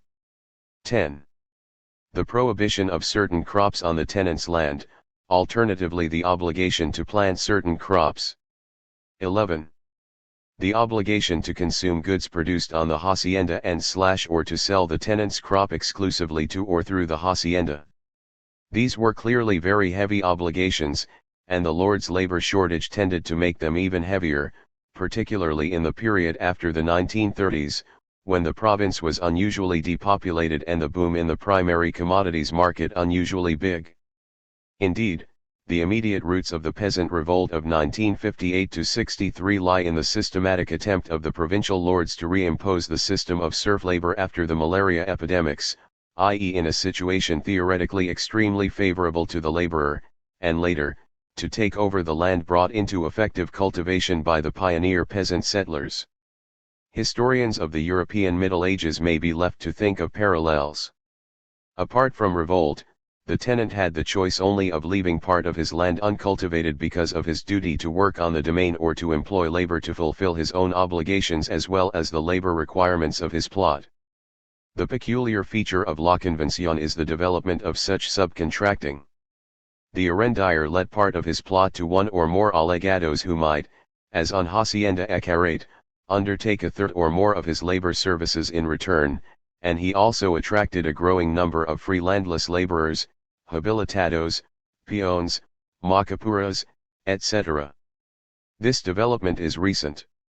In 1917 Rosal listed only arrendiers, gente de rancho, i.e. direct estate servants, and small independent peasant squatters or settlers as the three types of labor in La Convention, and subtenancies are still technically prohibited in most contracts, though the system of allegados is accepted in practice, if only because they increase the number of his workers which the tenant was obliged to put at the disposal of the landlord on the required occasions. Conversely, the official labor services of the arrendiers and their dependents became increasingly inadequate for the growing estate economy, and consequently arrangements intermediate between labor services and wage labor seem to have developed. Such is the macapura or extra, the obligation to work a certain number of days, up to 20, with all the tenant's dependents, not for a customary or fixed wage, but for a wage agreed before each duty period. Today it might be 2 soles per day.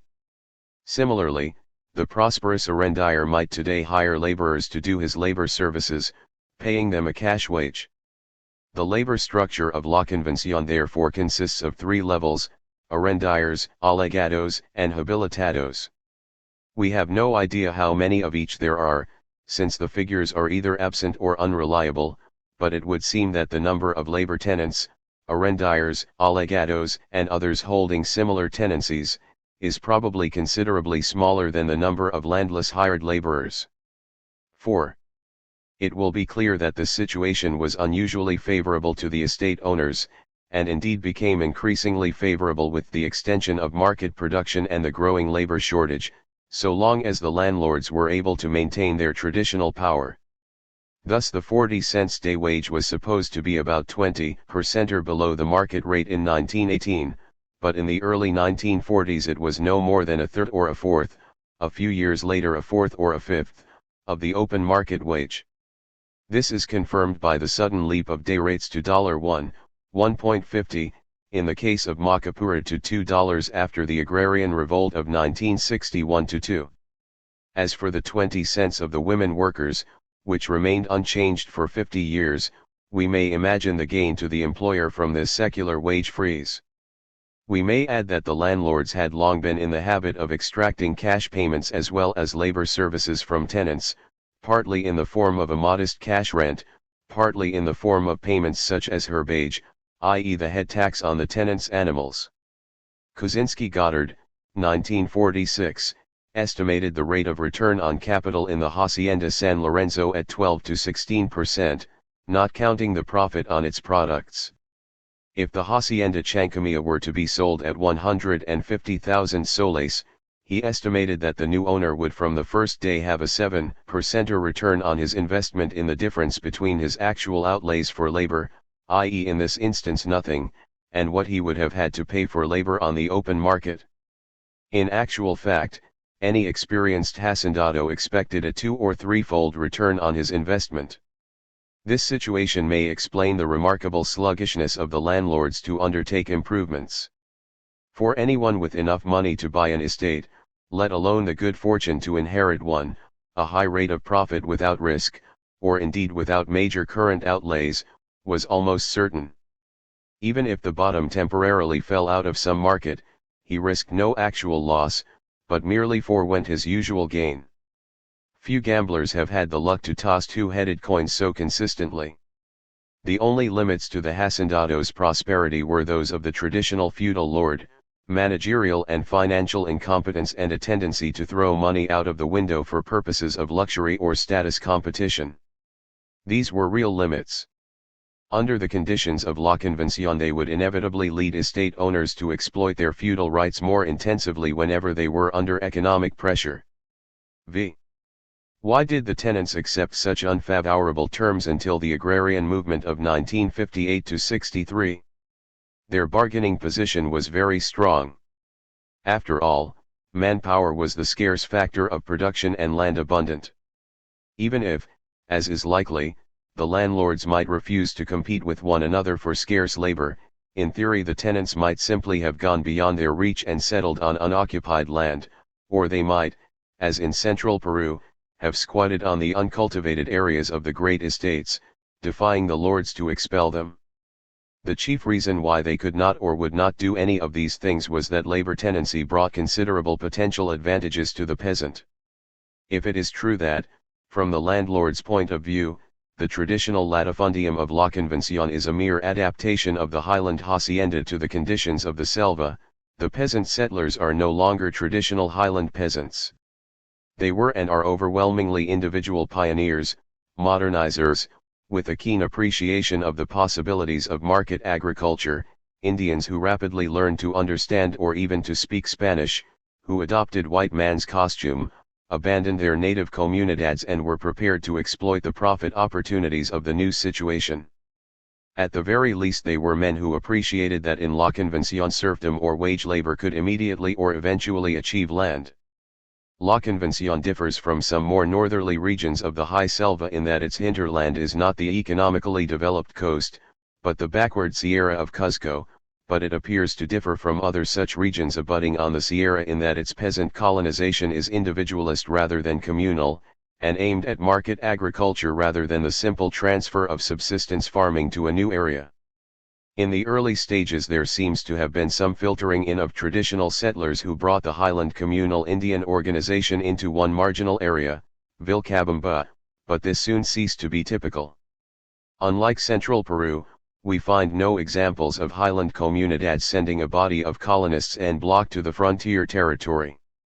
This affected the agrarian situation in two ways: comuneros from the highlands, unused to working on haciendas and looking down on colonos who were forced to do so, tend to refuse labor service tenancies, thus forcing landlords to make other arrangements for labor, and a large block of Indians invading a hacienda, i.e. discovered cultivating an unoccupied corner of it, are much harder to browbeat by the forces at the disposal of an estate than individual squatters.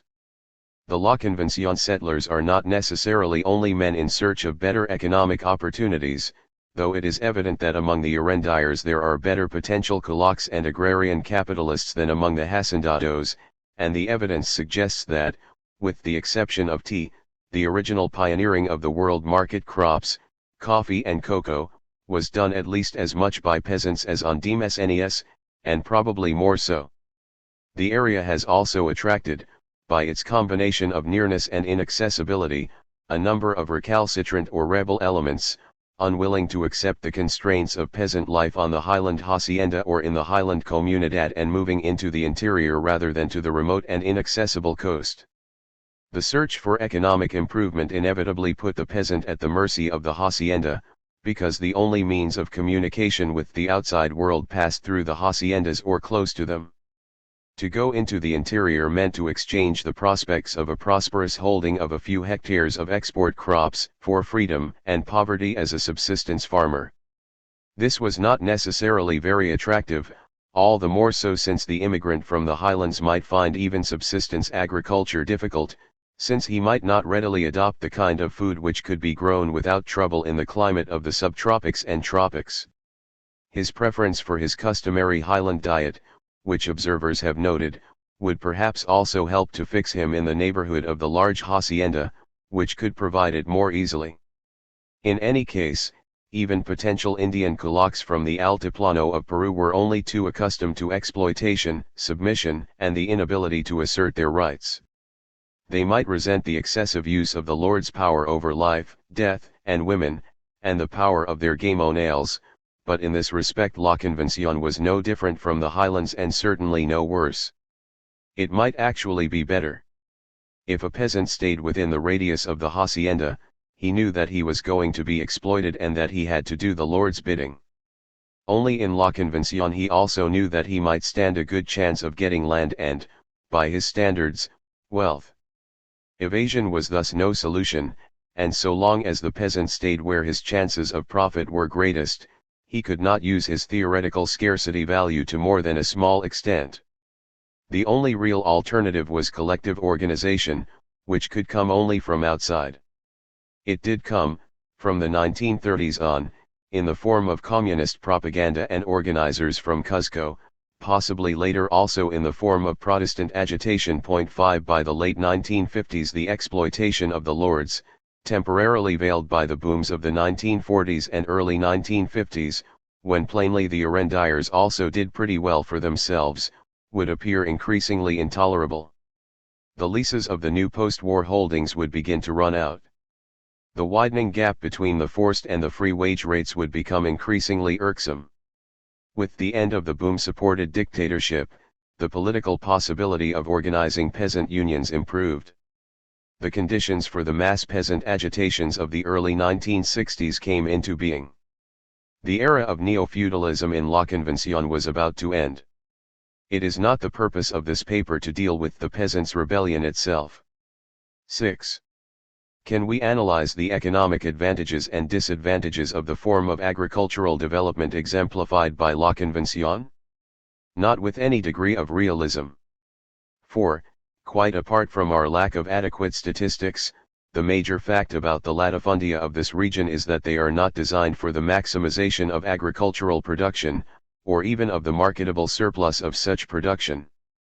As we have already observed, they are overwhelmingly traditional, rarely even transitional, virtually not at all modern in character, and the medium-sized commercial farms of about 50 hectares which, according to CIDA, Peru, 1966, seem to be the most efficient units of production in the Selva region are not of any numerical importance. According to CIDA, Peru, 1966, the family holding is not less productive than the latifundium in the output of coca per hectare, and very much more efficient than the latifundium, or than the national average, in the cultivation of coffee.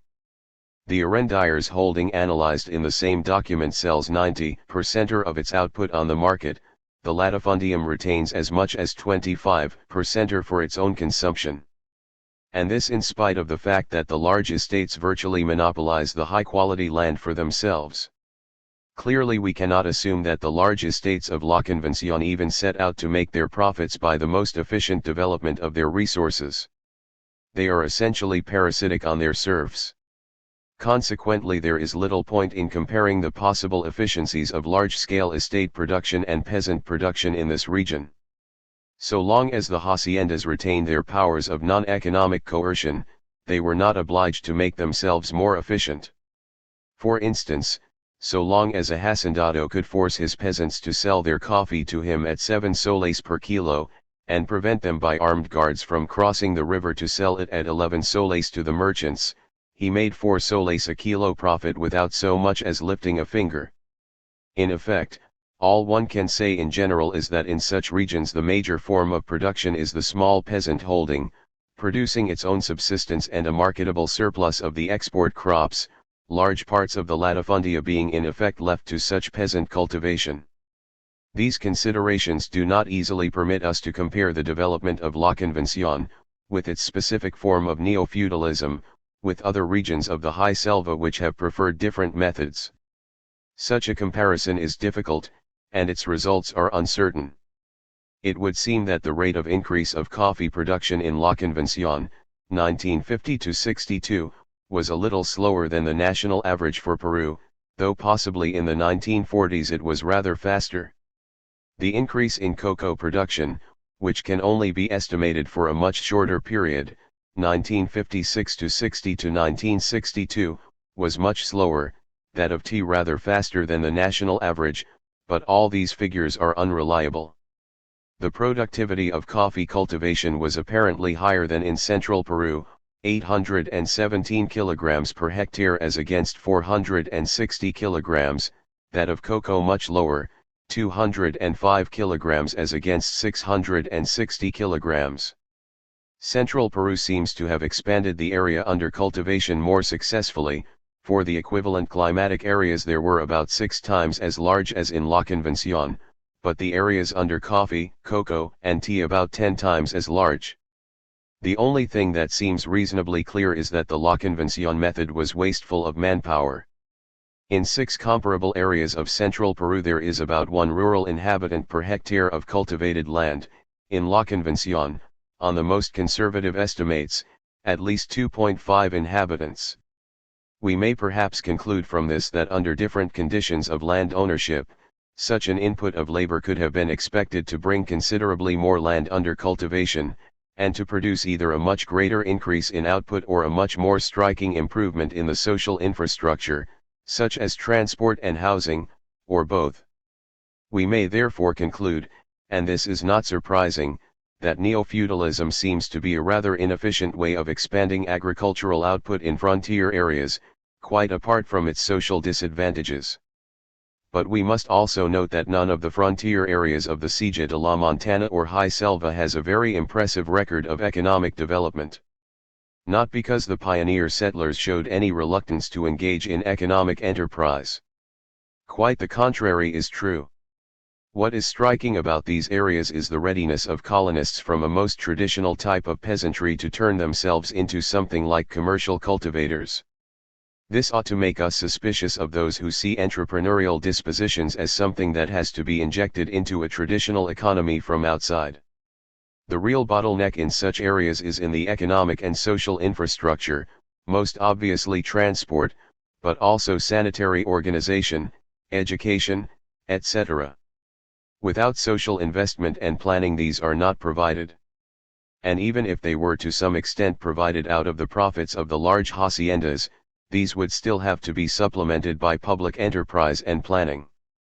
We may conclude that the experience of La Convención does not tell us much about the problem of agrarian development under capitalism that we did not already know.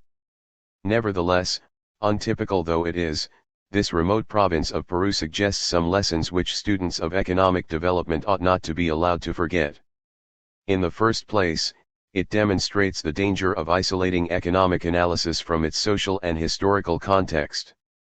If La Convención had not been partitioned into large private estates, if Spanish lords in the tropics had not automatically thought in terms of a plantation economy, if the immigrants into the valleys had brought their communal institutions with them, the agrarian structure of La Convención would have been quite different, even though it would probably have ultimately also developed into a producer of the characteristic 20th century tropical export crops.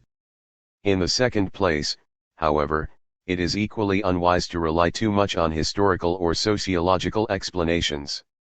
Though it may be tempting to explain the peculiar neo-feudalism of La Convención by the historic facts of the Spanish conquest, the transfer of European medieval institutions, practices, and values, by survivals of pre-Columbian forced labor, by the character of social relations between lords and dependent peasants, or in similar terms, there is no need for such explanations. It is perfectly possible to assume that, within a given framework of society, the development of this specific form of neo-feudal agriculture is a necessary consequence of the decision to undertake domain cultivation under conditions of labor shortage and inadequate communications. Insofar as La Convención allows us to observe the emergence of an agrarian system surprisingly similar to some of those of European feudalism, it will probably interest the historian of the European Middle Ages more than the typical economic historian of our century. On the other hand, insofar as it is the offspring of a peculiar marriage between the 20th and, in West European terms, the 13th centuries, it holds a final lesson for the student of capitalist development, though perhaps a familiar one. For it demonstrates once again that the very growth of the capitalist world market at certain stages produces, or reproduces, archaic forms of class domination on the frontier of development. The slave societies of 18th and 19th century America were the products of capitalist development, and so, on a more modest and localized scale, is the neo-feudalism which prevailed in La Convention, until it collapsed, we may hope forever, under the revolt of the peasants. 1969. 3. Peasants. 10. Peasants as social bandits. Social bandits are peasant outlaws whom the lord and state regard as criminals, but who remain within peasant society, and are considered by their people as heroes, as champions, avengers, fighters for justice, perhaps even leaders of liberation, and in any case as men to be admired, helped, and supported. In the cases where a traditional society resists the encroachments and historical advance of central governments and states, native or foreign, they may be helped and supported even by the local lords. This relation between the ordinary peasant and the rebel, outlaw, and robber is what makes social banditry interesting and significant. Socially, banditry seems to occur in all types of human society which lie between the evolutionary phase of tribal and kinship organization, and modern capitalist and industrialist society, but including the phases of disintegrating kinship society and transition to agrarian capitalism. Modern agrarian systems, both capitalist and post-capitalist, are no longer those of traditional peasant society and cease to produce social bandits except in countries of what has been called settler capitalism, the USA, Australia, Argentina. Social banditry is universally found wherever societies are based on agriculture, including pastoral economies, and consist largely of peasants and landless laborers ruled, oppressed, and exploited by someone else, lords, towns, governments, lawyers, or even banks.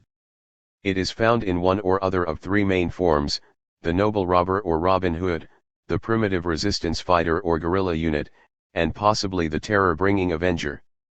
Banditry may be the precursor or companion of major social movements such as peasant revolutions. Alternatively, it may itself change by adapting to the new social and political situation, though in doing so it will almost certainly cease to be social banditry. In the typical case of the past 2 centuries, the transition from a pre-capitalist to a capitalist economy, the social transformation may entirely destroy the kind of agrarian society which gives birth to bandits, the kind of peasantry which nourishes them, and in doing so conclude its history. The 19th and 20th centuries have been the great age of social banditry in many parts of the world, just as the 16th to 18th probably were in most parts of Europe. Yet it is now largely extinct, except in a few areas. Insofar as bandits have a program, it is the defense or restoration of the traditional order of things as it should be, which in traditional societies means as it is believed to have been in some real or mythical past. They right wrongs, they correct and avenge cases of injustice, and in doing so apply a more general criterion of just and fair relations between men in general, and especially between the rich and the poor, the strong and the weak. This is a modest aim, which leaves the rich to exploit the poor, but no more than is traditionally accepted as fair, the strong to oppress the weak, but within the limits of what is equitable, and mindful of their social and moral duties. In this sense, social bandits are reformers, not revolutionaries. However, reformist or revolutionary, banditry itself does not constitute a social movement. It may be a surrogate for it, as when peasants admire Robin Hoods as their champions, for want of any more positive activity by themselves. It may even be a substitute for it, as when banditry becomes institutionalized among some tough and combative section of the peasantry and actually inhibits the development of other means of struggle. Whether such cases occur has not been clearly established, but there is some evidence that they may. Thus in Peru, the pressure of the peasantry for land reform was, and in 1971 still remained, notably weaker in the departments of Huánuco and Apurímac, where agrarian problems were by no means less acute, but where there was, and is, a very deeply rooted tradition of cattle rustling and brigandage. However, the question awaits serious investigation, like so many other aspects of banditry. 2 things may, however, turn this modest, if violent, social objective of bandits, and the peasantry to whom they belong, into genuine revolutionary movements. The first is, when it becomes the symbol, even the spearhead, of resistance by the whole of the traditional order against the forces which disrupt and destroy it.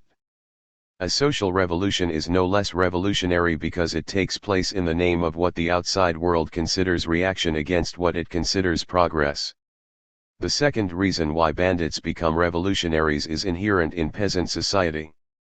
Even those who accept exploitation, oppression, and subjection as the norm of human life dream of a world without them, a world of equality, brotherhood, and freedom, a totally new world without evil. Rarely is this more than a dream.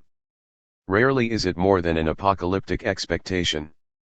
Yet there are moments when the apocalypse seems imminent, when the entire structure of the state and existing society whose total end the apocalypse symbolizes and predicts actually looks about to collapse in ruins, and the tiny light of hope turns into the light of a possible sunrise.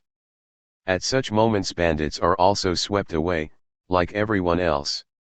Indeed, nothing is more striking than this subordinate coexistence of banditry with major peasant revolution, of which it thus often serves as a precursor. The Sertão of northeastern Brazil, which was the classical home of the cangaceiros, was also that of the Santos, the rural messianic leaders. Both flourished together, but the saints were greater.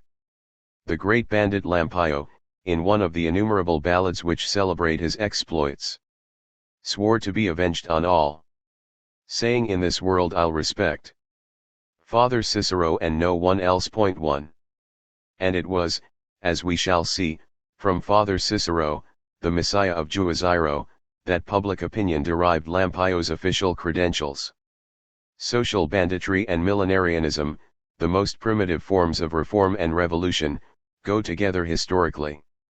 And when the great apocalyptic moments come, the brigand bands, their numbers swollen by the time of tribulation and expectation, may insensibly turn into something else.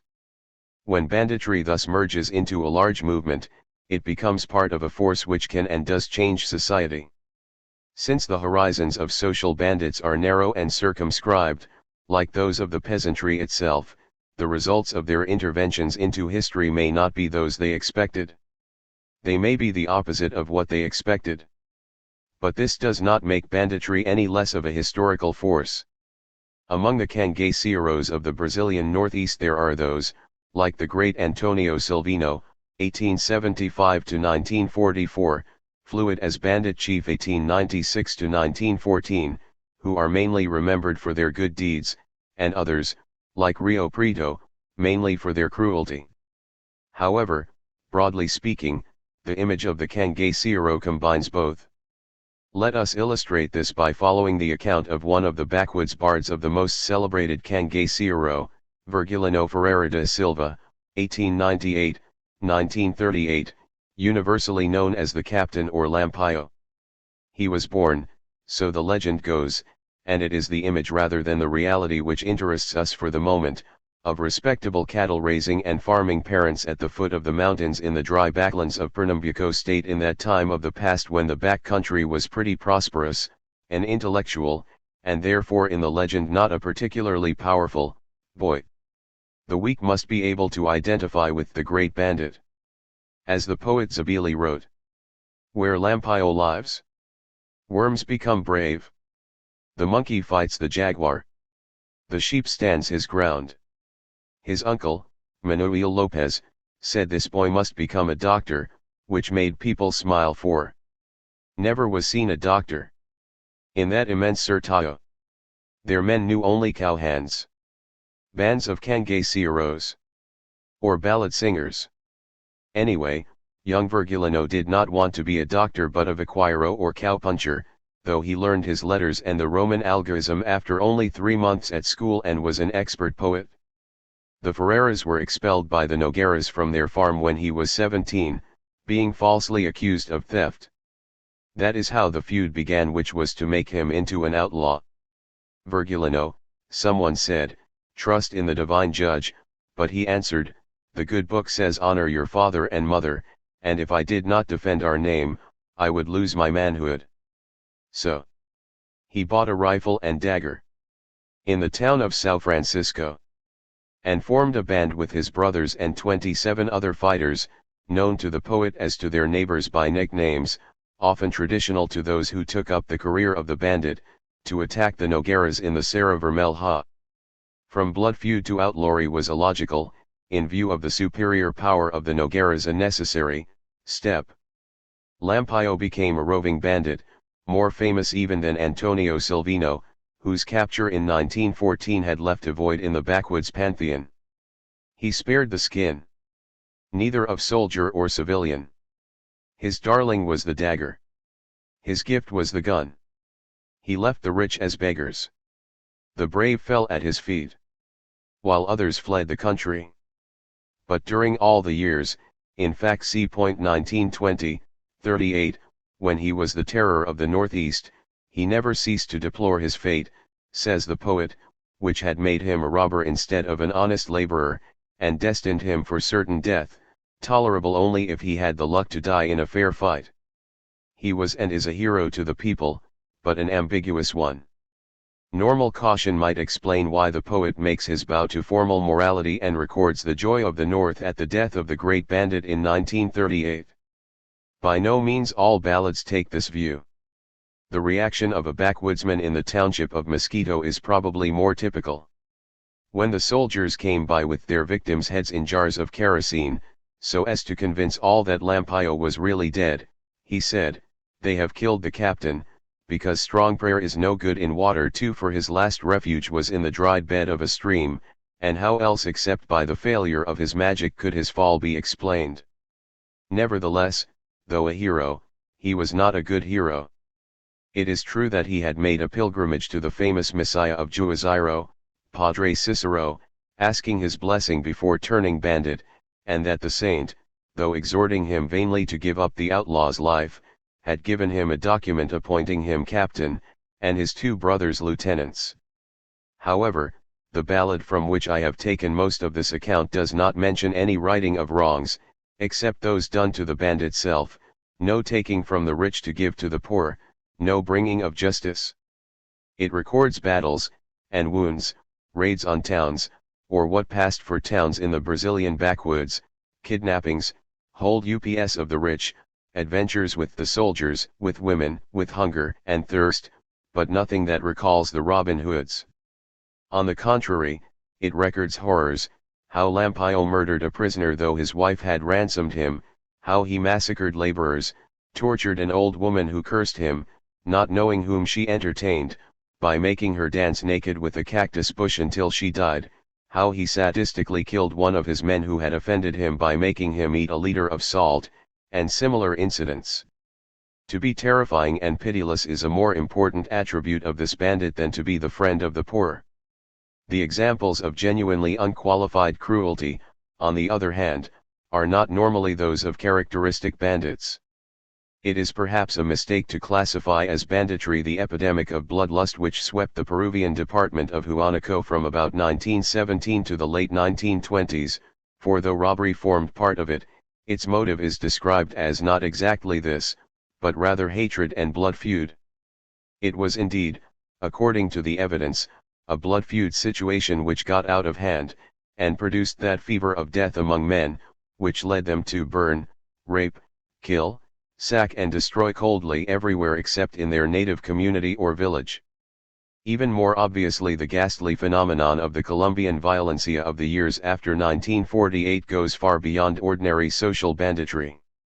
Nowhere is the element of pathological violence for its own sake more startling than in this peasant revolution aborted into anarchy, though some of the most terrifying practices, such as that of chopping prisoners into tiny fragments in front of and for the entertainment of the fighting men crazed by barbarity, later to be known as picaratamal, are alleged to have occurred in earlier guerrilla campaigns in that bloodthirsty country. The point to note about these epidemics of cruelty and massacre is that they are immoral even by the standards of those who participate in them. If the massacre of entire busloads of harmless passengers or villagers is comprehensible in the context of savage civil warfare, such, well-attested, incidents as ripping the foetus out of a pregnant woman and substituting a cock can only be conscious sins. And yet, some of the men who perpetrate these monstrosities are and remain heroes to the local population. Undoubtedly, political consciousness can do much to change the character of bandits. The communist peasant guerrillas of Colombia contain some fighters, but almost certainly not more than a modest minority, who have transferred to them from the former freebooting brigand guerrillas of the Violencia. Cuando bandoliba, when I was a bandit, is a phrase that may be heard in the conversations and reminiscences that fill so much of a guerrilla's time. The phrase itself indicates the awareness of the difference between a man's past and his present.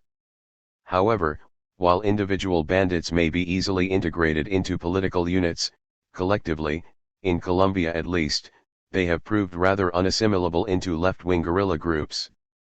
In any case, as bandits, their military potential was limited, their political potential even more so, as the brigand wars in southern Italy demonstrate.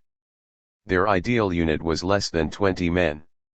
In the Colombian Violencia after 1948, the very large insurgent units were almost invariably communist rather than grassroots rebels.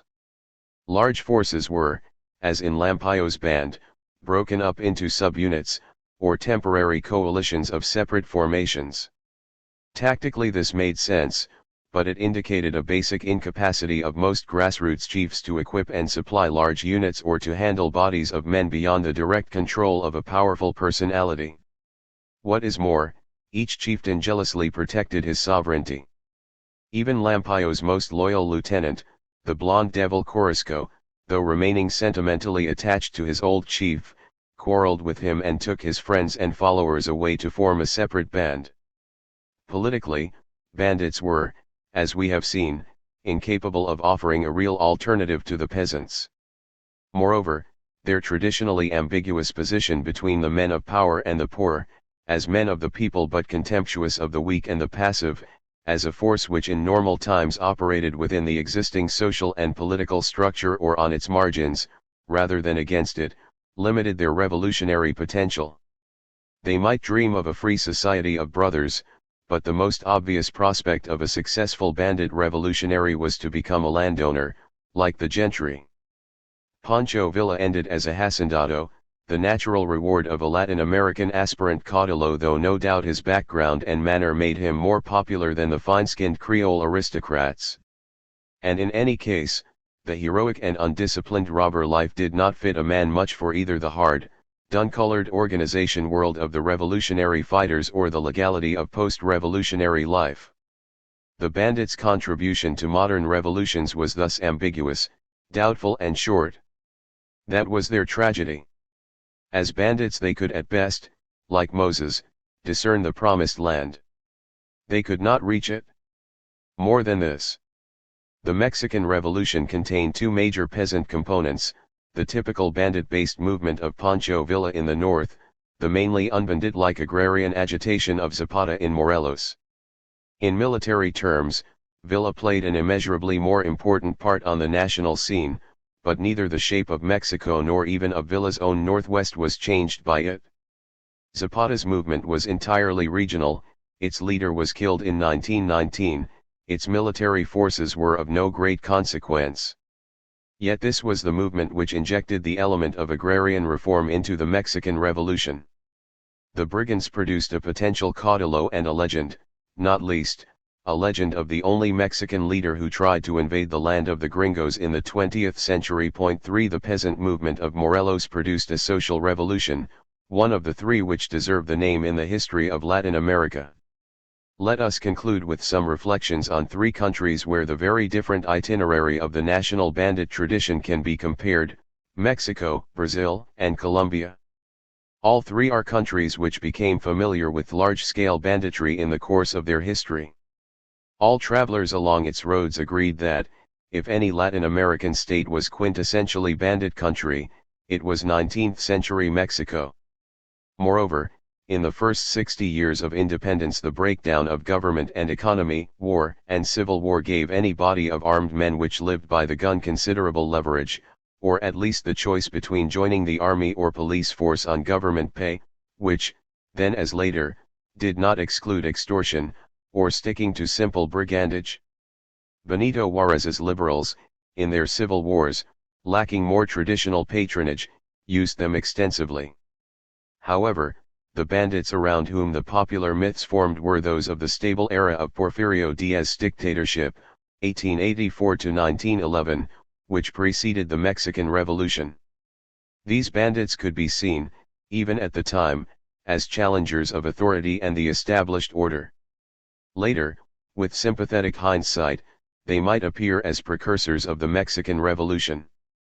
Thanks chiefly to Pancho Villa, the most eminent of all brigands turned revolutionaries, this has brought banditry a unique degree of legitimacy in Mexico, though not in the USA, where in those very years violent, cruel, and greedy Mexican bandits became the standard villains of Hollywood, at least until 1922, when the Mexican government threatened to ban all films made by offending movie companies from the country. 4 of the other bandits who became nationally famous in their lifetime: Jesus Arriaga, Chucho El Roto, in central Mexico, Heraclio Bernal in Sinaloa, and Santana Rodriguez Palafox, Santanon, in Veracruz.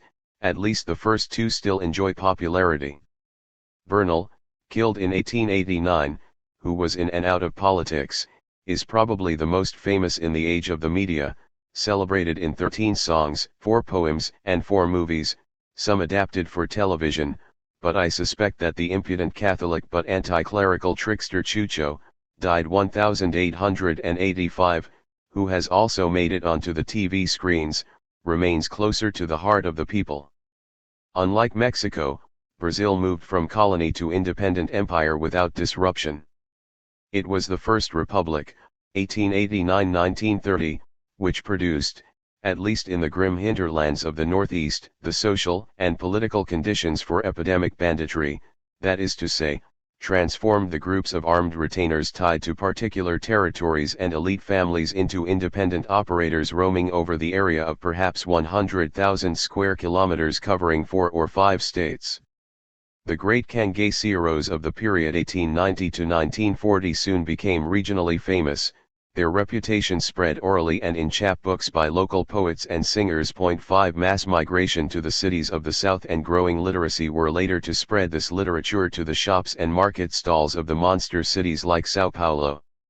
The modern media brought the cangacieros, an obvious local equivalent to the Wild West, onto cinema and television screens, all the more readily as the most famous of them, Lampayo, was actually the first great bandit to be filmed live in the field. Of the two most celebrated bandits, Silvino acquired a noble robber myth in his lifetime, which was reinforced by journalists and others to contrast with the great but hardly benevolent reputation of Lampayo, his successor as king of the Backlands. Yet it is the political and intellectual co-option of the cangacieros into Brazilian national tradition that is interesting. They were very soon romanticized by northeastern writers and, in any case, were easy to turn into demonstrations of the corruption and injustice of political authority. Insofar as Lampayo was a potential factor in national politics, they attracted wider attention. The Communist International even thought of him as a possible revolutionary guerrilla leader, perhaps suggested by the leader of the Brazilian Communist Party, Luís Carlos Prestes, who in his earlier career as leader of the Long March of military rebels came into contact with Lampayo in Ceará in 1926. However, the bandits do not seem to have played a major part in the important attempt by the Brazilian intellectuals of the 1930s to build a concept of Brazil with popular and social as against elite and political bricks. It was in the 1960s and 1970s that a new generation of intellectuals transformed the cangaceiro into a symbol of Brazilianness, of the fight for freedom and the power of the oppressed, in short, as a national symbol of resistance and even revolution. 6 This in turn affects the way he is presented in the mass media, even though the popular chapbook/oral tradition was still alive among Northeasterners, at least in the 1970s. The Colombian tradition has followed a very different trajectory. It is, for obvious reasons, completely overshadowed by the bloodthirsty experience of the era after 1948, or, as some historians prefer, 1946, known as La Violencia and its aftermath. This was essentially a conflict combining class warfare, regionalism, and political partisanship of rural populations identifying themselves, as in the republics of the River Plate, with one or other of the country's traditional parties, in this case the liberals and conservatives, which turned into guerrilla war in several regions after 1948, and eventually, apart from the regions where the now powerful communist guerrilla movement developed in the 1960s, into a congeries of defeated, formerly political armed bands, relying on local alliances with men of power and peasant sympathy, both of which they eventually lost. They were wiped out in the 1960s. The memory they have left has been well described by the best experts on the subject. Perhaps, except for the idealized memory that the peasants still hold in their old zones of support, the social bandit has also been defeated as a mythical character. What took place in Colombia was the opposite process from that of the Brazilian cangaço. Over time the cangaço lost much of its characteristic ambiguity and developed towards the image of the ideal social bandit. The cangaceiro ended up as a national symbol of native virtues and the embodiment of national independence. In Colombia, on the contrary, the bandit personifies a cruel and inhuman monster or, in the best of cases, the son of the violencia, frustrated, disoriented and manipulated by local leaders. This has been the image accepted by public opinion. 7. Whatever the images of the FARC, Fuerzas Armadas Revolucionarias de Colombia, the chief guerrilla force in Colombia since 1964, guerrillas, paramilitaries and drug cartel gunmen, that will survive into the 21st century, they will no longer have anything in common with the old bandit myth. 1969. 11. Peasant insurrection. My title needs some defining. By peasants I mean countrymen of not more than moderate wealth, by prevailing social standards, who cultivate their land primarily with their own and their families' labor, or who want land for this purpose, and for whom this activity is not just a business but a way of life. That is to say, the term excludes, in addition to townsmen, a. landlords who have land cultivated for them primarily by other people's labor, b. rural proletarians who would not wish to become peasants, c. rural entrepreneurs for whom agriculture is primarily a business. There are a considerable number of borderline cases, but this will do as a guideline. The term peasant society means the social organization of an agricultural economy in which peasants play the predominant part, or the social organization of that sector of such an economy in which they do, e.g. the 19th century Russian village minus the superstructure of the gentry. By peasant insurrection I mean social movements in which peasants seek to attain ends which are determined by their collective position as peasants. Thus the participation of peasants in the civil wars of 19th and 20th century Colombia does not automatically constitute a peasant movement, but the land agitations of the 1930s do.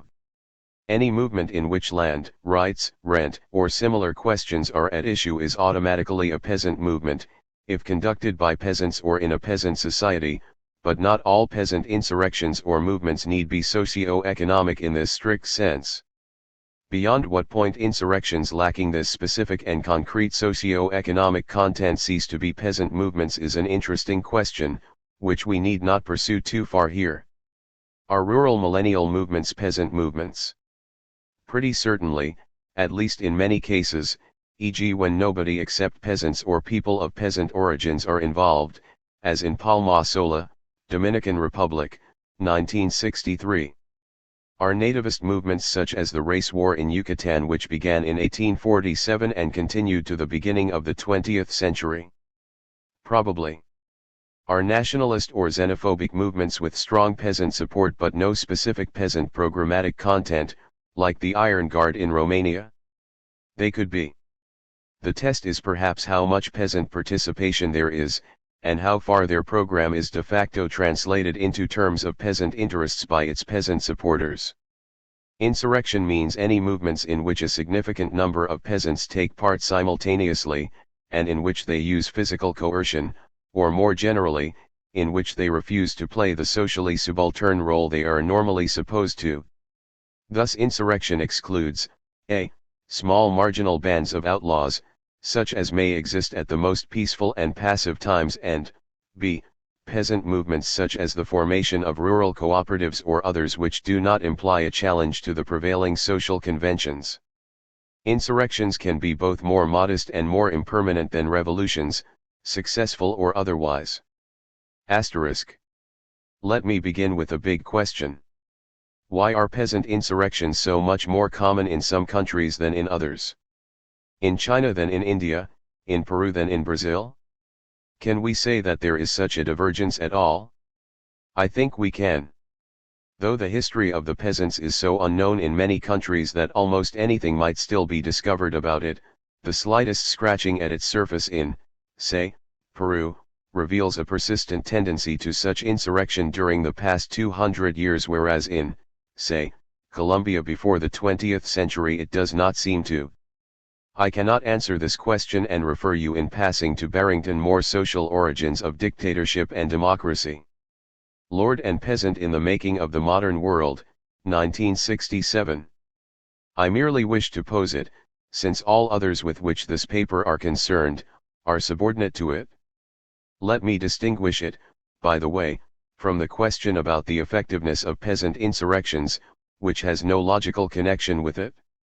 Historically, Chinese peasant insurrections have been extremely effective, and Peruvian peasants extremely ineffective in national terms, but we are not entitled from this to conclude that Chinese peasants were more likely to rebel than Peruvian peasants, though of course this may be so. Palermo holds the record for riotousness among European cities. St. Petersburg neither lent itself to rioting nor appears to have much of a history of it before the revolutions. The effects of the few Petersburg riots were far greater than those of the many Palermo insurrections for quite different reasons. Perhaps it is worth making one point in passing.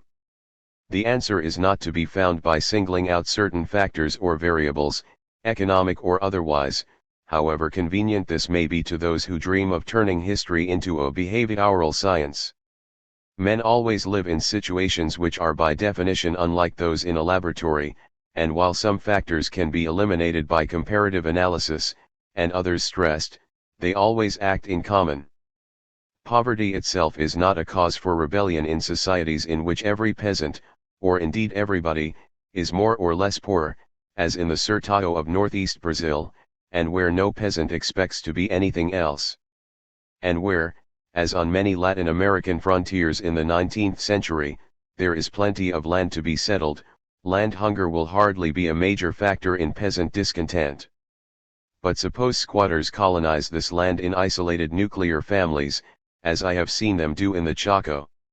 Unless such a unit has 2 or 3 grown men's labor power, it will almost certainly not have enough to establish itself permanently. In such cases, family structure inserts a mechanism for generating agrarian discontent into a situation of totally free colonization with unlimited land. Again, suppose we find that the open frontier attracts men who have to, or want to, get away from the settled world of lordship and subordination. Then the stimulus which can move them into action need only be much slighter than elsewhere. Here the socio-political structure in general counteracts the laboratory effects of free land. There are plenty of cases in point, not only in Latin America but on the steppe frontier of Tsarist Russia, where all major peasant risings began in the 17th/18th centuries.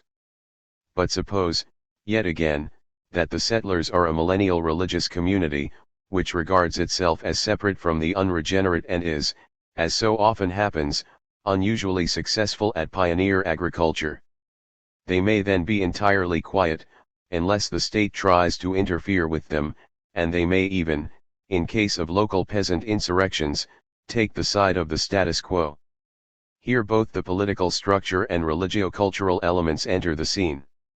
All we can do a priori is to construct a more or less abstract model, with low predictive capacity. Some of the German sectarians in Brazil have a history of insurrection. Have the Mennonites and others in Paraguay? I don't know, but I haven't heard of it. Having mentioned the big question, let me be a little more concrete about a smaller, yet still fairly ambitious one.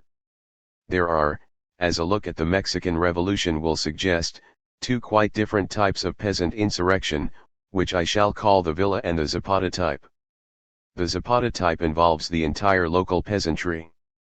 It is a mobilization of communities, even of regional societies, through the structure, customs, etc. of the communities. Compare the way in which Zapata found himself at the head of his community, and then by a process of osmosis, or rather of tacitly mobilized consent, of his entire people, he was leader Porcarino. The villa type is a mobilization of the marginal, the outlaws, the men who have little to lose and much to gain, bandits, cowhands, footloose men, deserters, armed bands. This division is very general. I am told, for instance, that the classical Chinese peasant movement is of the villa rather than the Zapata type, an expanded version of the outlaw bands, swelled by the landless, the starving, the marginal. The peasant movements with which I am more familiar, on the other hand, for instance the Sicilian fasci of the 1890s, the anarchists in Spain, seem to me to belong to the Zapata type. We should expect their local leaders to be men of local standing, settled, married with families and kin, always allowing for the social divisions and political structure of their area. Movements which begin by the formation of a peasant league are of this type, I think. Movements of comunidades one would expect almost by definition to be like that. This doesn't mean that the marginal men are not involved, indeed they are essential from a military point of view. But, as in the case of the Zapata movement, all that is needed here is that the leaders of the wider movement should have the respect of the tough men, as Zapata had, because he was not merely a farmer but a horsebreaker, a dandy, a good man with women, etc. Clearly the motives will be different in each case. But how? Here is scope for research and thinking. Why will one movement take a Zapata form, another a villa form? Obviously in pastoral areas, in mountains, etc. a villa is more likely, but only there? Like many questions, I must leave this one open. What I have said has a bearing on certain theories of peasant revolt, notably that of Eric Wolf Peasants, 1965 and Peasant Wars of the 20th Century, 1969, which seem to me to be slightly incomplete insofar as they leave the Zapata, villa distinction on one side.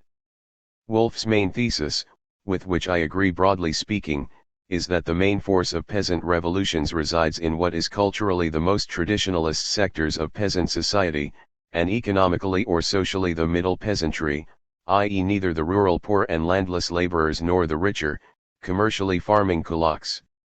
It is indeed for him subjectively a movement to defend or restore the traditional economy and society against disruption, but a movement whose strength naturally lies among those who have not yet been definitively disrupted, or on the other hand, who have discovered that the new economy and society provide them with an inviting alternative. Of course, if we accept this general view, it does not mean that we deny the participation, even the initiative, of either the bottom or top strata of the village. The people at the bottom or the marginalized may provide ready mobilization, the top people may provide initiative and leadership, or their own specific discontents around which a wider movement can crystallize, as around the Arrendires in La Convención, Peru. One point on which I think there can be no serious argument concerns the rural proletarians. If modern large-scale commercial farming, agro-industrial enterprise, establishes itself in the shape of plantations or such like, the permanent rural proletariat will stop being peasants.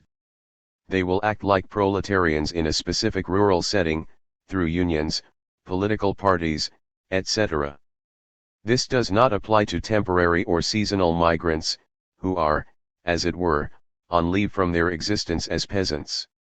So let me eliminate the rural proletariat, in the strict sense of the word, from the present discussion, if only because there are few plantations which do not impinge upon, or are impinged upon by, other sectors, laborers not directly employed but through contractors, padrones, making the permanent labor force much weaker than in, for example, the Peruvian haciendas, peasants, often squatters, providing the plantation with food, Indians. It is not often that agro-industrial enterprises can be isolated from their peasant context. Let us, however, leave them aside for our purposes and consider the likelihood of particular kinds of complexes of peasants rising in Latin America today. There have been few general peasant insurrections, apart from Peru in 1960-4, so we should not be surprised to find the general scheme of Wolf not necessarily providing us with more concrete guidance. Looking at what I know of the area, I would say that the following groups have been most explosive in different situations. I list them in no particular order, they sometimes overlap: A. Squatters and peasant colonists; B. Potential kulaks in agrarian conflicts arising out of the extension of cash crops; C. Comunidades, here land hunger plays a special role; D. Frontiersmen; E. Peasants in regions of traditional, mostly communist, agitation. The role of the squatter is particularly explosive, since his conflicts arise essentially out of the challenge by the law of state and landowners to his de facto occupation of land which he knows to be unutilized and therefore morally the tiller's. Also because it tends to occur in zones remote from authority. Hence the unusually high activity of this numerically quite small group. There is a squatter element in virtually all agrarian agitations, in frontier areas like La Convención or central Peru, in the famous independent banana growers' strike in conflict with the United Fruit Company in Santa Marta, Colombia in 1928, in Goiás, Brazil, in the early 1950s, throughout most Colombian agitations, and in pre-revolutionary Cuba. But it can also, I am sure, be discerned in the activities of the colonos on Peruvian haciendas who are, according to the Peruvian anthropologist Hugo Nero Los Andes, Tierra Omuerd, 1968, the core of highland unionism, or for that matter in the disputes about land in the increasingly populous and land-poor comunidades. The role of the cash crop peasant is equally evident in the coffee areas of Colombia and La Convención, Peru, where there is a conflict between a type of agriculture essentially suitable to small and medium production and a pattern of land ownership essentially favorable to large estates. The comunidades agitation seems to arise essentially from the squeeze produced by population growth on the one hand, the exhaustion of communal lands on the other, politically sharpened by the long process of often illegal appropriation by expanding haciendas. The frontier situation is suitable for agitation because of the relative economic freedom of the pioneers engaged in subsistence agriculture, and the political and social factors which drive men onto the frontier and make them more combative. A history of past agitation and organization is important because it provides both the catalyst and the forces of leadership, organization, sympathy by local literates, etc., which can turn discontent into action, and tie it on to wider movements. Editor's note. A final section of this unpublished essay on the way in which peasant thinking affects peasant insurrections was left unfinished. But see Ideology and Peasant Movements, below. 12. Ideology and Peasant Movements. The term ideology will be used in this paper in two senses: a formulated and generally recognized system of beliefs about society, often with a recognized brand name, such as liberalism, nationalism, communism, etc., from which programs of social and political action can be or are derived, and b. a similar system of beliefs, which is not formulated as much or consciously held, but which nevertheless forms the basis of social and political action of a given group of men. In other words, ideology, as used in this paper, includes not only the ideologies commonly recognized and labeled as such, whose significance may be confined to a minority sector of society, the literate or educated, but all systems of ideas about society which determine social and political action. The distinction is of operational importance in a continent such as South America, where ideologies of type A, at least in their secular post-1789 form, may be politically effective among a restricted stratum, e.g. Communist positivists in Brazil or Mexico, but totally unknown or incomprehensible to the bulk of the population. Type A will be called socio-political theories, type B, systems of action. It follows that theories, insofar as they are confined to elite or other politically influential minorities, become effective by imposing a certain pattern of action on the masses, systems of action by mobilizing them. The major political changes, revolutions, of Colombian history, for example, have always owed a great deal to groups of the elite mobilized, at least at a crucial stage of their careers, by specific ideologies: conservatism and liberalism. Communism played an analogous role in the formation of the anti-elites of the 1920s, which subsequently became the transforming force of the Liberal Party in the 1930s and 1940s. Orlando Falsborda argues in La Subversion and Colombia, 1967, that in the 1960s the time for another subversion of this type had once again come, and discerns the outlines of the new anti-elite in Camilo Torres and the young Fidelist revolutionaries. The extent to which ideologies not merely mobilized potential social changers, but determined the shape of the changes, is a more complex question. It is evident that revolutionary ideologies, whatever their specific programmatic content, would predispose their adherents to demand social and political changes more radical than those envisaged, or even believed to be possible, by those who operate within the status quo, whether as conservatives or piecemeal reformers. But how far does the rise of ideological anti-elites simply reflect the widespread consciousness of new problems which require new and radical solutions? How far are the changes due to these ideological groups the result of their theories and programs, and how far to mass movements of revolt which force certain kinds of political action on the national agenda? The question is complex. No doubt, in 1928–48 the force which transformed Colombian politics came from popular movements. No doubt the institutional changes which followed found a more suitable vehicle in the Liberal Party, for partly ideological reasons, because this party believed in progress, economic growth and the people rather than in order, tradition, and hierarchy. No doubt the small groups of radical ideologues who provided the impetus of the change, in terms of politics and ideas, contributed something specific to the institutional changes. But what and how much? The question becomes even more complex if we bear in mind two facts generally characteristic of Latin American ideology: a. its evident debt to foreign models, and b. the striking divergence between what such foreign models mean in their countries of origin and in the real context of Latin American politics. The influence of, sometimes the tendency to copy, European ideologies such as utilitarianism, positivism, utopian socialism, Marxism, fascism, etc. is familiar. It is equally well known that in the Latin American situation the meaning of such ideological labels, and the practical consequences of adherence to an ideology, may surprise the European or North American, as witness the political activities of Latin American groups and men inspired by, or claiming to be influenced by, the European fascism of the 1930s. In general, all ideologies have, in the Latin American context, had one or more of three major objectives: a. to transform backward countries into advanced ones; b. to transform, formally or informally, dependent countries into genuinely independent ones; and c. to construct a bridge between the small elites and the mass of the impoverished and backward population. The normal form of Latin American ideologies has been one taken over from among the most suitable, the most fashionable or the most prestigious ideologies of the advanced worlds, insofar as these are not evidently incompatible with objectives A, B, or C.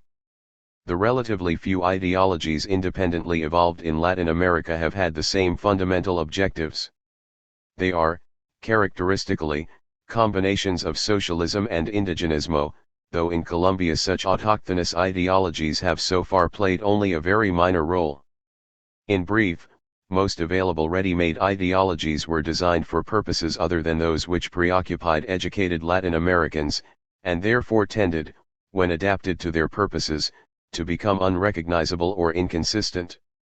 Thus, in the case of Jorge Elier Gaitan in the 1930s and 1940s, it was difficult to establish, as Raúl Andrade has observed, where the sympathizer of Mussolini ended, the liberal chief began, and the leftist leader had his roots.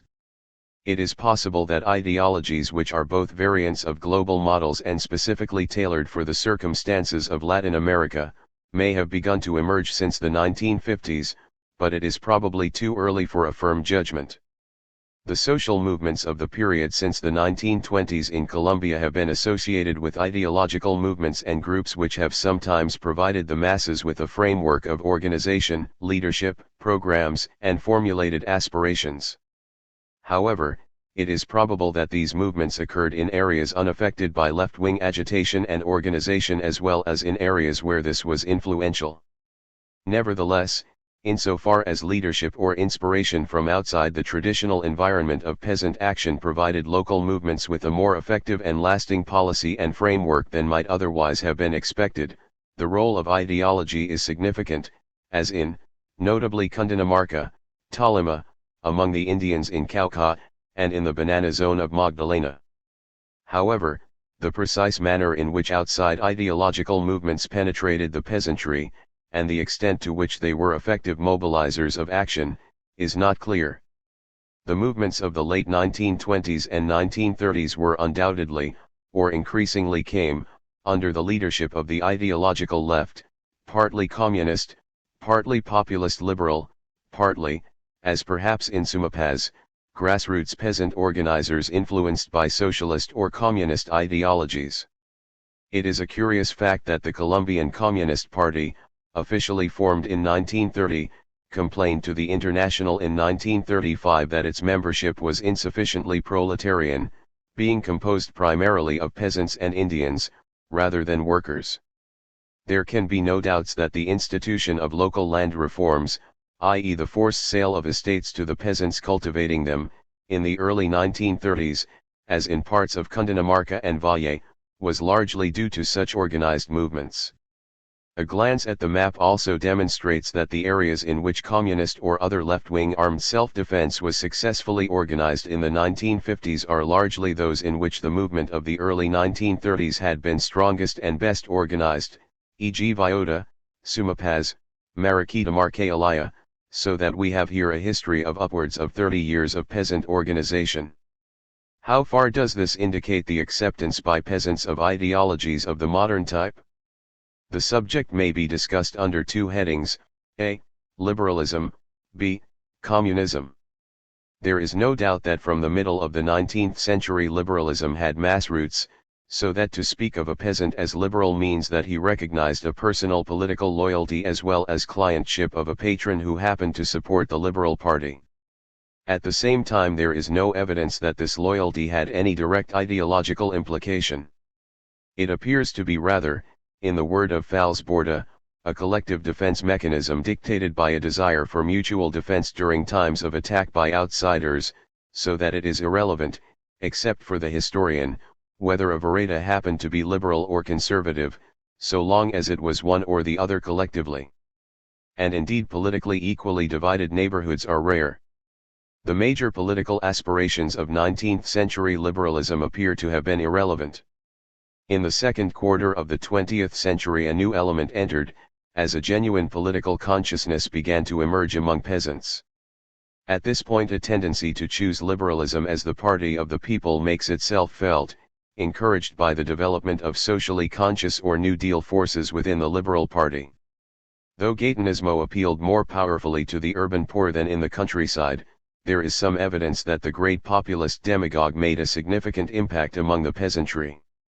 We are in a better position to say what communism meant to the peasants supporting it. It does, not stand primarily for economic collectivism. In Villota, long controlled by the Communist Party, not even cooperatives appear to have been instituted. In Sumapaz the only economic activity organized in common was the distribution of water, traditionally a collectively planned matter. The simplest definition of its actual significance is that it stands for a movement of men who demand their rights, not so much natural or new rights as legal old rights, the legitimization of an economy of independent peasants operating in the manner to which the local peasantry is accustomed, but where necessary with formal sanctions, the establishment of a peasant autonomy at the subordinate level which peasants regard as proper to them. Thus in both Villota and Sumapaz small crimes and disputes were settled in the community, serious ones were left, or handed over to official justice, except during periods of enforced independence, as when engaged in war against government forces, commercial and credit transactions were under the state system, and indeed the commercial centers to which peasants brought their produce were not in the grassroots communist system. A formal structure of social organization through membership of the party to which the majority of adult men in Sumapaz belonged in the 1950s. It would seem that the party undertakes the maintenance of good custom and morals, either directly or through local councils, cabildos. Sumapaz discouraged fiestas, even for fund-raising purposes, as likely to lead to drinking and fighting, though Viota was less puritanical. An educational system, always a matter of major importance to politically conscious peasants. Political education for adults was practiced in both Viota and Sumapaz. Independent schools were founded and the right to appoint suitable teachers in state schools was tenaciously demanded, and indeed informally accepted in long autonomous peasant neighborhoods.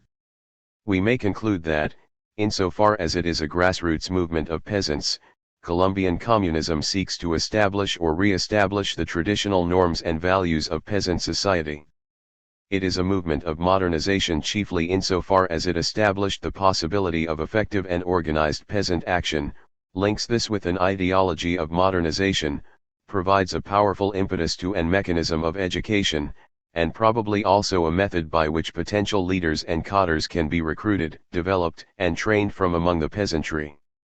We may conclude further, that, where left to themselves, the peasants select from the communism which reaches them from the outside those elements, and probably only those elements, which make sense to them in terms of their previously held aspirations.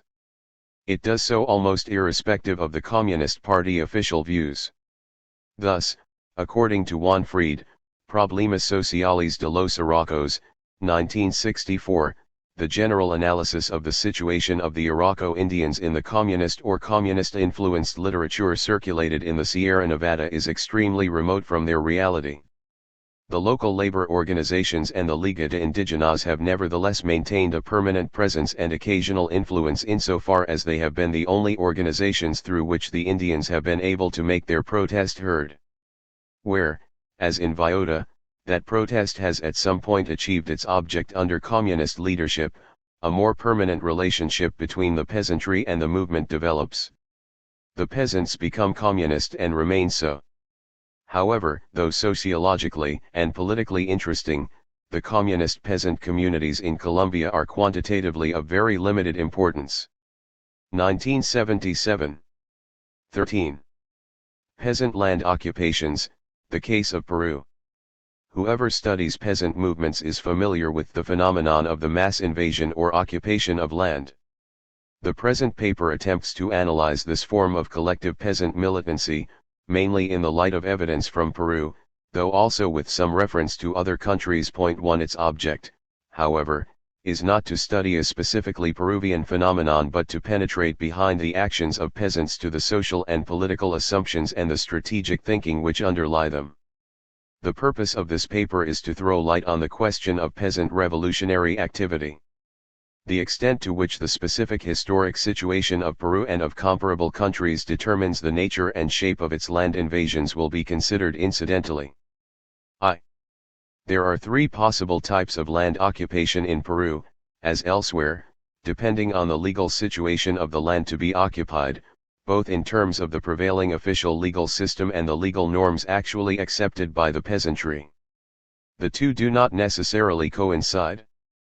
The land to be occupied may belong to the peasants, but they have been alienated, legally or otherwise, in a manner which they do not recognize as valid.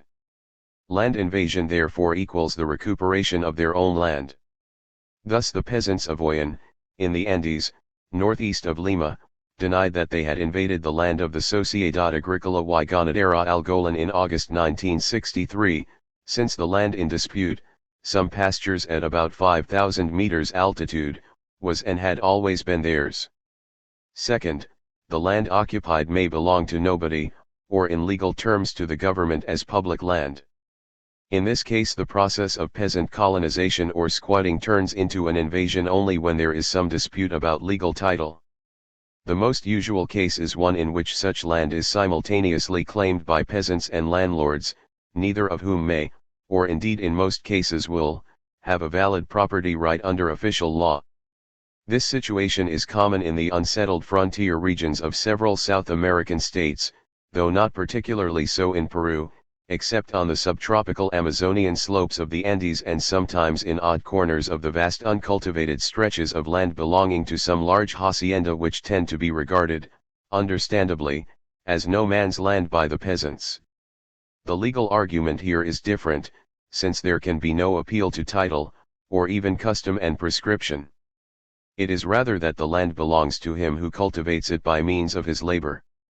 This argument was accepted in Spanish colonial law, which adjudicated empty lands, tierras baldías, to those who cleared, sowed, or otherwise cultivated them within a given time limit, fixing the size of the holding according to the ability of the holder to cultivate it.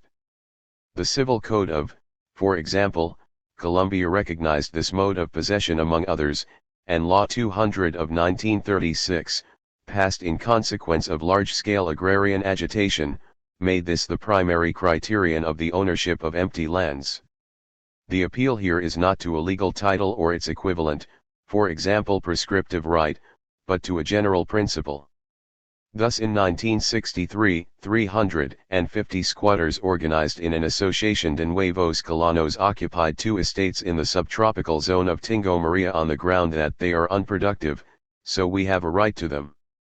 Thirdly, the land may unquestionably belong to someone other than the invaders, even by the legal doctrines and documents which they themselves accept, as when peasants expropriate landlords from their domain holdings.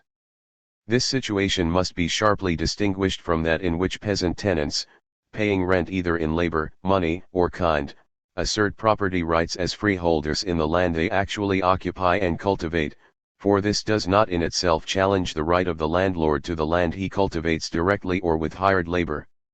Nor does it constitute an invasion, since the peasants are already on the holdings whose legal title they wish to change. Clearly, expropriation is the most consciously revolutionary form of land occupation.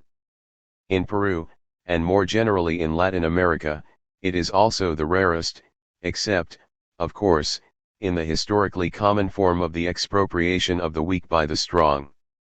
To be precise, it seems to occur rarely if at all among peasant movements which are not directly influenced by modern political ideologies. The present paper will deal primarily with land invasions of the first type, which form the overwhelming bulk of recorded invasions in 20th century Peru. The characteristic movement of this sort is the recuperation of lost common lands by peasant communities. As Dr. Saturnino Paredes put it, arguing against some deviationist members of the small, Maoist, Peruvian Communist Party of which he was then General Secretary. In Peru the fact is that the peasantry living in communities, is convinced that the lands now in possession of the latifundists belong to the peasants, because they have worked them, and because they hold title to them in some cases and because of the right of immemorial possession in some others. Point 2. The right by labor is clearly implicit in all the other claims to possession, though, except in the case of newly settled land, it is not distinct from the right to immemorial possession, since this merely means that uncounted generations of peasants have tilled a particular piece of land or grazed their animals on it. Hence perhaps the fact that I have not come across any land invasion justified purely by the slogan "the land to the tiller," except where modern political ideologies enter into the affair. This does not mean that it is insignificant. For peasants, possession without labor is unthinkable, since what land they have must be used. But if immemorial possession is title enough, such possession validated by actual documents is even better. Given the nature of the Spanish colonial system, there are plenty of Indian communities with such documents, and these are typically adduced to legitimize land invasions. The young sectarians of the Maoist Communist Party regarded this as a petty bourgeois aberration, arguing that the only thing to do with land titles of the feudal or bourgeois period, whoever they favored, was to burn them, but, as Dr. Paredes pointed out justifiably, and speaking from ample experience, all this reveals that the opportunist left liquidators have no experience of the peasant movement and have never had anything to do with any peasant community. 3. The entrenched legalism of peasant land invasions is a fact which both the student and the agitator neglect at their peril. To possess papelitos, little pieces of paper, is very important for a Latin American peasant community. Whether real or forged, they are cherished, preserved, hidden from possible robbers, because to lose them would in some way affect their rights, though one can hardly say that it would weaken their sense that they exist. John Womack has given a moving account of the preservation of the land titles of an Aniquilco, the pueblo of the great Emiliano Zapata. 4 There are even, I am told, cases of Bolivian villages which, having been given land by the agrarian reform, went to the former owner asking for a document of transfer to make it all legal. As we shall see, this legalism does not prevent such peasants from making revolutions. For one thing, they are inclined to reject as morally invalid and unnatural laws, however constitutionally correct, which take away common lands. At this point the peculiarities of the Latin American situation must be mentioned, since they turn legalism in the strictest sense into a potent, if also limited, social force among the peasantry. The Spanish conquest guaranteed legal recognition and communal lands to the Indian communities, under the control of the royal bureaucracy, while simultaneously attempting strict control of the conquistador settlers, though with little success. The hacienda, the large estate whose owners became the de facto holders of power, therefore developed side by side with the peasant communities, its territorial expansion legally limited by the rights both of the Crown and of the Indians, legal limits which were not entirely abolished, though for practical purposes made inoperative, in the period of independence. Consequently their expansion took place largely by naked appropriation, especially in the late 19th and 20th centuries, when large tracts of land formerly without much economic value became both potentially profitable and accessible to markets. The typical large hacienda of Latin America is therefore based not on legal ownership, by virtue of a new law against an old law, but simply on the fact that the power of the large landowner was greater than that of the state, where the two did not actually coincide in his person. An old lawyer and ex-politician in the Peruvian Central Highlands has gone so far as to argue that land reform had been unnecessary, since all that was required to secure an effective redistribution of the land was to ask landowners, any landowner, to show title to their estates, and return the land held without good title to the peasants from whom it had originally been taken. 5. Thus in Colombia, following an agrarian agitation, the titles of 3 latifundia belonging to J. Otero Torres and covering something like 300,000 hectares were officially investigated. The original title to the property in 1823 referred to 426 hectares. In the Peruvian Central Highlands the Hacienda Tucli in 1887 held title to some 12,000 hectares, though even this was not undisputed. By 1915 it had somehow acquired 103,000 hectares. Since the owners who thus acquired stolen property did so in proper legal form, they expected, and normally got, the protection of the courts, and if they had no title at all, their ability to overawe the Indians and their political influence over local judges and policemen was normally quite sufficient to fend off challenges. This is, of course, to oversimplify a complex situation. Haciendas might have legal titles to enormous territories, but actually use only a small part of them, leaving the rest to nobody or to the de facto occupation of the peasantry, which would naturally assume that actually working the land gave it the right of possession or property, at any rate better right than the inactive landlords. Communities might strengthen their moral claim to the land by forging or extending ancient titles. Moreover, as we shall see, rival legal claims to land opposed not only peasants to haciendas but also communities to other communities, especially when, as happened in the course of time, groups of peasants left the original settlement to establish themselves elsewhere in communal territory, normally, in Peru, by moving into another ecological niche higher or lower on the Andean slopes which stretch from the tundra at the top to the subtropics and tropics at the bottom. They would then attempt to form separate communities carving out their own communal lands, whose boundaries were in dispute with the mother settlement. Nevertheless, Latin America in general and the areas of solid Indian settlement in particular provide an unusually large number of peasant communities with legal documents of communal ownership of land alienated by naked or barely disguised robbery. To this extent the problem of legitimizing peasant rights is unusually simple in theory. On the other hand, very frequently the demand for land, however objectively revolutionary, requires no ideological challenge to existing legality. 2. Let us now turn to some actual invasions of land. A land invasion is normally a rather standardized affair, decided and carried out by the whole community as a collective entity. This means that it is normally discussed in advance. The intention to invade is therefore normally known to the landlords and the authorities, who are in a position to take countermeasures if police, troops, or their own armed men can be got to the disputed frontier, which may of course be rather remote and inaccessible. The invasion itself is a major ceremonial occasion. Such events take place amid great clamor.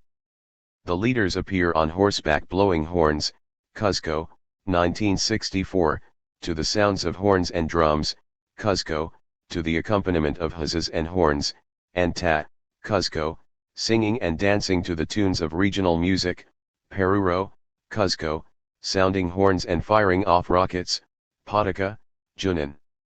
In recent years they seem to have been accompanied by large numbers of flags. Peruvian flags were universal in the 1960s, but in the politically radicalized Cuzco department they were accompanied by Castroite slogans, Tierra Omuerd, Vence Ramos, and so on.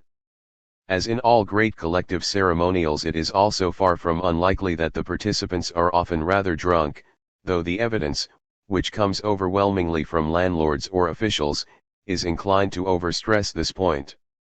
The mobilization for an invasion normally takes place in the evening, the actual operation, on sound military principles, at dawn, though this is not invariable. A more or less large mass of men, women, and children, to the number of hundreds or even thousands, accompanied by livestock, implements and building materials, occupies the disputed territory, tearing down fences, walls, and other boundary marks, and immediately proceeds to build simple huts or other structures, generally along the line of the boundary claimed as legitimate. The families immediately establish themselves there, start to pasture their flocks, where necessary expelling the landlord's animals, and to plow up and sow the land. In some instances a more cautious line is followed, a reconnaissance party being infiltrated which, if there is no sign of massive opposition, is followed by mass occupation. An important distinction between the classical communal land invasion and land occupations organized by more modern political movements must, however, be pointed out. The strategy and tactics of modern occupations, whether of land or workplace, sit-ins or work-ins, envisage them as demonstrations or means of bringing pressure to bear on the authorities, that is to say as a means to an end.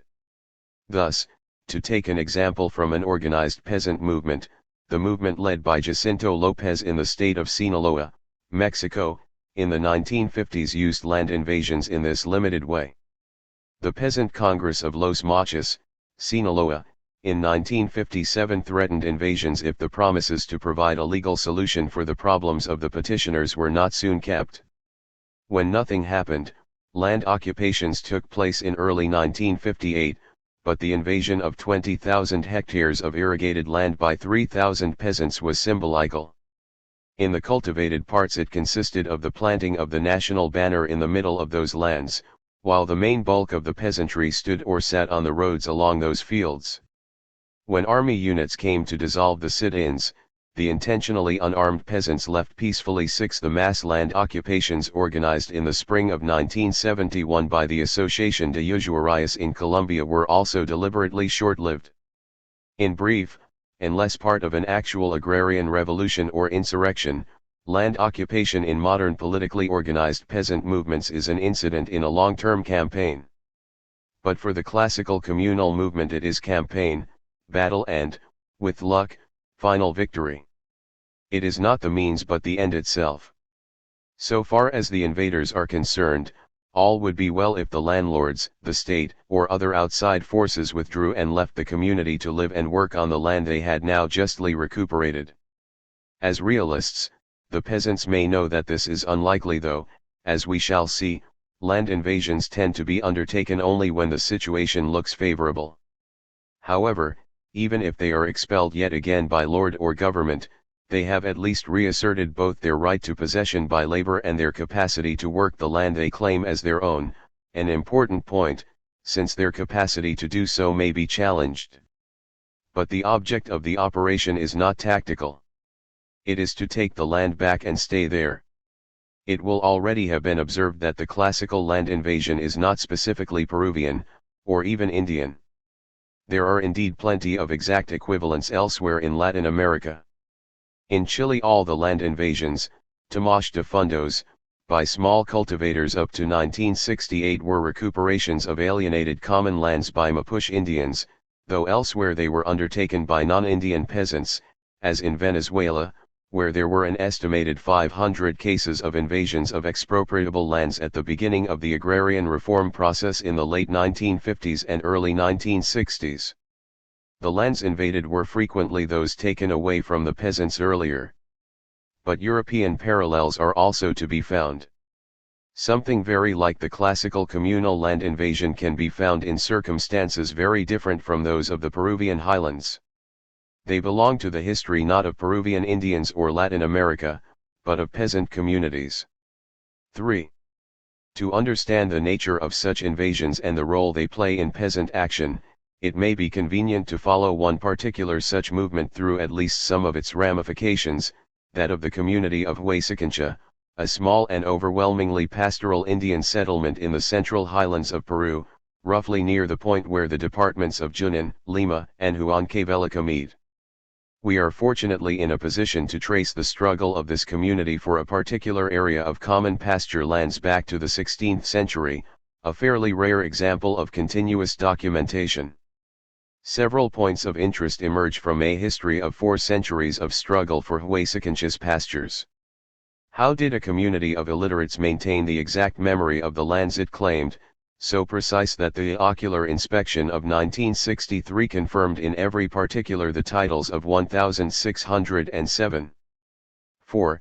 Though they had documents, for most of their history they obviously could not read them, indeed even the white lawyers whose business it was had sometimes to employ paleographers for this purpose. In the 1960s an illiterate witness for the community, one Julian Pacarcuco Samaniego, 59 years old, answered this question by saying that he had known the boundaries since 1922 because when he was a boy his father took him up and showed him the boundaries, and that is the reason he knows them. 7 Presumably in every generation since the 16th century fathers had taken sons up to the high pastures to keep alive the memory of the lost lands in the same way.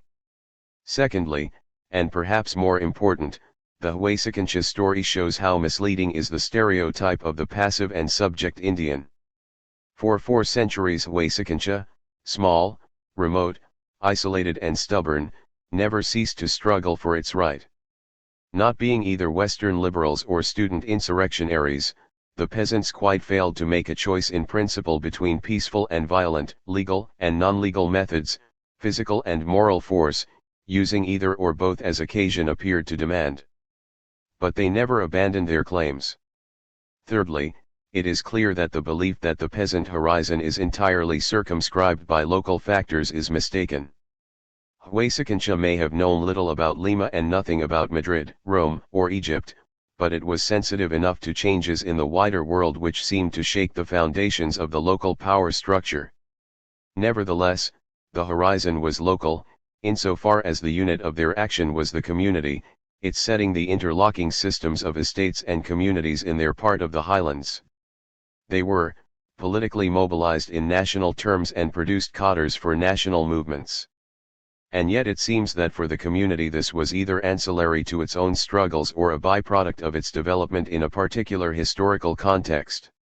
Their ambition was not to change the system so much as to make the best of it when it was strong, to push it back when it looked like yielding.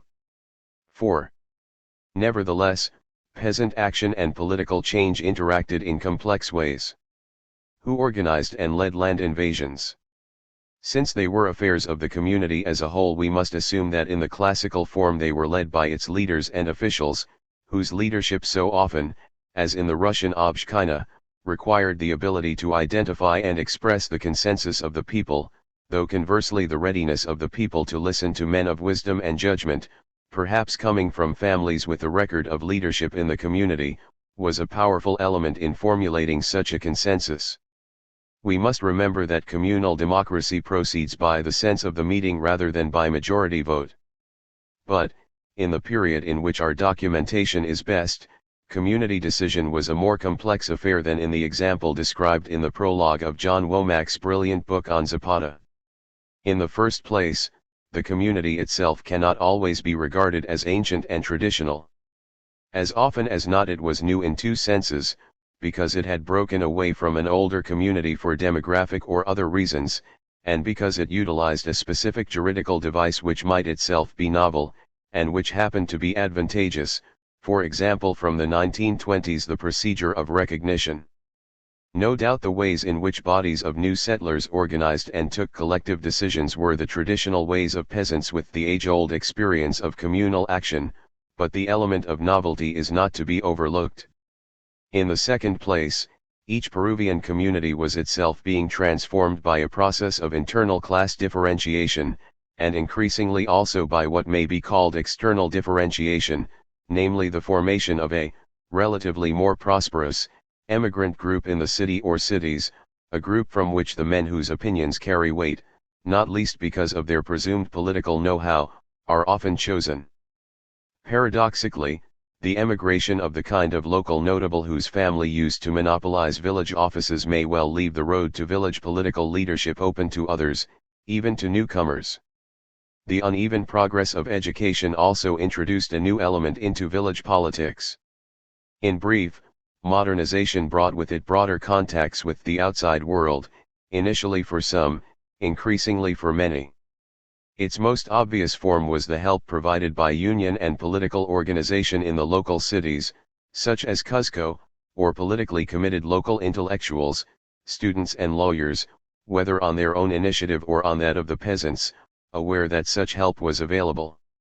Too little is known of the political microhistory of communities to generalize, and even the more readily documented spread of peasant unions and federations of communities, such as were powerful for a time in the Central Highlands, is only known in a rather fragmentary way.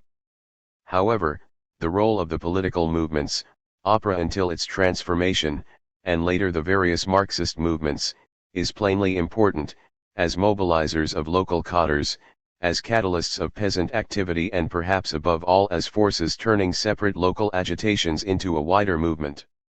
Less obvious, but equally important, is the collapse of the belief in the permanence of the prevailing power structure, which liberated activist peasants who had previously chosen to serve the lords for new positions as popular leaders. The typical land invasion of recent years was therefore a rather complex affair. The official representatives of the community were almost always present, as they had to be, but by their side as often as not were instigators or agitators. Old and new social and power structures in the village intermingle, roles are transformed. This mixed character of the leadership may be illustrated from one of the rare detailed studies of village activism. In Mark and Tuna, Mantaro Valley, the 14 men singled out as communal leaders in the mid-1960s included 2 in their 20s, a student and a bookkeeper, 1 in his 30s, a farmer-cum-trader, 4 in their 40s, white-collar worker, farmer-cum-truck driver, farmer/laborer, farmer, 5 in their 50s, 3 farmers-cum-artisans, 2 farmers and 2 over 60, both farmers. 7 of these men had incomplete or terminated primary education, 5 partial secondary education, 1 higher education, while the educational status of 1 is unknown. We can unfortunately not rely on the indications of their politics, since press reports tend to present all activists uniformly as Bolsheviks. V. Finally, what light do the invasions throw on the question of peasant revolutionism? It seems evident that objectively a mass process of land invasion can have revolutionary consequences independent of the subjective intentions of the invaders, if the proportion of usurped land in estates is large enough, and the population in the communities recuperating their ancient lands sufficiently numerous. Something like this occurred in large parts of Peru in the early 1960s. The nature of Peruvian statistics makes figures little more than figures of speech, indicating general orders of magnitude. But it seems not improbable that there were in 1961, according to the census, something like 4,500 comunidades parcializadas o ilhas, that is peasant communities, of which 2,337 had by 1969 got themselves officially recognized. Their total membership in 1961 may have consisted of say 400,000 heads of families or say 2 million individuals out of a total rural population in highland Peru of about 4.8 million. Of these communities at least half have disputes about boundaries, a figure based on a series of samples and regional surveys, and pretty certainly this figure is an absolute minimum. It is obvious that, when all or most of such communities simultaneously claimed their rights, the structure of local latifundism automatically collapsed, unless restored by military force. That is what happened, broadly speaking, in the Central Highlands in the second half of 1963. Humpty Dumpty fell off the wall. After 1963 nobody could put him together again, and the managements of the great estates, the Ganadera del Centro, the division Ganadera of the Cerro de Pasco Corporation, Algolan, Corpacancha, and the rest were perfectly aware of it. Just so, a year earlier, the structure of latifundism in the valleys of La Convención and Lares had collapsed under the mass refusal, which turned out to be permanent, of the serf tenants to perform their labor services. For this time, for reasons which would take us beyond the scope of this paper, military force was not used to restore the old order. At the same time we must ask ourselves whether subjectively this process amounts to a peasant revolution. This is very much less certain. Broadly speaking, in primitive rebellions the revolutionary and the reformist movements can normally be distinguished, though not necessarily by the amount of violence involved in either. The former have subjectively much greater ambitions, expressed either in millennial terms or perhaps in the attempt to restore some lost golden age of the past, that is in Peru the Inca Empire. 9 Henry Favre perceptively distinguishes, apropos the Maya of the Chiapas highlands in Mexico, between the two types of what he calls rebellion and insurrection, the former both localized and limited in its objectives, to the restoration of the customary balance, temporarily disturbed, the latter an attempt at the total restructuring of the colonial situation. 10. There are peasant movements which quite evidently challenge not only the abuse of lordship, but the fact of lordship itself. There is little evidence, apart from cases of known communist or Trotskyite leadership, of Peruvian peasants challenging lordship as such, for example the ownership of domain lands, though there was a growing and effective reaction against labor services. The traditional patron-client relationship between lords who consider themselves protectors of the Indians whom they call their children, hijitos, still remained valid in many parts, the lords being more aware of impending changes than the peasants. The classical burning of big houses, murder of landlords and so on are virtually absent from the agitations of 1958 to 64, which are notably peaceful. What we have here is not the traditional sublevation indigena on a large scale, but a spontaneous mass assertion of legal rights, stimulated by, but not apparently, except in a few areas, imbued with a modern, or for that matter an ancient, revolutionary ideology. There are no signs of any mass conversion to some form of communism, even in Cuzco. Marxism remained the ideology of the cotters, though increasingly of peasant cotters, as opera was, at any rate outside the solid north where that party established itself as a mass movement. As has been pointed out, this is not incompatible with making what amounts to a social revolution, or even with a vague if growing sense that the old era is coming to and must come to an end. Nor is it in theory incompatible with the evolution of such peasant movements into conscious peasant revolution in a nationally revolutionary situation. On the other hand, it must be pointed out that in several regions of Latin America the estate system itself is a fluctuating entity. In the course of post-colonial history, haciendas have been formed, expanded, split up and reformed depending on political change and economic conjuncture. The communities probably never benefited permanently from these fluctuations, but their permanent pressure, becoming relatively more effective in periods of recession for the large estates, need not imply the belief that any one such recession marks the final extinction of all haciendas. In brief, we must bear in mind both the strength and the limitations of traditional peasant movements. These turn into peasant revolutions when the aggregate of the little worlds is simultaneously set into motion, almost invariably by some event or development in the big world over which the peasants have no control, but which moves them into action. What factors were responsible for this mobilization in the Peru of 1958-64 cannot be discussed here. They become effective peasant revolutions either when unified and mobilized in a sufficiently large number of politically crucial areas by modern organization and leadership, probably revolutionary, or when the national structure and crisis is such that strategically placed regional peasant movements can play a decisive part in its affairs. This happened in Mexico 1910-20 with Pancho Villa's Northerners, because of their armed mobility, and with the followers of Zapata, the cock of the South, in Morelos, because that state is next door to the capital. Neither of these things happened in Peru, except faintly in the 1880s when Caceres, who sought the support of the Indians whom he had organized into anti-Chilean guerrillas during the War of the Pacific, marched the men from the Central Highlands into the capital, but hardly as a revolutionary leader and certainly without social revolutionary consequences. In the early 1960s the land invasions were indeed sufficiently overwhelming in the Central Highlands and in Cuzco, sufficiently serious in other parts of the highlands, to cause the highland hacienda system to collapse. But, unlike Marx's proletariat, the spontaneous force of the peasantry, though capable of killing landlordism, was unable to dig its grave. It made agrarian reform inevitable.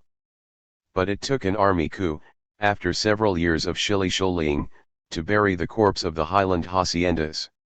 1974. 14. A peasant movement in Peru. This paper seeks to describe and analyze the peasant unrest that occurred in the province of La Convención in the department of Cuzco, Peru in the late 1950s and early 1960s.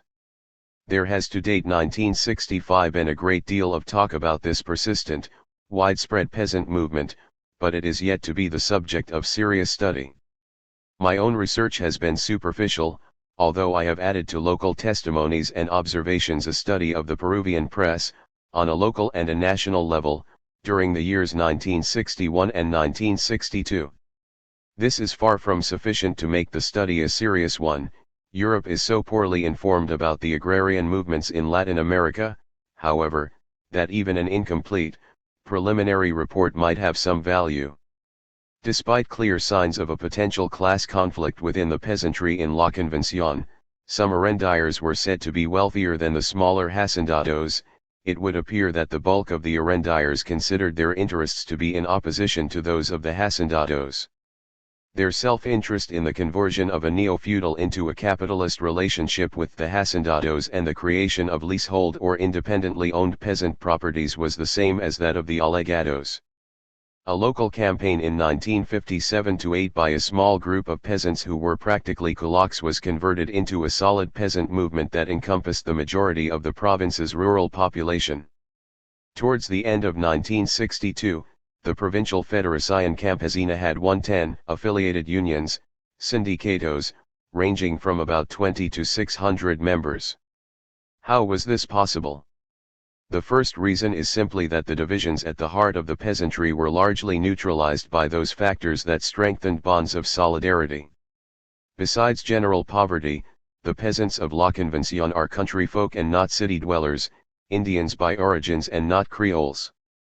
At the same time, the men's clothing, though not the women's, tends to be more modern than in the highlands and, although Quechua is the language used in meetings of the unions, the Spanish language is understood and even spoken.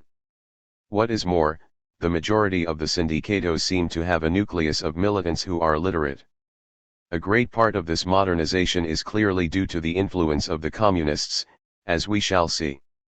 What is most important is that all the peasants share a common condition, as feudal subjects or dependents, in situations of uncertainty and with no guarantees. Even the arrendires were not landowners as such, and what is more, they had good reason to believe that once they had improved the condition of the virgin lands on the hacienda that could be cultivated and were accessible, establishing crops there, the hacendado would expel them and take these improved lands into his own control. The common obligation to carry out labor and personal services for the landowner, whatever the form of contract or custom, the common absence of economic rights and the common subjection to the arbitrary power of the hacendado, connected the richest kulak to the poorest peon, uniting them in opposition to injustice.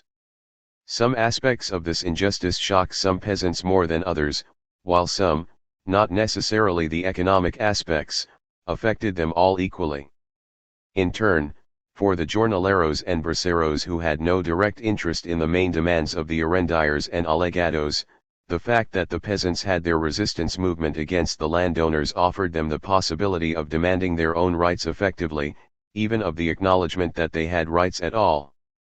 It provided them with an example to be followed, a movement to join. Their situation would improve just like that of all the other kinds of peasant. And how was it possible that such a broad and powerful organization, especially one led by communists and by other kinds of Marxist revolutionaries, managed to establish itself in such a remote area? It is evidently due to the uncommon and traditional strength of the Communist Party in the Cuzco region, its principal stronghold, and in the town of Cuzco itself. In this part of Peru, the Opera Alianza Popular Revolucionaria Americana never extended its hold as much as it managed to do in the north, even though it addressed itself to the Indians in particular. The leader of Opera in La Convención, Arcer Nock, originally an Audrillista supporter of President-Dictator Manuel Audrilla 1948-56, was a notorious opponent of the peasant unions. He was killed in 1962. The Communists reached La Convención in 1934 at the moment when a union of workers was being organized in Maranura, today 1965 still a stronghold of the Orthodox Communist Party, though the union was later suppressed and seems to have disappeared temporarily during the Audrilla period. The Communist Party, its cadres and intellectuals, supplied assistance and organization to the Federación de Trabajadores de Cuzco, in whose buildings the Federación Campesina would later have its offices. The intellectuals of Quillabamba, principally, it would appear, lawyers, bank employees and teachers, supplied legal assistance among other things. If a peasants' organization was going to establish itself in La Convención, it could only do so by means of the train from Cuzco, that is to say, with the organizational support provided by the local Communist Party.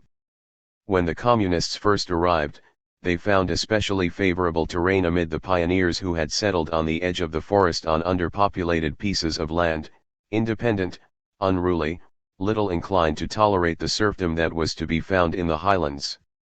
A good example is André González, one of the leaders of the movement led by Hugo Blanco in Chapamayo in 1961-2. González was born in 1928 in Iscuchica in the province of Anta, between Cuzco and La Convención. When he was a child, he worked on the Solopaquia hacienda, which belonged to the Luna family. It is interesting to note that this hacienda was in a permanent state of conflict with a neighboring Comunidad Indigena over the ownership of certain lands. It is said that he was whipped for having neglected the cattle and allowing some sheep to be stolen, and that he had been confined to bed for 8 days as a result, an indication of the extreme brutality of the treatment he received. To get his revenge, and this incident, too, is itself significant, he entered the hacienda, armed, and stole the legal title deeds, which he burned. He then fled into the Tierra de Nadia of La Convención, where he settled in Chapamayo in 1946, raising a family of 4, before setting up contacts with some politicians. Such men, and there are a number of them in the frontier regions of the Amazon basin, since they are far away from masters and from government, were to become communists and the natural leaders of the peasant movements. The movement in La Convención, whose origins, as we have seen, go back to the 1930s, was reinvigorated after the fall of the Audrilla dictatorship in 1956. It would appear that this process began with a rebellion against the Romainvilles of Huadquina, where a union was established, or rather, re-established, in 1957. It appears that the immediate cause was outrage at the whipping of Matias Villavicencio, the brother of Leonidas Carpio, a Chapamayo leader. In addition to other misdeeds, the Romainvilles were accused of having usurped lands on the far side of the Anacmeo River that did not legally belong to them, an accusation that could have been brought against plenty of other hacendados. From that moment on, a state of virtual war was established between the peasants and the Romainvilles, who abandoned the valley, leaving their properties in the hands of their administrators. It has been impossible for them to return ever since. It is also by no means impossible that a fall in prices on the world market was linked to the growing militancy in the province. Around 1958 there were several unions, the number is estimated at 20% of those that existed in 1962, including Maranura, Wiro, Santa Rosa, Quelano, and a provincial peasant federation was set up, with 11 unions affiliated. Not much is known about the development of the movement between 1958 and 1962. In 1961 the Arrendires organized a strike that seems to have been effective, since there are reports of problems with the harvesting of coffee, cocoa, and fruit. Some sources claim that the Arrendires remained on strike for more than a year. At the end of 1961 there were reports of 42 unions with 30,000 members on strike in La Convención. A department-wide Federación de Campesinos y Comunidades del Cusco was founded at that time, with 214 organizations affiliated, and at the start of 1962 the Federation organized a major gathering of peasants at Quillabamba. The government dealt with what was clearly by now a mass movement by officially abolishing by a decree dated April 24, 1962 services performed for free or in exchange for usufruct of the land in the valleys of La Convención, Urubamba, and Calca. Clearly this victory gave the movement a great deal of encouragement, and its demands became increasingly ambitious. A petition was launched asserting that the peasants had already paid for their lands with the work they had carried out on them. Mass land occupations followed. In Apal, in the province of Calca, 300 comuneros expelled the hacendado Adriel Núñez del Prado and his family from an estate that, they claimed, had been usurped from a community by a legal decision that was not justified. But this collective action was not typical of La Convención province since not many comunidades were to be found there, though 2 of the 4 that did exist were affiliated to the Cusco Federation. In May, a group who came from Chapamayo had prevented the workers at the Alcozama hacienda from cutting the wood destined for making the sleepers for the railway line then being extended, and in August armed peasants from Quelamia and Huacapampa expelled the woodcutters from the Santa Rosa hacienda, claiming that it no longer belonged to the Romainvilles. Around mid-October, there was an announcement of disputes being settled in 36 haciendas, but the occupation soon started up again. Huadquina, Pavaic, Paul Tibamba, San Lorenzo, Verals, Acarate, Granja Mission were among the haciendas occupied. It was said that most of the haciendas in Lares and Calca had fallen to the peasants and that all or almost all the hacendados had left the valleys or were getting ready to go. The occupation of at least 70 haciendas would appear to be confirmed. On October 20, the press published the text of an agrarian reform law recently promulgated. The intensification of the peasant movement in the spring of 1962 coincided with the first cracks to open up within its ranks, principally between the Orthodox Communists and the other groups of revolutionaries who considered the Communists too moderate and who supposedly favored Castro-type uprisings. When the unrest was at its height, Luis de la Puente, leader of the Movimiento de Izquierda Revolucionaria, MIR, a breakaway from Opera, appeared in Quillabamba at a meeting of 36 unions. He demanded the right to speak as a delegate for the federations of the provinces of Quillabamba and Lares, but given the weakness of Opera in this area it is not obvious nor indeed likely that any MIR leadership had previously been present. The main dissidents were Trotskyists whose leader was Hugo Blanco, a young intellectual who had come into these valleys from his native town of Cusco following the emergence of the peasant movement in 1958. The movement had attracted a number of intellectuals, some of them foreigners. Blanco had gone largely unnoticed until the spring of 1962, when the newspapers in Lima began to build him up as a kind of Peruvian Fidel Castro, drawing attention to his links to guerrilla groups and professional revolutionaries which were being formed elsewhere, although in those days Blanco, whose main hideout was in Chapamayo, denied being a guerrilla leader. The tension at the heart of the movement was quite apparent. In April, 32 of the 72 existing unions demanded Blanco's expulsion from La Convención. A split emerged in the valleys and in Cuzco between the pro-Blanco and anti-Blanco groups, the latter identifying themselves, subsequently, with the leadership of the official Communist Party. It is clear that the pro-Blancos were supporters of more radical, more militant policies than the other Federation leaders, yet it is still not really possible to assert that they intended to establish a liberation zone in La Convención with guerrilla support. Armed groups certainly were organized, though even in late 1962 no one in the valleys had ever claimed that they were anything other than defensive units. It may be that Blanco had in mind to carry out a guerrilla revolution, although after his arrest on May 30, 1963, about 20 kilometers from Quillabamba he claimed, apparently, that Peru was not yet ripe for a war of this kind. The objections of the moderates were that this policy risked provoking the authorities to acts of repression. It is hard to measure the extent of Blanco's influence on the peasant movement. It is clear that the success of the Arrendires strike in 1961-2, which had no apparent revolutionary aims, was in itself enough to enlarge and radicalize the movement. The direction that it took, that is, the occupation of landed properties by force, and the expulsion of their owners, though not on the whole their administrators, owed much to Trotskyite initiative, even though land occupations were in accordance with orthodox communist tactics and also happened elsewhere without any influence from Trotskyism or the Mir. The organizing of armed units was undoubtedly a result of Blanco's initiative. However, these units did not play an important role in La Convención, even though there was great admiration for the rebels, and as far as it is possible to tell, they restricted their activities to defensive operations, acts of sabotage, attempts to free prisoners, though it is nonetheless not impossible that they may have carried out a number of raids, on police patrols, for example. In any case, the local population was not convinced. Blanco's arrest did not provoke any immediate reaction.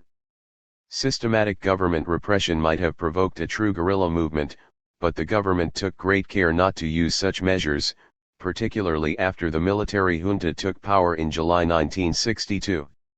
The new government seems to have accepted the inevitability of agrarian reform in La Convención and hoped to be able to calm people down by making concessions, while at the same time keeping order through the judicious deployment of force. In fact, considering the serious unrest, the local conditions, the nature of the soldiers and the Peruvian police, there were extremely few deaths to be deplored in the valleys. There were far more in the highlands of Cuzco and in Cuzco itself. The peasant movement reached its peak in the closing months of 1962 with the general occupation of properties in La Convención. Its victory was tacitly acknowledged by the authorities who focused their efforts on pursuing Blanco's armed groups, which did not enjoy the unanimous support of the organized peasant movement, and on preventing the movement from gaining ground in the rest of the region, in more densely populated area with more explosive social problems. In December and January there followed the systematic arrest of local militants and leaders, and including 80 leaders from 96 unions in the valleys, the declaration of a state of siege, etc. However, the promise of agrarian reform still held. General Oscar Arteta even specified that it would encompass the haciendas of Huadquina, Acarate, Paltibamba, Maranura, and Chalye, and went so far as to cast some doubt on the legality of their owners' property rights. The local hacendados now considered the battle well and truly lost. Romainville announced a change in his tactics with a request to the government for the expropriation of his property, which was effectively a plea for compensation for the lands he had, in fact, already lost. The Minister of Agriculture met representatives of 45 trades unions in Quillabamba, and April 5 saw the publication of a plan to expropriate 23 properties in La Convención, with 14,000 peasants as their beneficiaries. La Convención remained unsettled, but from then on, the objective was no longer to occupy land so much as to precipitate the implementation of the promised reforms, to study the terms according to which these would take place, and to secure the liberation of leaders and militants who had been arrested. The government of President Fernando Belaúnde Terry, elected in June 1963, looked favorably on the first two of these objectives, but faced resistance in Congress from a combined opera-Odrista opposition. In July, 400 peasants were allocated 1545 hectares of land on Luis González Willis's El Potrero hacienda, neither this property nor its owner having played a leading role during the struggle, and there was immediate and probably legitimate criticism that non-unionized peasants were given priority treatment in the distribution of land. At the end of 1963, almost no other allocations had been carried out. Furthermore, the government had no apparent intention of releasing arrested peasant leaders and militants in advance of their scheduled date.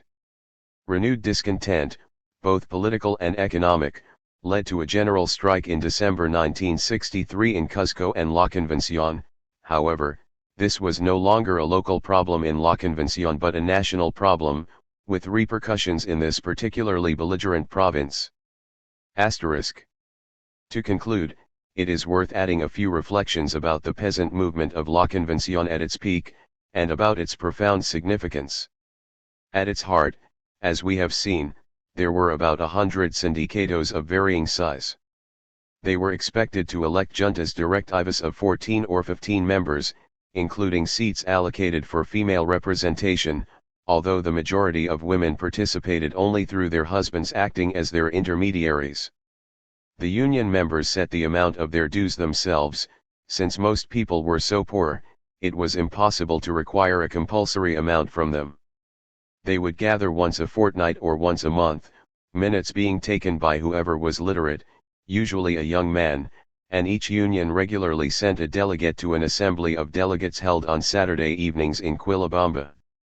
Mass gatherings, 10,000 people or more, sometimes took place in the capital, a remarkable number if one considers how challenging transport could be. At Chapamayo, and perhaps elsewhere, too, the union began by building a primary school for 80 students from a number of villages, with a paid teacher, and planned to install electricity, the costs of which would be met through a tax raised from the families of 200 of the arrendiers. It is clear that the aim of the unions was not only economic improvement and modernization but also the provision of education. It is apparent that political awareness was increasingly strong, although some peasants seemed to think that Fidel Castro was a man fighting against the Gamonales in another region of Peru, while others had never heard of him. What they did feel most sharply, without any doubt, was a hatred towards the hacendados and a determination never to put up with their abuses again. The debate about Hugo Blanco, the role of Castroism, etc. has obscured the precise nature of the peasant movement. For an ordinary peasant in La Convención, the matter of knowing whether or not the union's methods were revolutionary was of hardly any importance. Their revolution was the expulsion of the hacendados and the occupation of land, and this was indeed accomplished, even though the threat from the rich and the presence of the police and army clearly showed that the victory might not last very long. What happened in the rest of Latin America, in Lima, or even in Cuzco was less important for now.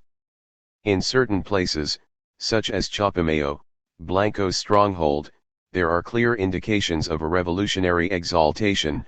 I chatted with an evangelical militant, who explained the social revolution to me in biblical terms. Christ was on the side of the peasants, as is clear from reading the scriptures, and he claimed that many others thought the way he did.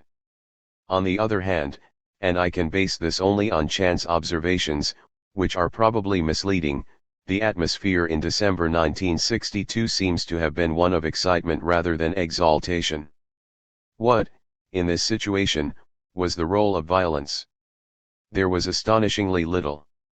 Occupying the haciendas was a symbolic gesture, followed quickly by the withdrawal of the occupiers.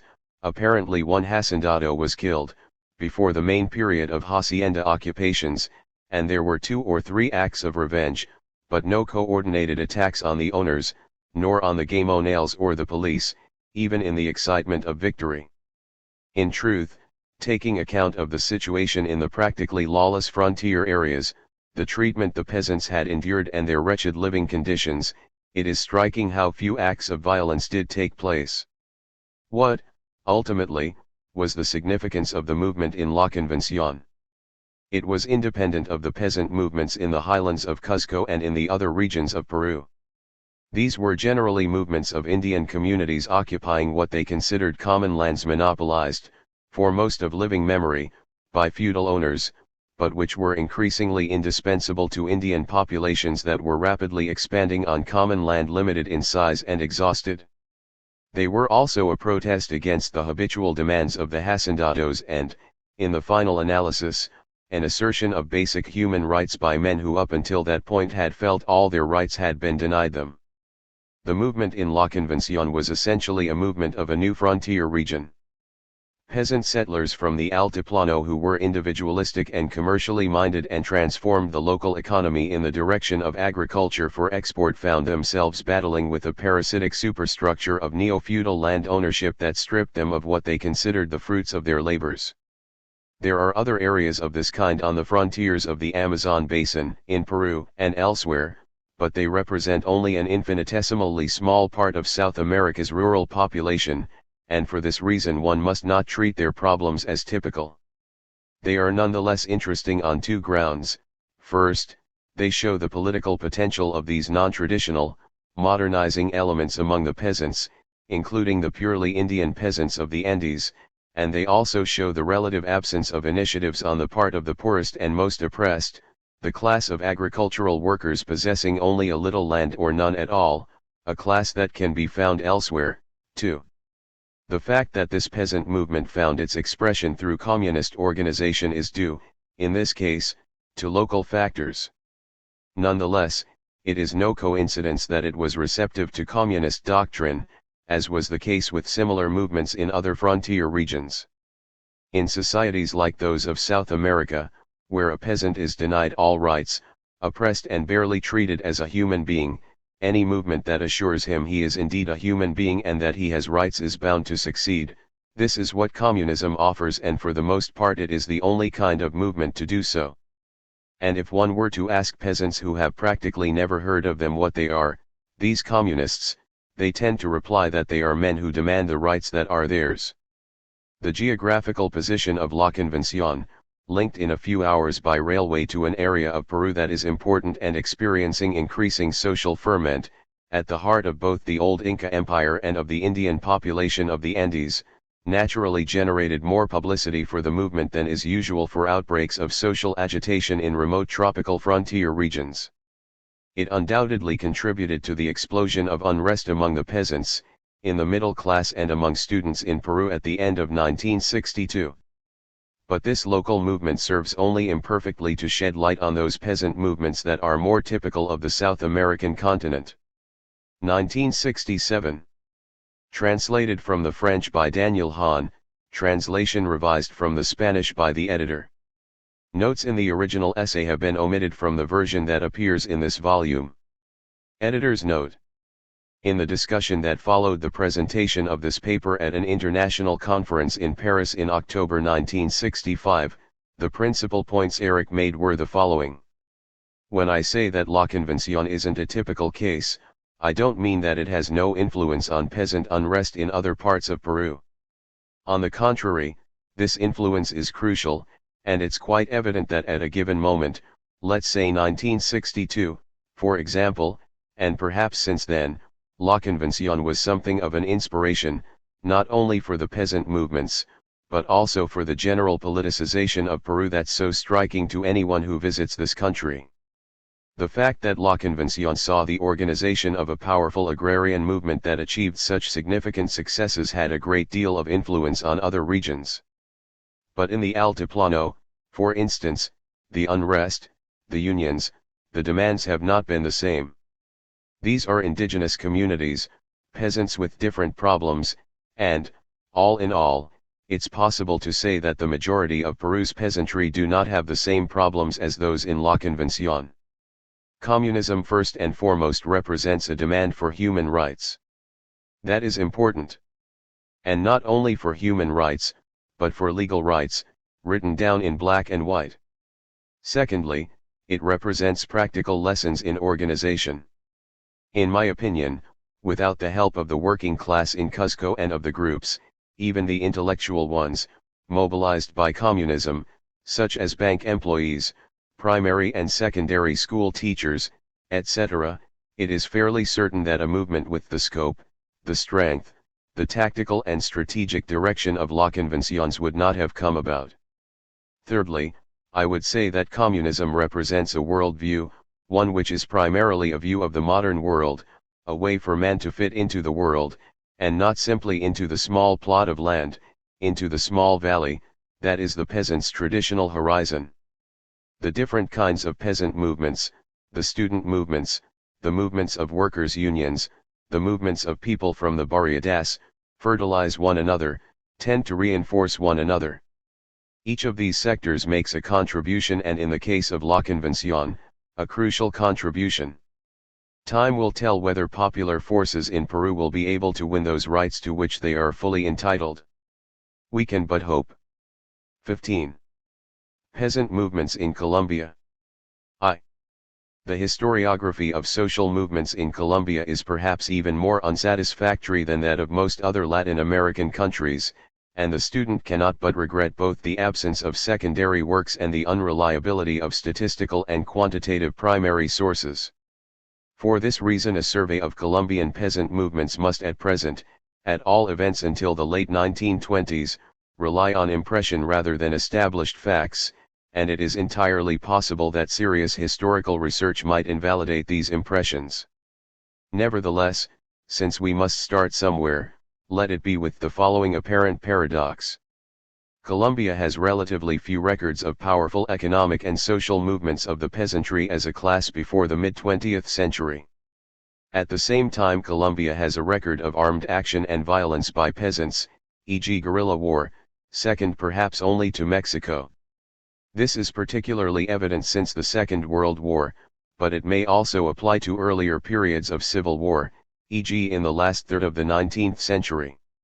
Our problem is to explain this curious combination of facts. The history of peasant agitation is so poorly known, that it is entirely possible for research to discover examples of important movements in the colonial period or the 19th century which we ignore at present. Nevertheless, whereas the most superficial acquaintance with the history of, say, Peru, Bolivia and Brazil, suggests the existence of endemic agrarian discontent and periodic local peasant insurrection in the first two, of characteristic movements of primitive rural agitation such as social banditry and millennialism in the third, Colombian history suggests no such tradition of unrest. Orlando Fals Borda, La Subversión en Colombia, 1967, goes so far as to build an entire theory of Colombian development on the assumption that a brief initial period of acute conflict, 1537–41, was succeeded by an unusually complete acceptance of social subordination by the Indian, i.e. the rural population, an unusually successful Pax Hispana, a pa social casi sin precedents en la historia universal. It is true that the Comunero movement of 1781 appears to have had some echo among the peasantry of Chacantá, the only break in political tranquility since 1540, but a comparison with the contemporary movement of Tupac Amaru in Peru demonstrates its relatively modest character, and its failure ever to develop into a major movement for the restoration of the pre-colonial society. The politico-economic changes of the 19th century, and, more generally, the disintegration of the traditional Indian society, produced social tensions. Nevertheless, the action of the peasantry remained limited. Even in the revolutionary period 1847–53, the bands active in parts of the countryside, in the Sabana of Bogotá, Cauca, and the Valle del Cauca, seem to have come mainly from the towns, where mass organization among the urban poor was much more developed. On the other hand, the armed mobilization of peasants on a non-class basis seems always to have been substantial. Considerable numbers of peasants followed their local hacendados and gamonales into the numerous and murderous civil wars of the 19th century, and in particular cases, e.g. the guerrilla war in Tolima 1898–1901, provided the main, if not the only fighters. It is perhaps significant that the Tolima guerrillas and their leaders, with a few exceptions men of the people, came from the same areas which were later to provide both liberal guerrilleros in the Violencia of 1948, and communist self-defense forces, e.g. Ibaiki, Sumapaz, Viota. As for the armed mobilization during the Violencia, which was confined almost entirely to peasants, the figures are by any standards impressive. 2. Historically and agriculturally, Colombia is divided into three major zones: the Pacific Caribbean coastal belt, the central belt of mountains and the basins of the Cauca and Magdalena rivers, and the complex of eastern plain and selva draining into the Orinoco and Amazon valleys. Of these, the central zone has always been the most important. The Magdalena River has been, historically speaking, the main axis of Colombia as colony and republic. The coastal belt will not concern us much here. Much of it is still virtually undeveloped, thinly populated and outside the major currents of Colombian politics and social movements. A limited area around the mouth of the Magdalena and near the ports of Cartagena and Barranquilla was more intensively developed, mainly along the lines of the classic Caribbean plantation systems. But though this region has played an important part in the history of Colombian agrarian movements, if only as the scene of the Great Santa Marta banana strike of 1928 against United Fruit, it has little in common with the rest of the country. The eastern plains and selvas will also not concern us very much. The selvas were, until recently, virtual no man's land, inhabited only by Indians and a few free peasant squatters filtering or fleeing into this frontier region from the west, not counting the periodic incursions of adventurers and laborers in search of some temporary boom product, such as indigo, quinine bark, or rubber. The more northern Llanos Orientals, adjoining the similar region of what is now Venezuela, were and still are to some extent, a region of pastoral economy, semi-independent and semi-nomadic Llanero cattlemen, and herdsmen peasants tilling temporary subsistence plots in suitable spots. For most of its history this Wild West has been thinly populated by a formidable body of armed riders and raiders, who provided Bolívar with his major military asset in the wars of independence, but have since tended to be left to their own devices.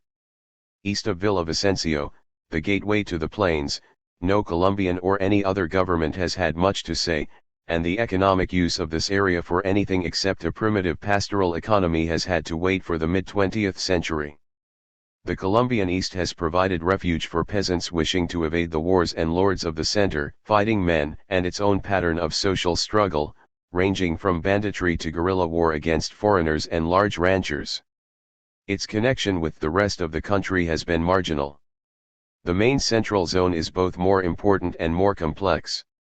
It consists essentially of alternate strips of cordillera, tablelands, and valleys running from south to north: Western Cordillera, Cauca Valley, Central Cordillera, Magdalena Valley, Eastern Cordillera. The region of Colombia south of the point where the Magdalena, Cauca river system originates and the Andes divide, forms the department of Nariño, which always occupied a marginal position, closer to Ecuador than to the state to which it actually belongs. The heartland of the central region lay in what now forms part of the departments of Cundinamarca, Boyacá, and Santander. These were the high savannas and tablelands between the Magdalena River and the eastern Cordillera, where the Chibcha Indians established their society and the Spanish conquistadors their capital and major settlements. This was an area of fairly dense Indian population practicing subsistence agriculture.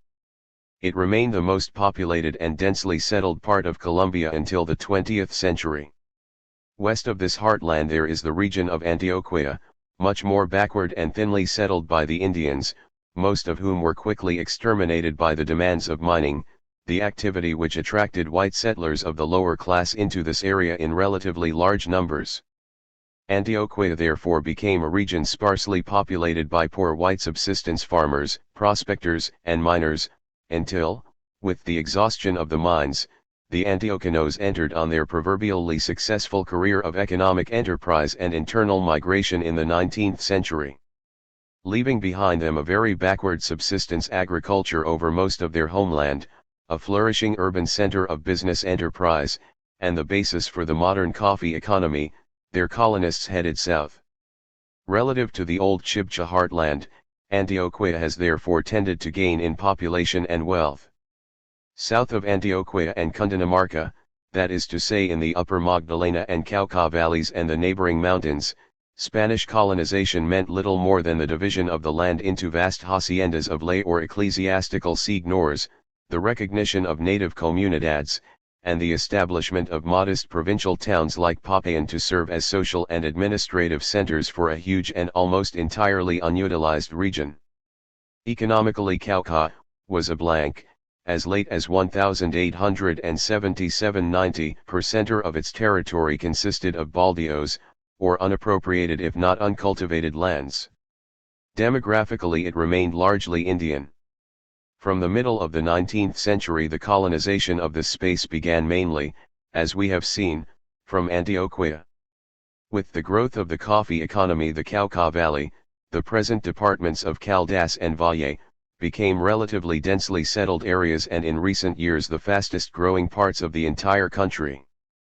In agricultural terms, virtually all of colonial Colombia was dominated by a subsistence economy, producing little more of a surplus than was needed to feed the few and modest towns. Even Bogotá in 1851 had only about 30,000 inhabitants, and the requirements of the caste of the white lords, proud, but by European or even Latin American standards not notably rich and luxurious. It was a society of exploitation and lordship. On the other hand, there was no strong economic incentive to intensify exploitation, since transport difficulties virtually precluded the export of agricultural produce abroad, except from the immediate vicinity of some parts of the Caribbean coast, and there was little urbanization. Even today 1969 the traditional provincial center in Colombia supplies its needs in food within a radius of a few dozen kilometers. The major subsistence crops were maize and wheat in the temperate highlands, bananas, yucca, etc. in the tropical lowlands. The Indian peasantry, though ready to adopt both new crops and other technological innovations, remained technically backward. Even in 1960, 65% of all holdings, 91.5% in the Caribbean region, were cultivated without any power other than human muscle, the remainder mainly with wooden plows. The agrarian changes which began to take shape from the middle of the 19th century can be grouped under 5 headings: a. The adoption of market products produced by extensive methods, most notably cattle; b. The spread of intensive cultivation on a smaller scale for the export markets, at first tobacco, later increasingly coffee; c. The development of export plantation crops, notably bananas; d. The development of food production for the growing urban market; e. The spread of subsistence peasant colonization into hitherto unsettled and uncultivated areas. With the exception of a, most of these developments took place since 1890. In territorial terms all except a, affected only relatively small areas. Thus in 1961-2 the main area under crops maize, coffee, rice, wheat, cotton, potatoes, beans, manioc, bananas, and tobacco amounted to 2.25 million hectares out of a total of 114 million hectares, i.e. less than 2%, or about 9% of the area with any kind of agricultural or pastoral utilization. The most important economic crop, coffee, utilized a mere 0.5% of the country's total area, though it produced 80% of the value of Colombian exports and more output than any other coffee-producing region of the world except Brazil.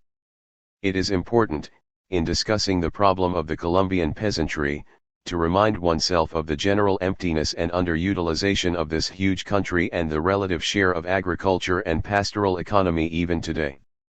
Thus in 1962 to 13% of the total area of the country, or more than 50% of the area under any form of agricultural and pastoral utilization, consisted of pastures, and earlier this proportion was substantially higher. Such is the economic background to a study of Colombian peasant movements. However, before approaching the subject more closely, it is essential to note a number of non-economic factors.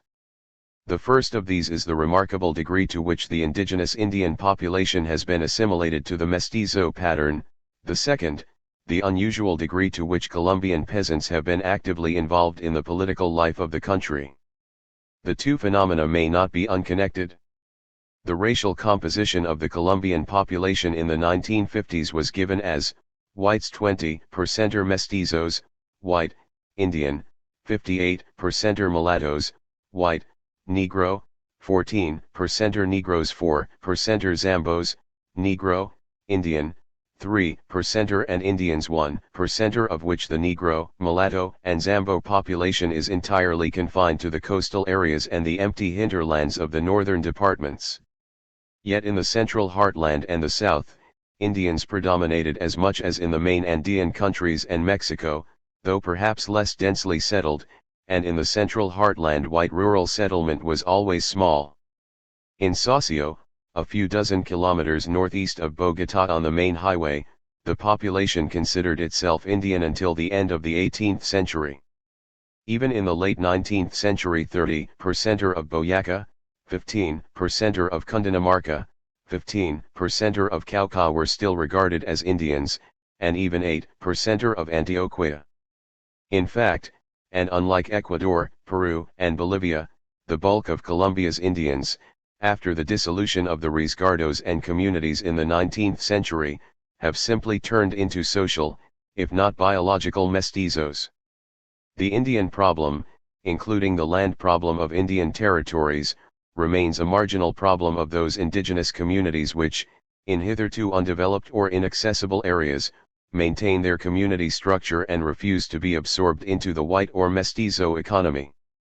We shall consider it below, but this rapid and large-scale process of what in the Andean Altiplano would be called coalification, distinguishes Colombia from the other areas of dense Indian settlement. The political structure of Colombia has also long, i.e. mainly since the mid-19th century, been peculiar. The country has from the start been unusually immune to caudillismo, but has on the contrary been governed by an effective two-party system, liberal and conservative, peculiar inasmuch as its roots reach down to the village and the peasantry. Whatever the origins of this system, liberalism and conservatism became, from the mid-19th century, hereditary loyalties not only of families, but of communities, accepted as such by all members of the vereda or neighborhood. Most veredas in Colombia can be classified according to this political dichotomy, writes Fals Borda in Peasant Society in the Colombian Andes, 1955. Neighborhoods with a balanced number of conservatives and liberals are hard to find. When rural families migrate, they tend to move to veredas of the same political affiliation, where they will not be harassed and where they can count on the solidarity of the whole group in case of emergencies. The frequency and savagery of Colombian civil wars, and the degree to which peasants and other common people could be mobilized not only into armies led by landlords but in independent guerrilla formations, are largely a reflection of this two-party division. It is to be noted that political conflicts provided an alternative to social conflicts.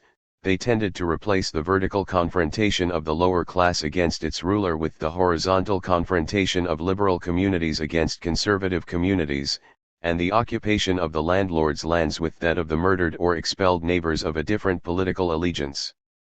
3. Let us now turn to the social problems arising out of the agrarian changes sketched above. Plantation agriculture. Since this is largely confined to the coast, isolated from the remainder of the country, it may be conveniently dealt with first. The production of bananas for export began in 1877 in Rio Fria, in the hinterland of the port of Santa Marta, between the, largely Indian, Sierra Nevada de Santa Marta and the Magdalena estuary. The British-owned Santa Marta Railway opened up this tropical lowland territory, reaching Rio Fria in 1891 when systematic exportation began. From 1899 the plantations, American-owned, formed part of the gigantic United Fruit Combine, which raised the area under bananas from 13,000 hectares, 1900, to 82,000 hectares, 1913. By 1932 there were 55,000 hectares under fully irrigated cultivation, dominated by United Fruit, but with Colombian estates and holdings producing 45% of the output.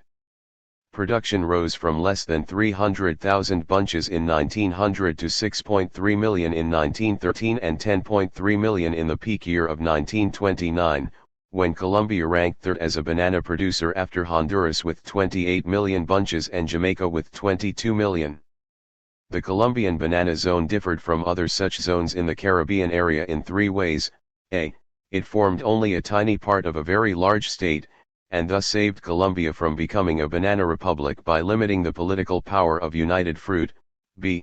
A substantial part of production came from local growers, who developed their own conflicts with the United Fruit which dominated the zone, and C. Being in an area within reach of a fairly dense local population, the labor force on the plantations consisted of Colombians rather than, example, imported Caribbean Negroes. Hence while, for instance, the strikes in Costa Rica and Panama in 1918-19 were sometimes influenced by the ideology of the Negro nationalist Back to Africa movement of the Jamaican Marcus Garvey, the early Colombian disputes were non-political or anarchist, the later ones led by Marxists. Friction between local growers and United Fruit developed in the 1920s, and between plantation laborers and the company, on a number of the usual labor issues, but especially on subcontract. For the bulk of the laborers were employed not directly by the company but by contractors, padrones, for whom the company disclaimed responsibility. Agitation grew, encouraged both by the small Revolutionary Socialist Party, in which the Colombian Communists were active before the formation of their own party in 1930, and by left-wing deputies like Jorge Elier Gaitan. The Great Strike of November 1928 was the result not so much of their agitation. The Communists were, if anything, on the cautious side, as of the spontaneous militancy of the workers and the delaying tactics of the company. The demands were purely trade unionist, but the Union Sindical de Trabajadores del Magdalena which led the strike had the support of all local opinion, including not only the disgruntled Colombian growers but the chambers of commerce of Santa Marta and Barranquilla, and indeed of the soldiers, many of whom refused to fire on the strikers. However, enough of them obeyed orders to produce a massacre which led to mass riots, which were suppressed by military force.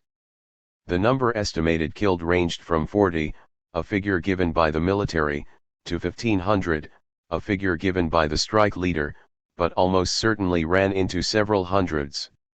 The strike was nevertheless successful, though it has been argued that the company settled on slightly less generous terms than it would have been prepared to grant before the military operations. The Great Banana Strike of 1928 had two kinds of consequences. First, and in terms of Colombian politics, it was systematically exploited by the liberal opposition against the conservative government, and played a significant part in the defeat of the conservatives in 1930, which ended 40 years of their political domination and opened the era of populist liberalism which determined the fortunes of Colombia in the next 20 years. Second, it turned the banana zone and the adjoining areas into centers of strong labor, and indeed communist, activity, which extended beyond the plantation belt into the towns in the north and west, and the Indian mountains in the east, partly due to victimized strike leaders who fled into the mountains and settled there, partly due to Indians who visited the banana zone. The strike movement did not die down, and a peasant movement developed under the wing of the workers. At the 1938 National Labor Congress several peasant leagues and a Liga de Indígenas de la Sierra Nevada were represented from this region. This tradition remained alive. However, the movements of the Santa Marta region are not comparable to those of the other parts of Colombia in which agrarian agitation becomes important, and no more needs to be said about them at present for this reason. Extensive market production. By far the largest proportion of land in agricultural use is still, as we have seen, devoted to extensive cattle ranching. According to the UN Economic Commission for Latin America estimate of the 1950s is something like 90% of all exploited land. A very substantial proportion of the land is still in the hands of relatively few owners. According to the Agricultural Census of 1960, the first of its kind, some 15,500 properties classified as multifamiliar grande or 1.2% of all holdings, averaging 727 hectares in size, cover 45% of the total exploited surface, and 636 properties of over 2,000 hectares, averaging some 11,000 hectares each, cover no less than 20.1% of the total exploited surface. These latifundia are also the major units of cattle ranching. One may add that they are also the units in which Colombian cattle raising, inefficient and traditional to an extraordinary degree, is at its least intensive.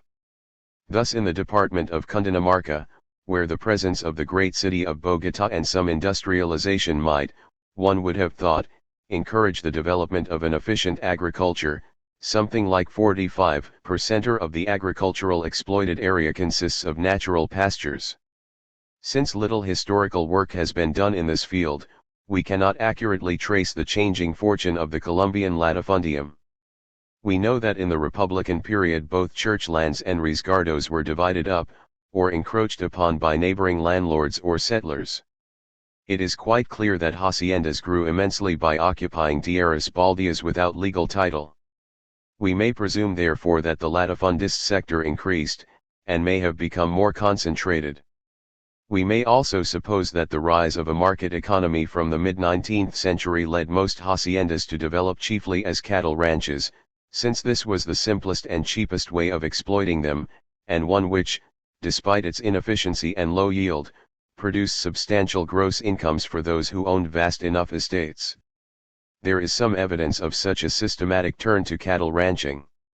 However, whether or not there was concentration of landed property or an extension of the area of extensive cattle ranching, the social effect of maintaining so vast an extension of territory outside agriculture was bound to be considerable. On the most conservative hypothesis, the increase in population was bound to lead to land shortage among the peasants, thus forcing men either to migrate into undeveloped territory or, more likely, to crowd further on the broken land of the mountain slopes, which could not be used for ranching. If we assume an actual transfer of former peasant land to cattle ranges, which certainly took place in some regions, we must suppose that peasants were actually expelled from their holdings, to become peons on the haciendas to settle on the mountain sides or to migrate.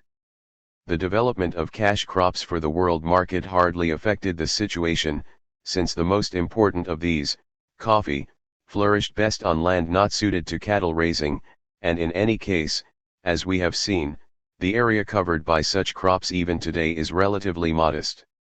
The major effect of the predominance of the cattle ranching economy has therefore been to intensify the social and economic problems of the peasantry in the remaining sectors of Colombian agriculture. It has not, on the whole, given rise to many social conflicts within the cattle ranching area itself, except in the past 20 years in the Llanos Orientals, which are a special case. Peasant colonization. Peasant migration was an obvious response to land shortage in a country in which empty land is plentiful.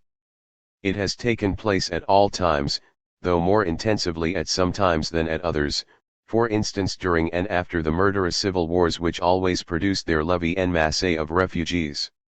Most of this migration today goes to the cities and is thus beyond the subject of this paper. Part of it is the mere geographical displacement of tenancies or titles of property. However, another part consists of simple occupation of empty land without legal title, or where legal ownership is disputed, and this has given rise to considerable social struggles, as might be expected. The occupation of land is not, of course, confined to peasants. Much, indeed most of the utilized part, of the tierras baldías in the public domain have been occupied by more powerful, influential, or wealthy men, and therefore do not concern us, except insofar as they may include energetic and enterprising potential kulaks or rural entrepreneurs, who are often a militant group in quasi-feudal environments. Unfortunately, the statistics do not permit us to separate these two, or three, types of squatting clearly. Nor, of course, do the census figures of 1960 give us any guide to past history. They merely indicate the extent of the phenomenon. However, it is possible to distinguish the different colonizing situations and sources of conflict arising out of peasant squatting. They are as follows. Pure squatters, peasants whose position is not challenged, perhaps because of the remoteness of their holding, peasants whose rights are challenged by neighboring landowners, capitalists, or politicians who covet the land they have brought under cultivation, peasants who squat on land which is under nominal private ownership, but unutilized or abandoned by its legal owners, who reassert their rights as soon as they observe that it has some value. Semi-squatters, i.e. peasants who are permitted, mostly by verbal contract, to bring empty land under cultivation in return for some kind of services to the landowner on the utilized part of this property. These may include special forms of tenancy such as the Rosa of the Caribbean departments, in which peasants on the margins of large cattle ranches clear forest or other land for the hacienda, retaining the right to cultivate it on his own account for a certain period, e.g. 2 years, other forms of such pioneer tenancies, peasants cultivating land in dispute, e.g. these subject to occasional inundations in river valleys, which they consider tierras de nadie while the haciendas claim rights over them. The history of the agrarian movements arising out of this kind of peasant colonization cannot be written yet. We know too little about this, about all other aspects of Colombian rural society. Still, 2 things are clear about it. First, and in spite of the relatively small proportion of the peasantry represented by these squatters, their agitations have played a leading part, perhaps, with one exception, the leading part, in the social movements of the non-Indian peasantry. Second, we would not expect such movements to occur with any frequency except, a. in a period of fairly extensive peasant colonization and, b. at points where the land colonized by peasants had significant economic value for landlords or those who claimed to be landlords. There were, it seems, 2 periods of important peasant colonization, in the 3rd quarter of the 18th, and in the last quarter of the 19th and early 20th centuries. It is improbable that there was any great competition for land in the second half of the 18th century. On the other hand, as market production on the land developed, whether for cattle, foodstuffs, or cash crops, in the 19th and especially the 20th centuries, grounds for conflict began to multiply, all the more so since in the course of the 19th century private hacendados had clearly occupied vast areas of what was legally state land, and what was almost certainly known to the peasants as being neither owned nor used, which they now claimed as private property. To give one example, when, following a dispute between colonos and landowners in the area where the departments of Cundinamarca and Tolima adjoin, official inquiries were made into the latifundia of El Pilar, Pacualo, and La Cascada, belonging to Genaro Otero Torres. It was discovered that the original title to the property in 1923 covered 426 hectares, but by 1932 the latifundium extended over 300,000 hectares. The nature of these disputes might vary. Thus on the lands claimed by United Fruit in the department of Magdalena, of which only a relatively small part were used for banana production, a number of colonists had squatted, occupying, or so it was claimed, upwards of 9,000 out of 55,000 hectares, which they used not for the production of bananas, but for subsistence and increasingly to produce food for sale to the growing non-agricultural sector of Santa Marta and the banana region. Their major problem was lack of access to irrigation, which was under the control of United Fruit, and in any case limited to banana areas. By the early 1920s the problem was already acute, that is to say within a generation of the effective start of banana cultivation in the zone, and within a dozen years of the major expansion of the United Fruit acreage. A government commission on the allocation of baldias operated in the region from 1924, and the discontent of the colonos merged with the great strike agitations which we have already discussed. Again, as we have seen above, extensive cattle ranches encouraged peasant settlers to clear land which they eventually hoped to incorporate into the hacienda. Thus in Tolima we know that cattle ranching followed peasant colonization up the mountainsides in the 20th century. Inevitably conflicts arose, especially when peasant settlers could establish coffee production, a form of agriculture which, as we shall see, is admirably suited to small cultivators. The intense conflicts in the Sumapaz region, and especially in the municipios of Cunday and Icononzo, stemmed largely from this. Much of the region had been lately colonized. Icononzo was not founded until about 1900, and in Cundé the area of cattle raising was still expanding as late as the 1940s, while the municipio had by then the fourth largest acreage under coffee in the department, a substantial production of yucca, not to mention one of the highest rates of population increase in the department. As it happens, we have some information about the prehistory of the agitations in the Sumapaz region. In 1932, when the conflict came into the open, the peasants claimed to have been on their holdings for 30 years, i.e. virtually from the original settlement of the area. Disputes had been growing, especially in the great boom period of the 1920s, which saw the massive expansion of coffee production in the region. By 1928, as a result of these conflicts, the government was obliged formally to reassert its right over a large disputed area as a reserva territorial, and the landlords entered on the course of systematic coercion and persecution of the settlers, which was to lead to riot and deaths. It would therefore seem that the problem of the colonists became acute in the 1920s. Whether it would have led to major agrarian movements without the major political change of 1930, which ended 40 years of conservative rule and began 20 years of populist liberal government, we cannot say. Perhaps not, for under conditions of stable and traditional political relationships, the force of the state was virtually identical with that of the landowners.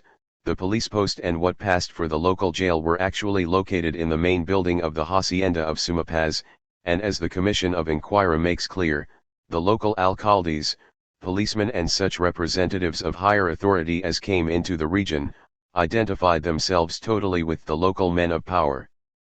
At all events, after 1930 the peasants became more militant, organized and, to a considerable degree, they were victorious. As we shall see, the colonos, in Sumapaz and elsewhere, as notably in the Hacienda El Sac, nearer to Bogotá, and El Chaco, Fusagasugá, old centers of struggle, were not the only factor in this change.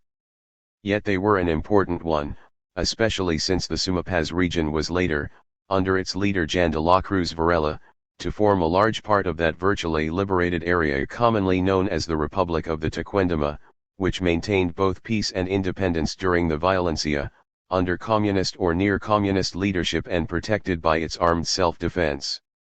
It is particularly interesting, insofar as its organization and leadership seems to have become autochthonous, and, at least initially, not under the influence of the communists. Peasant agriculture for export. If we leave aside the temporary boom in tobacco production, which has left behind a relatively modest survival, mainly in Santander, the characteristic export crop of Colombian agriculture is coffee. It began its vertiginous expansion after 1870, but made its most rapid progress after the First World War. In 1915 there appear to have been less than 50,000 hectares under coffee, by 1929 300,000, in 1950 about 650,000, in 1960 900,000 hectares. This cultivation was and is concentrated almost entirely in the Quindío, i.e. in Antioquia, the south of the old heartland, Cundinamarca, and the old undeveloped lands of the south, Caldas, Valle del Cauca, Tolima, Cauca. The coffee areas of the northern heartland, never of comparable importance, have tended to decline both relatively and absolutely. Coffee is a traditional peasant crop. In 1960 over 75% of the area cultivated with this crop was in units of less than 50 hectares, which constituted over 90% of the number of all exploitationees. Small holdings of up to 5 hectares formed 56% of all holdings and cultivated about 20% of the area under coffee. If the figures are comparable, this indicates a substantial decline in such minifundia, which are supposed to have formed 87% of all coffee exploitationees and to have cultivated 49% of the area in 1932. Economic concentration clearly took the form of the growth of medium-sized commercial farms, and not of large plantations which have no significant economic advantage.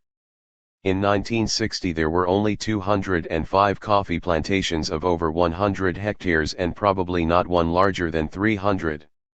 It is clear that the optimum unit of production remains small enough for family cultivation, supplemented by hired labor, largely from minifundists, during the harvests.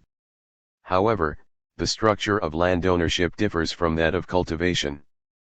Broadly speaking, in Calda and Antioquia 2/3 of the minifundia, 0 to 5 hectares, are owner-occupied, 30% are occupied by tenants, mainly on sharecropping terms, 1% are occupied without legal title and 2% are in other ways.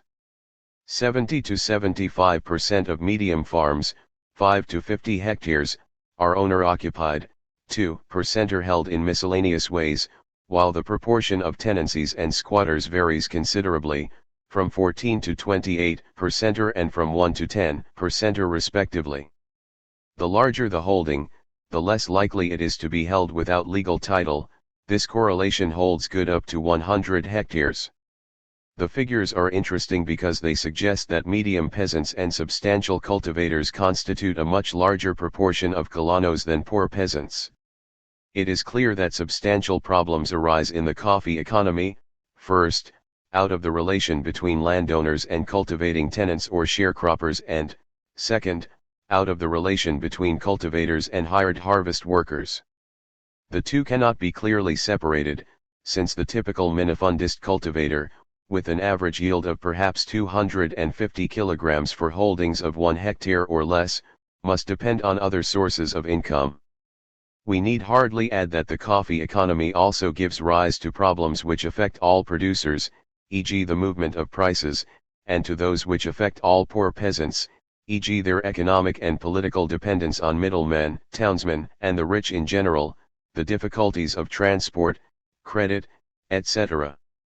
As usual, we are poorly informed about the past history of these problems. However, it seems that in several regions the original development of coffee production, like that of tobacco during the boom of 1850 to 70, took the form of large-scale plantations, perhaps financed by the new bourgeoisie.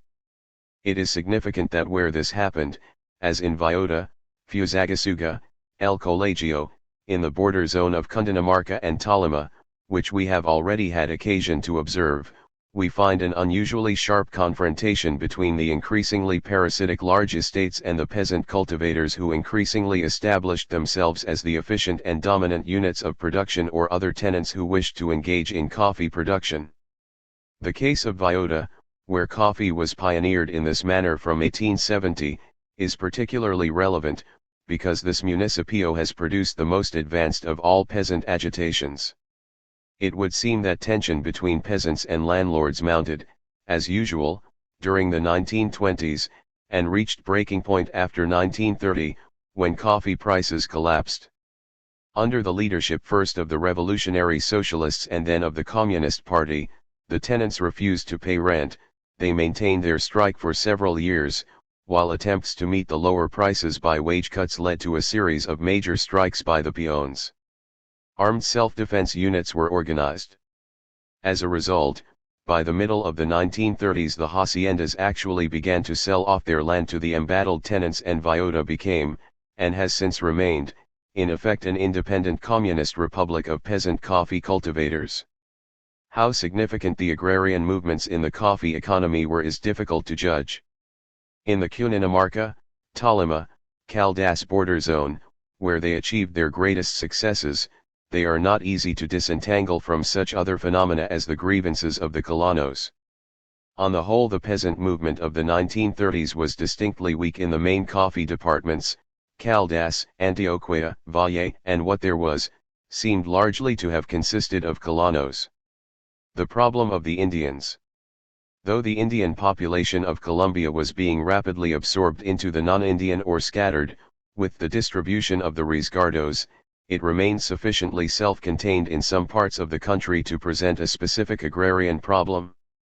This arose, as in other parts of Indo-America, out of the struggle to maintain the native comunidades and their lands against encroachment and partition, and out of the increasing inadequacy of the communal lands, eroded, subdivided, etc. with the growth of population. The Indian struggle was made more difficult by the necessity to fight on two fronts, against the encroachments of white or mestizo peasant settlers and townsmen as well as against those of the large haciendas or the new rural bourgeoisie. Fortunately, the Indian struggles of the past have been somewhat less neglected than those of other Colombian peasants, thanks to the devoted labors of historians such as Juan Fried, and their hopeless resistance is thus, in part at least, documented. Here we need merely note that at the time of the emergence of the modern peasant movements in Colombia, the Indians still formed significant sections of the population in the extreme north of the country, Guajira, and in the sparsely populated southwest of the Andean region, Cauca, Huila. As we shall see, they participated in the general movement.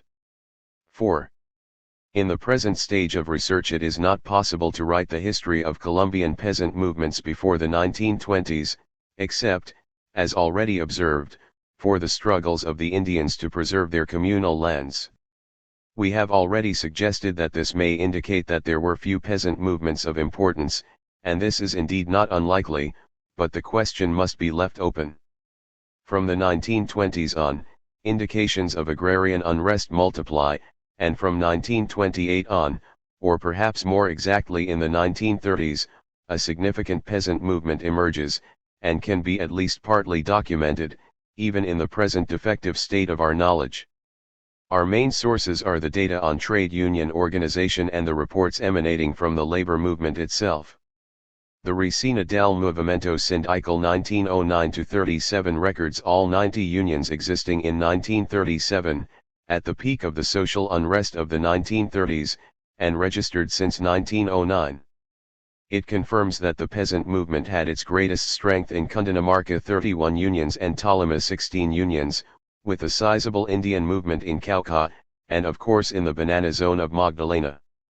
However, it also suggests that the movement under left-wing leadership was weak in Antioquia, Valle, Santander, and Norte de Santander, Huila, Bolívar, Atlántico and Caldas, and virtually negligible in Nariño and Boyacá. This suggests that the actual peasant movement cannot be simply measured by the strength of formal peasant syndicates or leagues, let alone by that of left-wing organizations, who were, as we see, influential in certain zones. Indeed this is so. The Colombian peasant movement of the period between the 1920s and the Violencia was unusually decentralized and unstructured. It was nevertheless extremely powerful. The tension between colonos and hacendados over land rights had, as we saw above, been gradually increasing in the course of the great imperialist boom of the early 20th century. By the middle 1920s, though there is little sign of formal peasant organization, it is evident that there was widespread litigation between peasants and landlords over claims to the public lands which both had occupied without title. The Supreme Court decision of 1926 that land must revert to the state if the owner could not produce the original documents of ownership was de facto a victory for the peasants. The mere fact such a decision was taken is the measure of the silent pressure in the countryside. It is against this background that the agitations of the late 1920s must be seen. It was at this point, moreover, that both the young revolutionary socialist groups and populist-minded politicians like Jorge Elier Gaitan appeared on the agrarian scene. The economic depression and the political triumph of the Liberal Party in 1930 intensified the peasant agitation, and not only in the areas of major political activity which have already been mentioned, in Cundinamarca, Tolima, etc. In the most advanced cases direct action, sometimes armed action, won something like a land reform. A number of haciendas sold out to the peasants, others to the department. In 1934 the situation had become so acute that the Supreme Court once again, but this time in an atmosphere of organized peasant agitation, returned to its 1926 decision. By this time the political situation had also changed. The New Deal government of López Pumarejo, 1934-8, entered upon a period of systematic social reform based on popular support. The major result of this was the famous Law 200 of 1936, which in effect recognized the rights of the colonos. This law laid down that land which had not been economically exploited for 10 years was to revert from private ownership to the state. The significance of this measure has been much debated. It has been considered as virtually ineffective and also as one of the biggest accomplishments that is often ignored. Albert O. Hirschman, inasmuch as it amounted to a partial and unplanned distribution of land among at least a section of the peasantry, and a strong incentive for landowners to develop their estates. Probably both judgments are true. Where there was no peasant movement, it remained a dead letter. Where there was such a movement, it encouraged both peasants and landlords. Certainly the occupation of land by colonos continued to grow in the 1930s and 1940s, though at the same time it encouraged landowners to evict peasants who might become colonos. There are no reliable statistics about its actual effects. After 1938 the agrarian movement lost the support of the government. Lopez, re-elected in 1942, found himself under increasing pressure from a coalition of landlords and businessmen, and was in any case now disposed to encourage the immediate increase of production by all means in order to take advantage of the wartime boom. Law 100 of 1944 reversed the policy of Law 200 of 1936, whose application it delayed by another 5 years. It forbade the planting of trees and other long-living plants by tenants or sharecroppers without the explicit permission of the landlord, in order to encourage landowners to take on tenants and sharecroppers without the fear that they might establish colono rights. A considerable radicalization of politics followed. Guyton, who had established himself as the politician with most effective appeal to the poor, split the Liberal Party and won 45% of its votes in the presidential election of 1946, but at the cost of letting the Conservative candidate win for the first time since 1930. Shortly after he became the official leader of the party, with the almost certain prospect of succeeding to the presidency and hence of a government reverting to a populist policy. His assassination in 1948 prevented this denouement and ended a phase in Colombian history. Instead of a social revolution, or a populist regime, there was anarchy and civil war. The hopes of the left were buried in the violencia. The peasant movements have therefore since 1948 been overshadowed by this bloodthirsty, anarchic civil war, which affected the coffee region in central Colombia, Antioquia, Caldas, Cundinamarca, Huila, Tolima, the north of Cauca, parts of Boyacá, the two Santanders and some regions of the Llanos Orientals. Even 2 years after the official conclusion of the Civil War in 1953 it still covered 40% of the country. Though not a social movement, the violencia provided a surrogate for agrarian discontent, inasmuch as it enabled peasants to expel each other from their holdings. Thus in Tolima, 1958, 35,000 fincas, or half of all holdings enumerated in the census of 1960, had been abandoned. The liquidation of the cattle economy, totally extirpated from the south and east of Tolima, partially from Huila, the north of Cauca and large regions of Antioquia, is also to be noted in this connection. In some areas of Tolima the relation with agrarian movements is even clearer. Here the peasant mobilization of the violencia aimed at the occupation of tierra de nadie, i.e. of uncertain legal title, or took the form of armed peasant vengeance against landowners who had evicted tenants.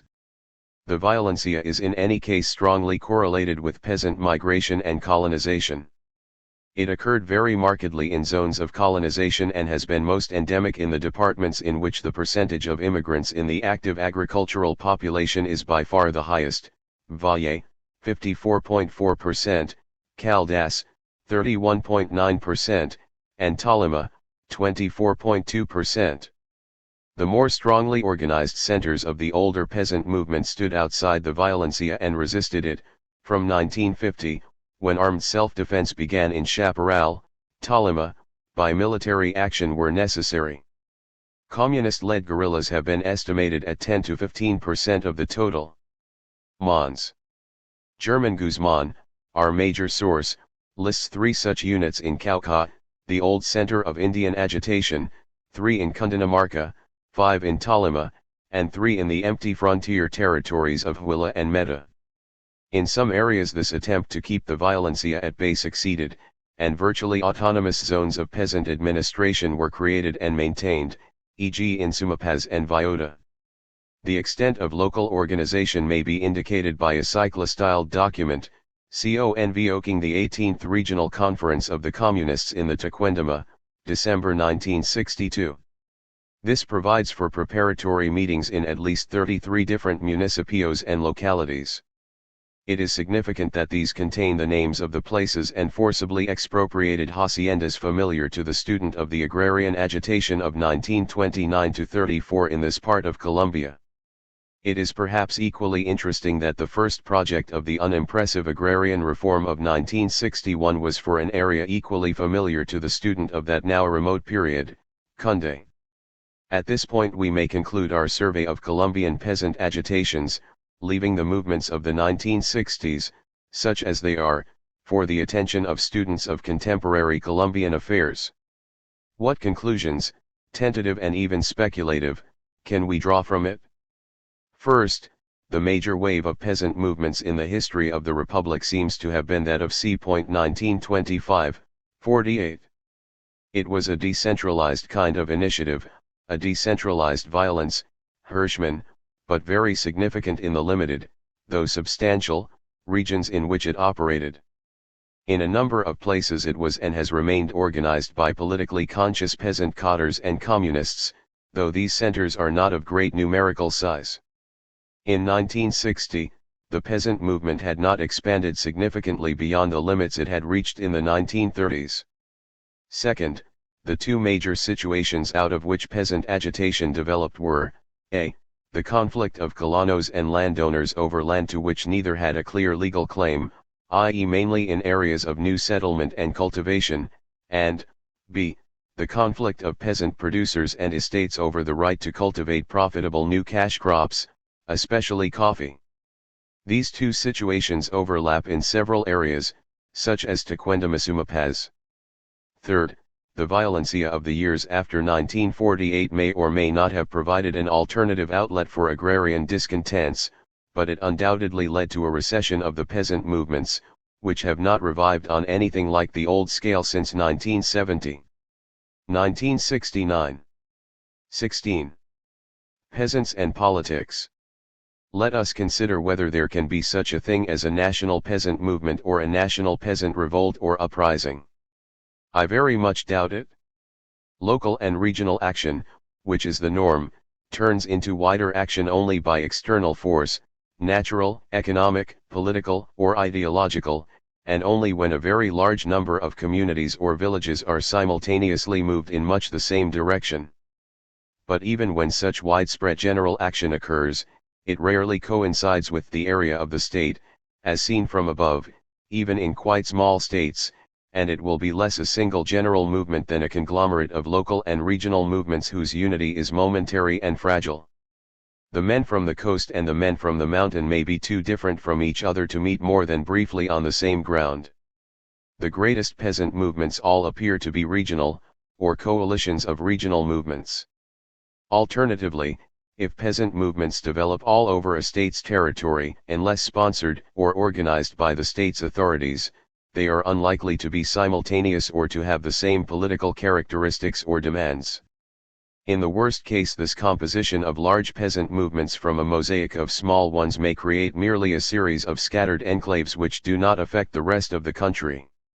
Thus in Colombia quite powerful agrarian movements, mostly organized by the Communist Party, developed in the 1920s and 1930s in certain types of zones, in the coffee-growing tracts, in Indian areas, which had their specific problems, in frontier or new settlement areas among squatters and colonists, and so on. Even the national coordination of the Communist Party produced not a single peasant movement, but a scattering of red peasant areas often far distant from each other, nor has a nationwide movement developed from these scattered areas, though some have proved capable of spreading their influence regionally. Of course, national political or guerrilla cadres may emerge from these isolated and often enduring little nuclei, but this is another matter. In the best case, such peasant movements may occur in one or two strategically placed regions where their effect on national politics is crucial, or in areas capable of producing powerful mobile military forces. This was very much the case in the Mexican Revolution. The bulk of the peasantry in that country was not much involved in the revolution of 1910-20, though as a result of the revolution's victory several areas became organized. Still, the largest mobilization of the Mexican peasantry connected with the revolution was almost certainly, as it were, the wrong way round, the movement of the Cristeros in the 1920s, which rose for Christ the King against the secular agraristas. Subjectively, theirs was undoubtedly a peasant revolution, though both its timing and its ideology made it objectively counter-revolutionary. Nevertheless, between 1910 and 1920 two regions happened to exercise enormous political effect. One was the frontier region of the north, with its footloose armed men, cowboys, prospectors, bandits, and so on, which produced Pancho Villa's army with its mobility and capacity to range widely, a Mexican equivalent to the Cossacks. The other was the much more solidly based communal revolution of Emiliano Zapata in Morelos, which had purely local horizons but the enormous advantage of being situated next door to the capital city of Mexico. The political influence of Zapata's agrarian program derives from the fact that his peasant levies were close enough to occupy the capital. Governments in large and loosely administered areas such as early 20th century Latin American republics are resigned to losing control of outlying provinces from time to local dissidents or insurrectionaries. What really worries them is insurrection in or in the backyard of the capital. Where peasant revolutionaries do not have this advantage, their limitations are much more obvious. The great peasant movement in Peru in the early 1960s is a good example, being probably the biggest spontaneous mobilization of this kind in Latin America during that decade. There was at this period nationwide unrest, including unrest among the workers and the students. The agrarian movement was active both in the coastal plantations, which cannot be classified as belonging to the peasant economy but are better called by the local name of agro-industrial complexes, and in the peasant highlands. Within the highlands, again, there were very extensive movements in both the southern and the central highlands and patchy outbreaks of land occupation, strikes, the organization of peasant unions and so on elsewhere. Two characteristics may be noted.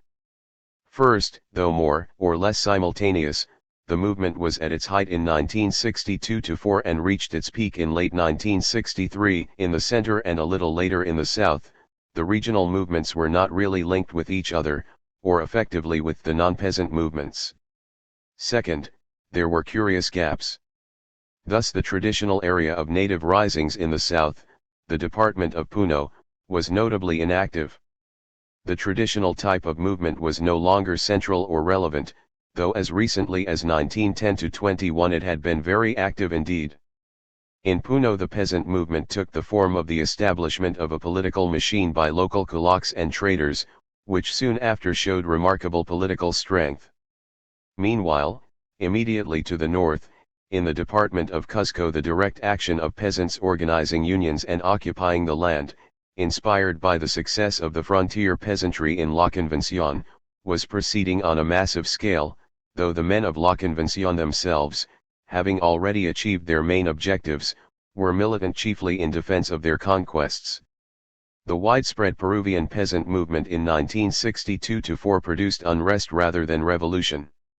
I am therefore inclined to think that the idea of a general peasant movement, unless inspired from outside or, even better, from above, is quite unrealistic.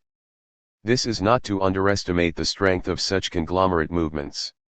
If unified by some outside force, a national crisis and breakdown, a sympathetic reformist or revolutionary government, or a single nationally structured and effective party or organization, they may make the difference between success and failure for major revolutions. Even by themselves they may make an agrarian system or the structure of rule in the countryside unviable, as the Great Fear of 1789 did in France and the Peruvian wave of land occupation did in 1962-4. There is good evidence that sometime between June 1963 and February or March 1964 the bulk of the estate owners and lords in the central and southern highlands decided to cut their losses, faced with a general peasant mobilization, and began to liquidate their assets and think in terms of compensation for expropriation under some sort of agrarian reform. This did not make agrarian reform automatic.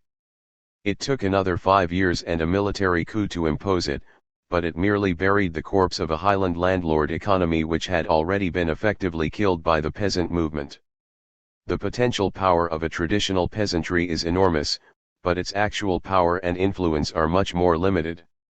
The first major reason for this is its constant, and in general quite realistic, sense of its weakness and inferiority. The inferiority is social and cultural, for instance as illiterates against the educated, hence the importance to peasant movements of locally resident and friendly intellectuals, especially the most formidable of village intellectuals, the primary school teacher. Their weakness is based not only on social inferiority, on the lack of effective armed force, but on the nature of the peasant economy. For instance, peasant agitations must stop for the harvest. However militant peasants are, the cycle of their labors shackles them to their fate. But, at bottom, peasants are and feel themselves to be subaltern. With rare exceptions they envisage an adjustment in the social pyramid, not its destruction, though its destruction is easy to conceive. Anarchism, that is, the dismantling of the superstructure of rule and exploitation, leaves the traditional village as a viable economy and society. But the times when this utopia can be conceived, let alone realized, are few. In practice, of course, it may not make a great deal of difference whether the peasants are fighting for an entirely different and new society or for adjustment of the old, which normally means either the defense of the traditional society against some threat or the restoration of the old ways which, if sufficiently far in the past, may merely amount to a traditionalist formulation of revolutionary aspirations. Revolutions may be made de facto by peasants who do not deny the legitimacy of the existing power structure, law, the state, and even the landlords. A movement which only claims to recuperate communal lands illegally alienated may be as revolutionary in practice as it may be legalist in theory. Nor is the line between legalist and revolutionary an easy one to draw. The Zapatista movement in Morelos began by opposing not all haciendas, but merely the new ones which had been introduced in Porfirio Diaz's time. The major difference lies not in the theoretical aspirations of the peasantry, but in the practical political conjuncture in which they operate. It is the difference between suspicion and hope. For the normal strategy of the traditional peasantry is passivity. It is not an ineffective strategy, for it exploits the major assets of the peasantry, its numbers, and the impossibility of making it do some things by force and for any length of time, and it also utilizes a favorable tactical situation, which rests on the fact that no change is what suits a traditional peasantry best. A communally organized traditional peasantry, reinforced by a functionally useful slowness, imperviousness, and stupidity, apparent or real, is a formidable force. The refusal to understand is a form of class struggle, and both 19th century Russian and 20th century Peruvian observers have described it in similar ways. To be subaltern is not to be powerless. The most submissive peasantry is capable not only of working the system to its advantage, or rather to its minimum disadvantage, but also of resisting and, where appropriate, of counterattack. The stereotype of the Russian muzhik in the minds of educated Russians, is very similar to the stereotype of the Indian in the minds of Andean whites. In fact there is a system in such behavior. Passivity is not, of course, universal.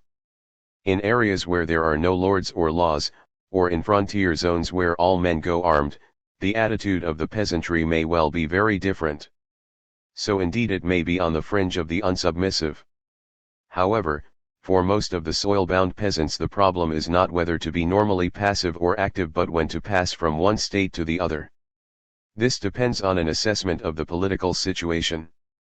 Broadly speaking, passivity is advisable when the structure of power, local or national, is firm, stable and closed, activity when it appears to be in some sense changing, shifting, or open. Peasants are perfectly well able to judge the local political situation, but their real difficulty lies in discerning the wider movements of politics which may determine it. What do they know of these? They are normally aware of belonging to some wider polity, a kingdom, an empire, a republic.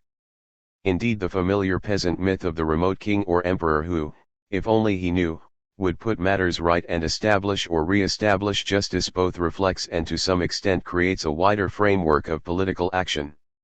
At the same time, it reflects the normal remoteness of the national government from the local political structure which, whatever it may be in theory, in practice consists of state power and law exercised by and identified with the local men of power, their kin, clients or those whom they can bribe and overawe.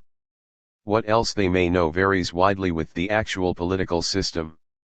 Thus, if national courts exist, which is by no means always the case, litigation may well bring even remote communities into some relation to the national center, doubtless via a chain of intermediary urban lawyers. The Peruvian community of Huaysacancha, some 4,000 meters up in the mountains, could hardly be physically more remote, but, since it obtained its first judgment in the viceregal court at Lima against a usurping Spaniard in 1607, it has never ceased to be aware of at least some dimensions of the wider polity of which it is a distant part.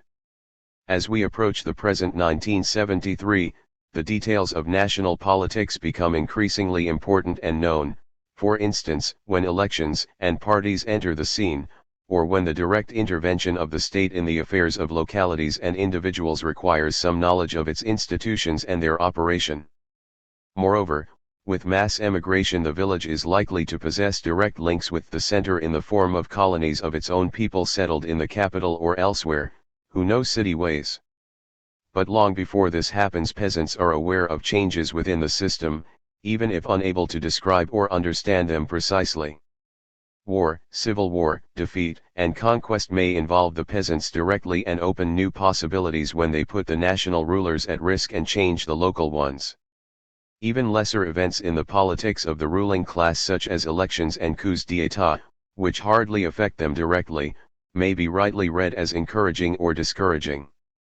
They may not know exactly what is happening in the capital, but if family A ceases to provide the local senator while its rival family B appears to be riding high, there will be considerable local reappraisals, doubtless first among the townsmen, but also eventually in the villages. The Mexican Revolution, even in Zapata's Morelos, began not so much as a revolution but as a breakdown of the long-established local political balance, which in turn depended on the smooth operation and permanence of Don Porfirio's system of national government.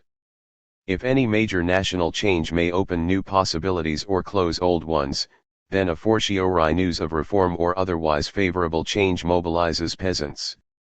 Thus, when a reformist government supported by the APRA, Alianza Popular Revolucionaria Americana, party came into office in Lima in 1945, communities which had operated on the assumption of stability promptly changed their tactics.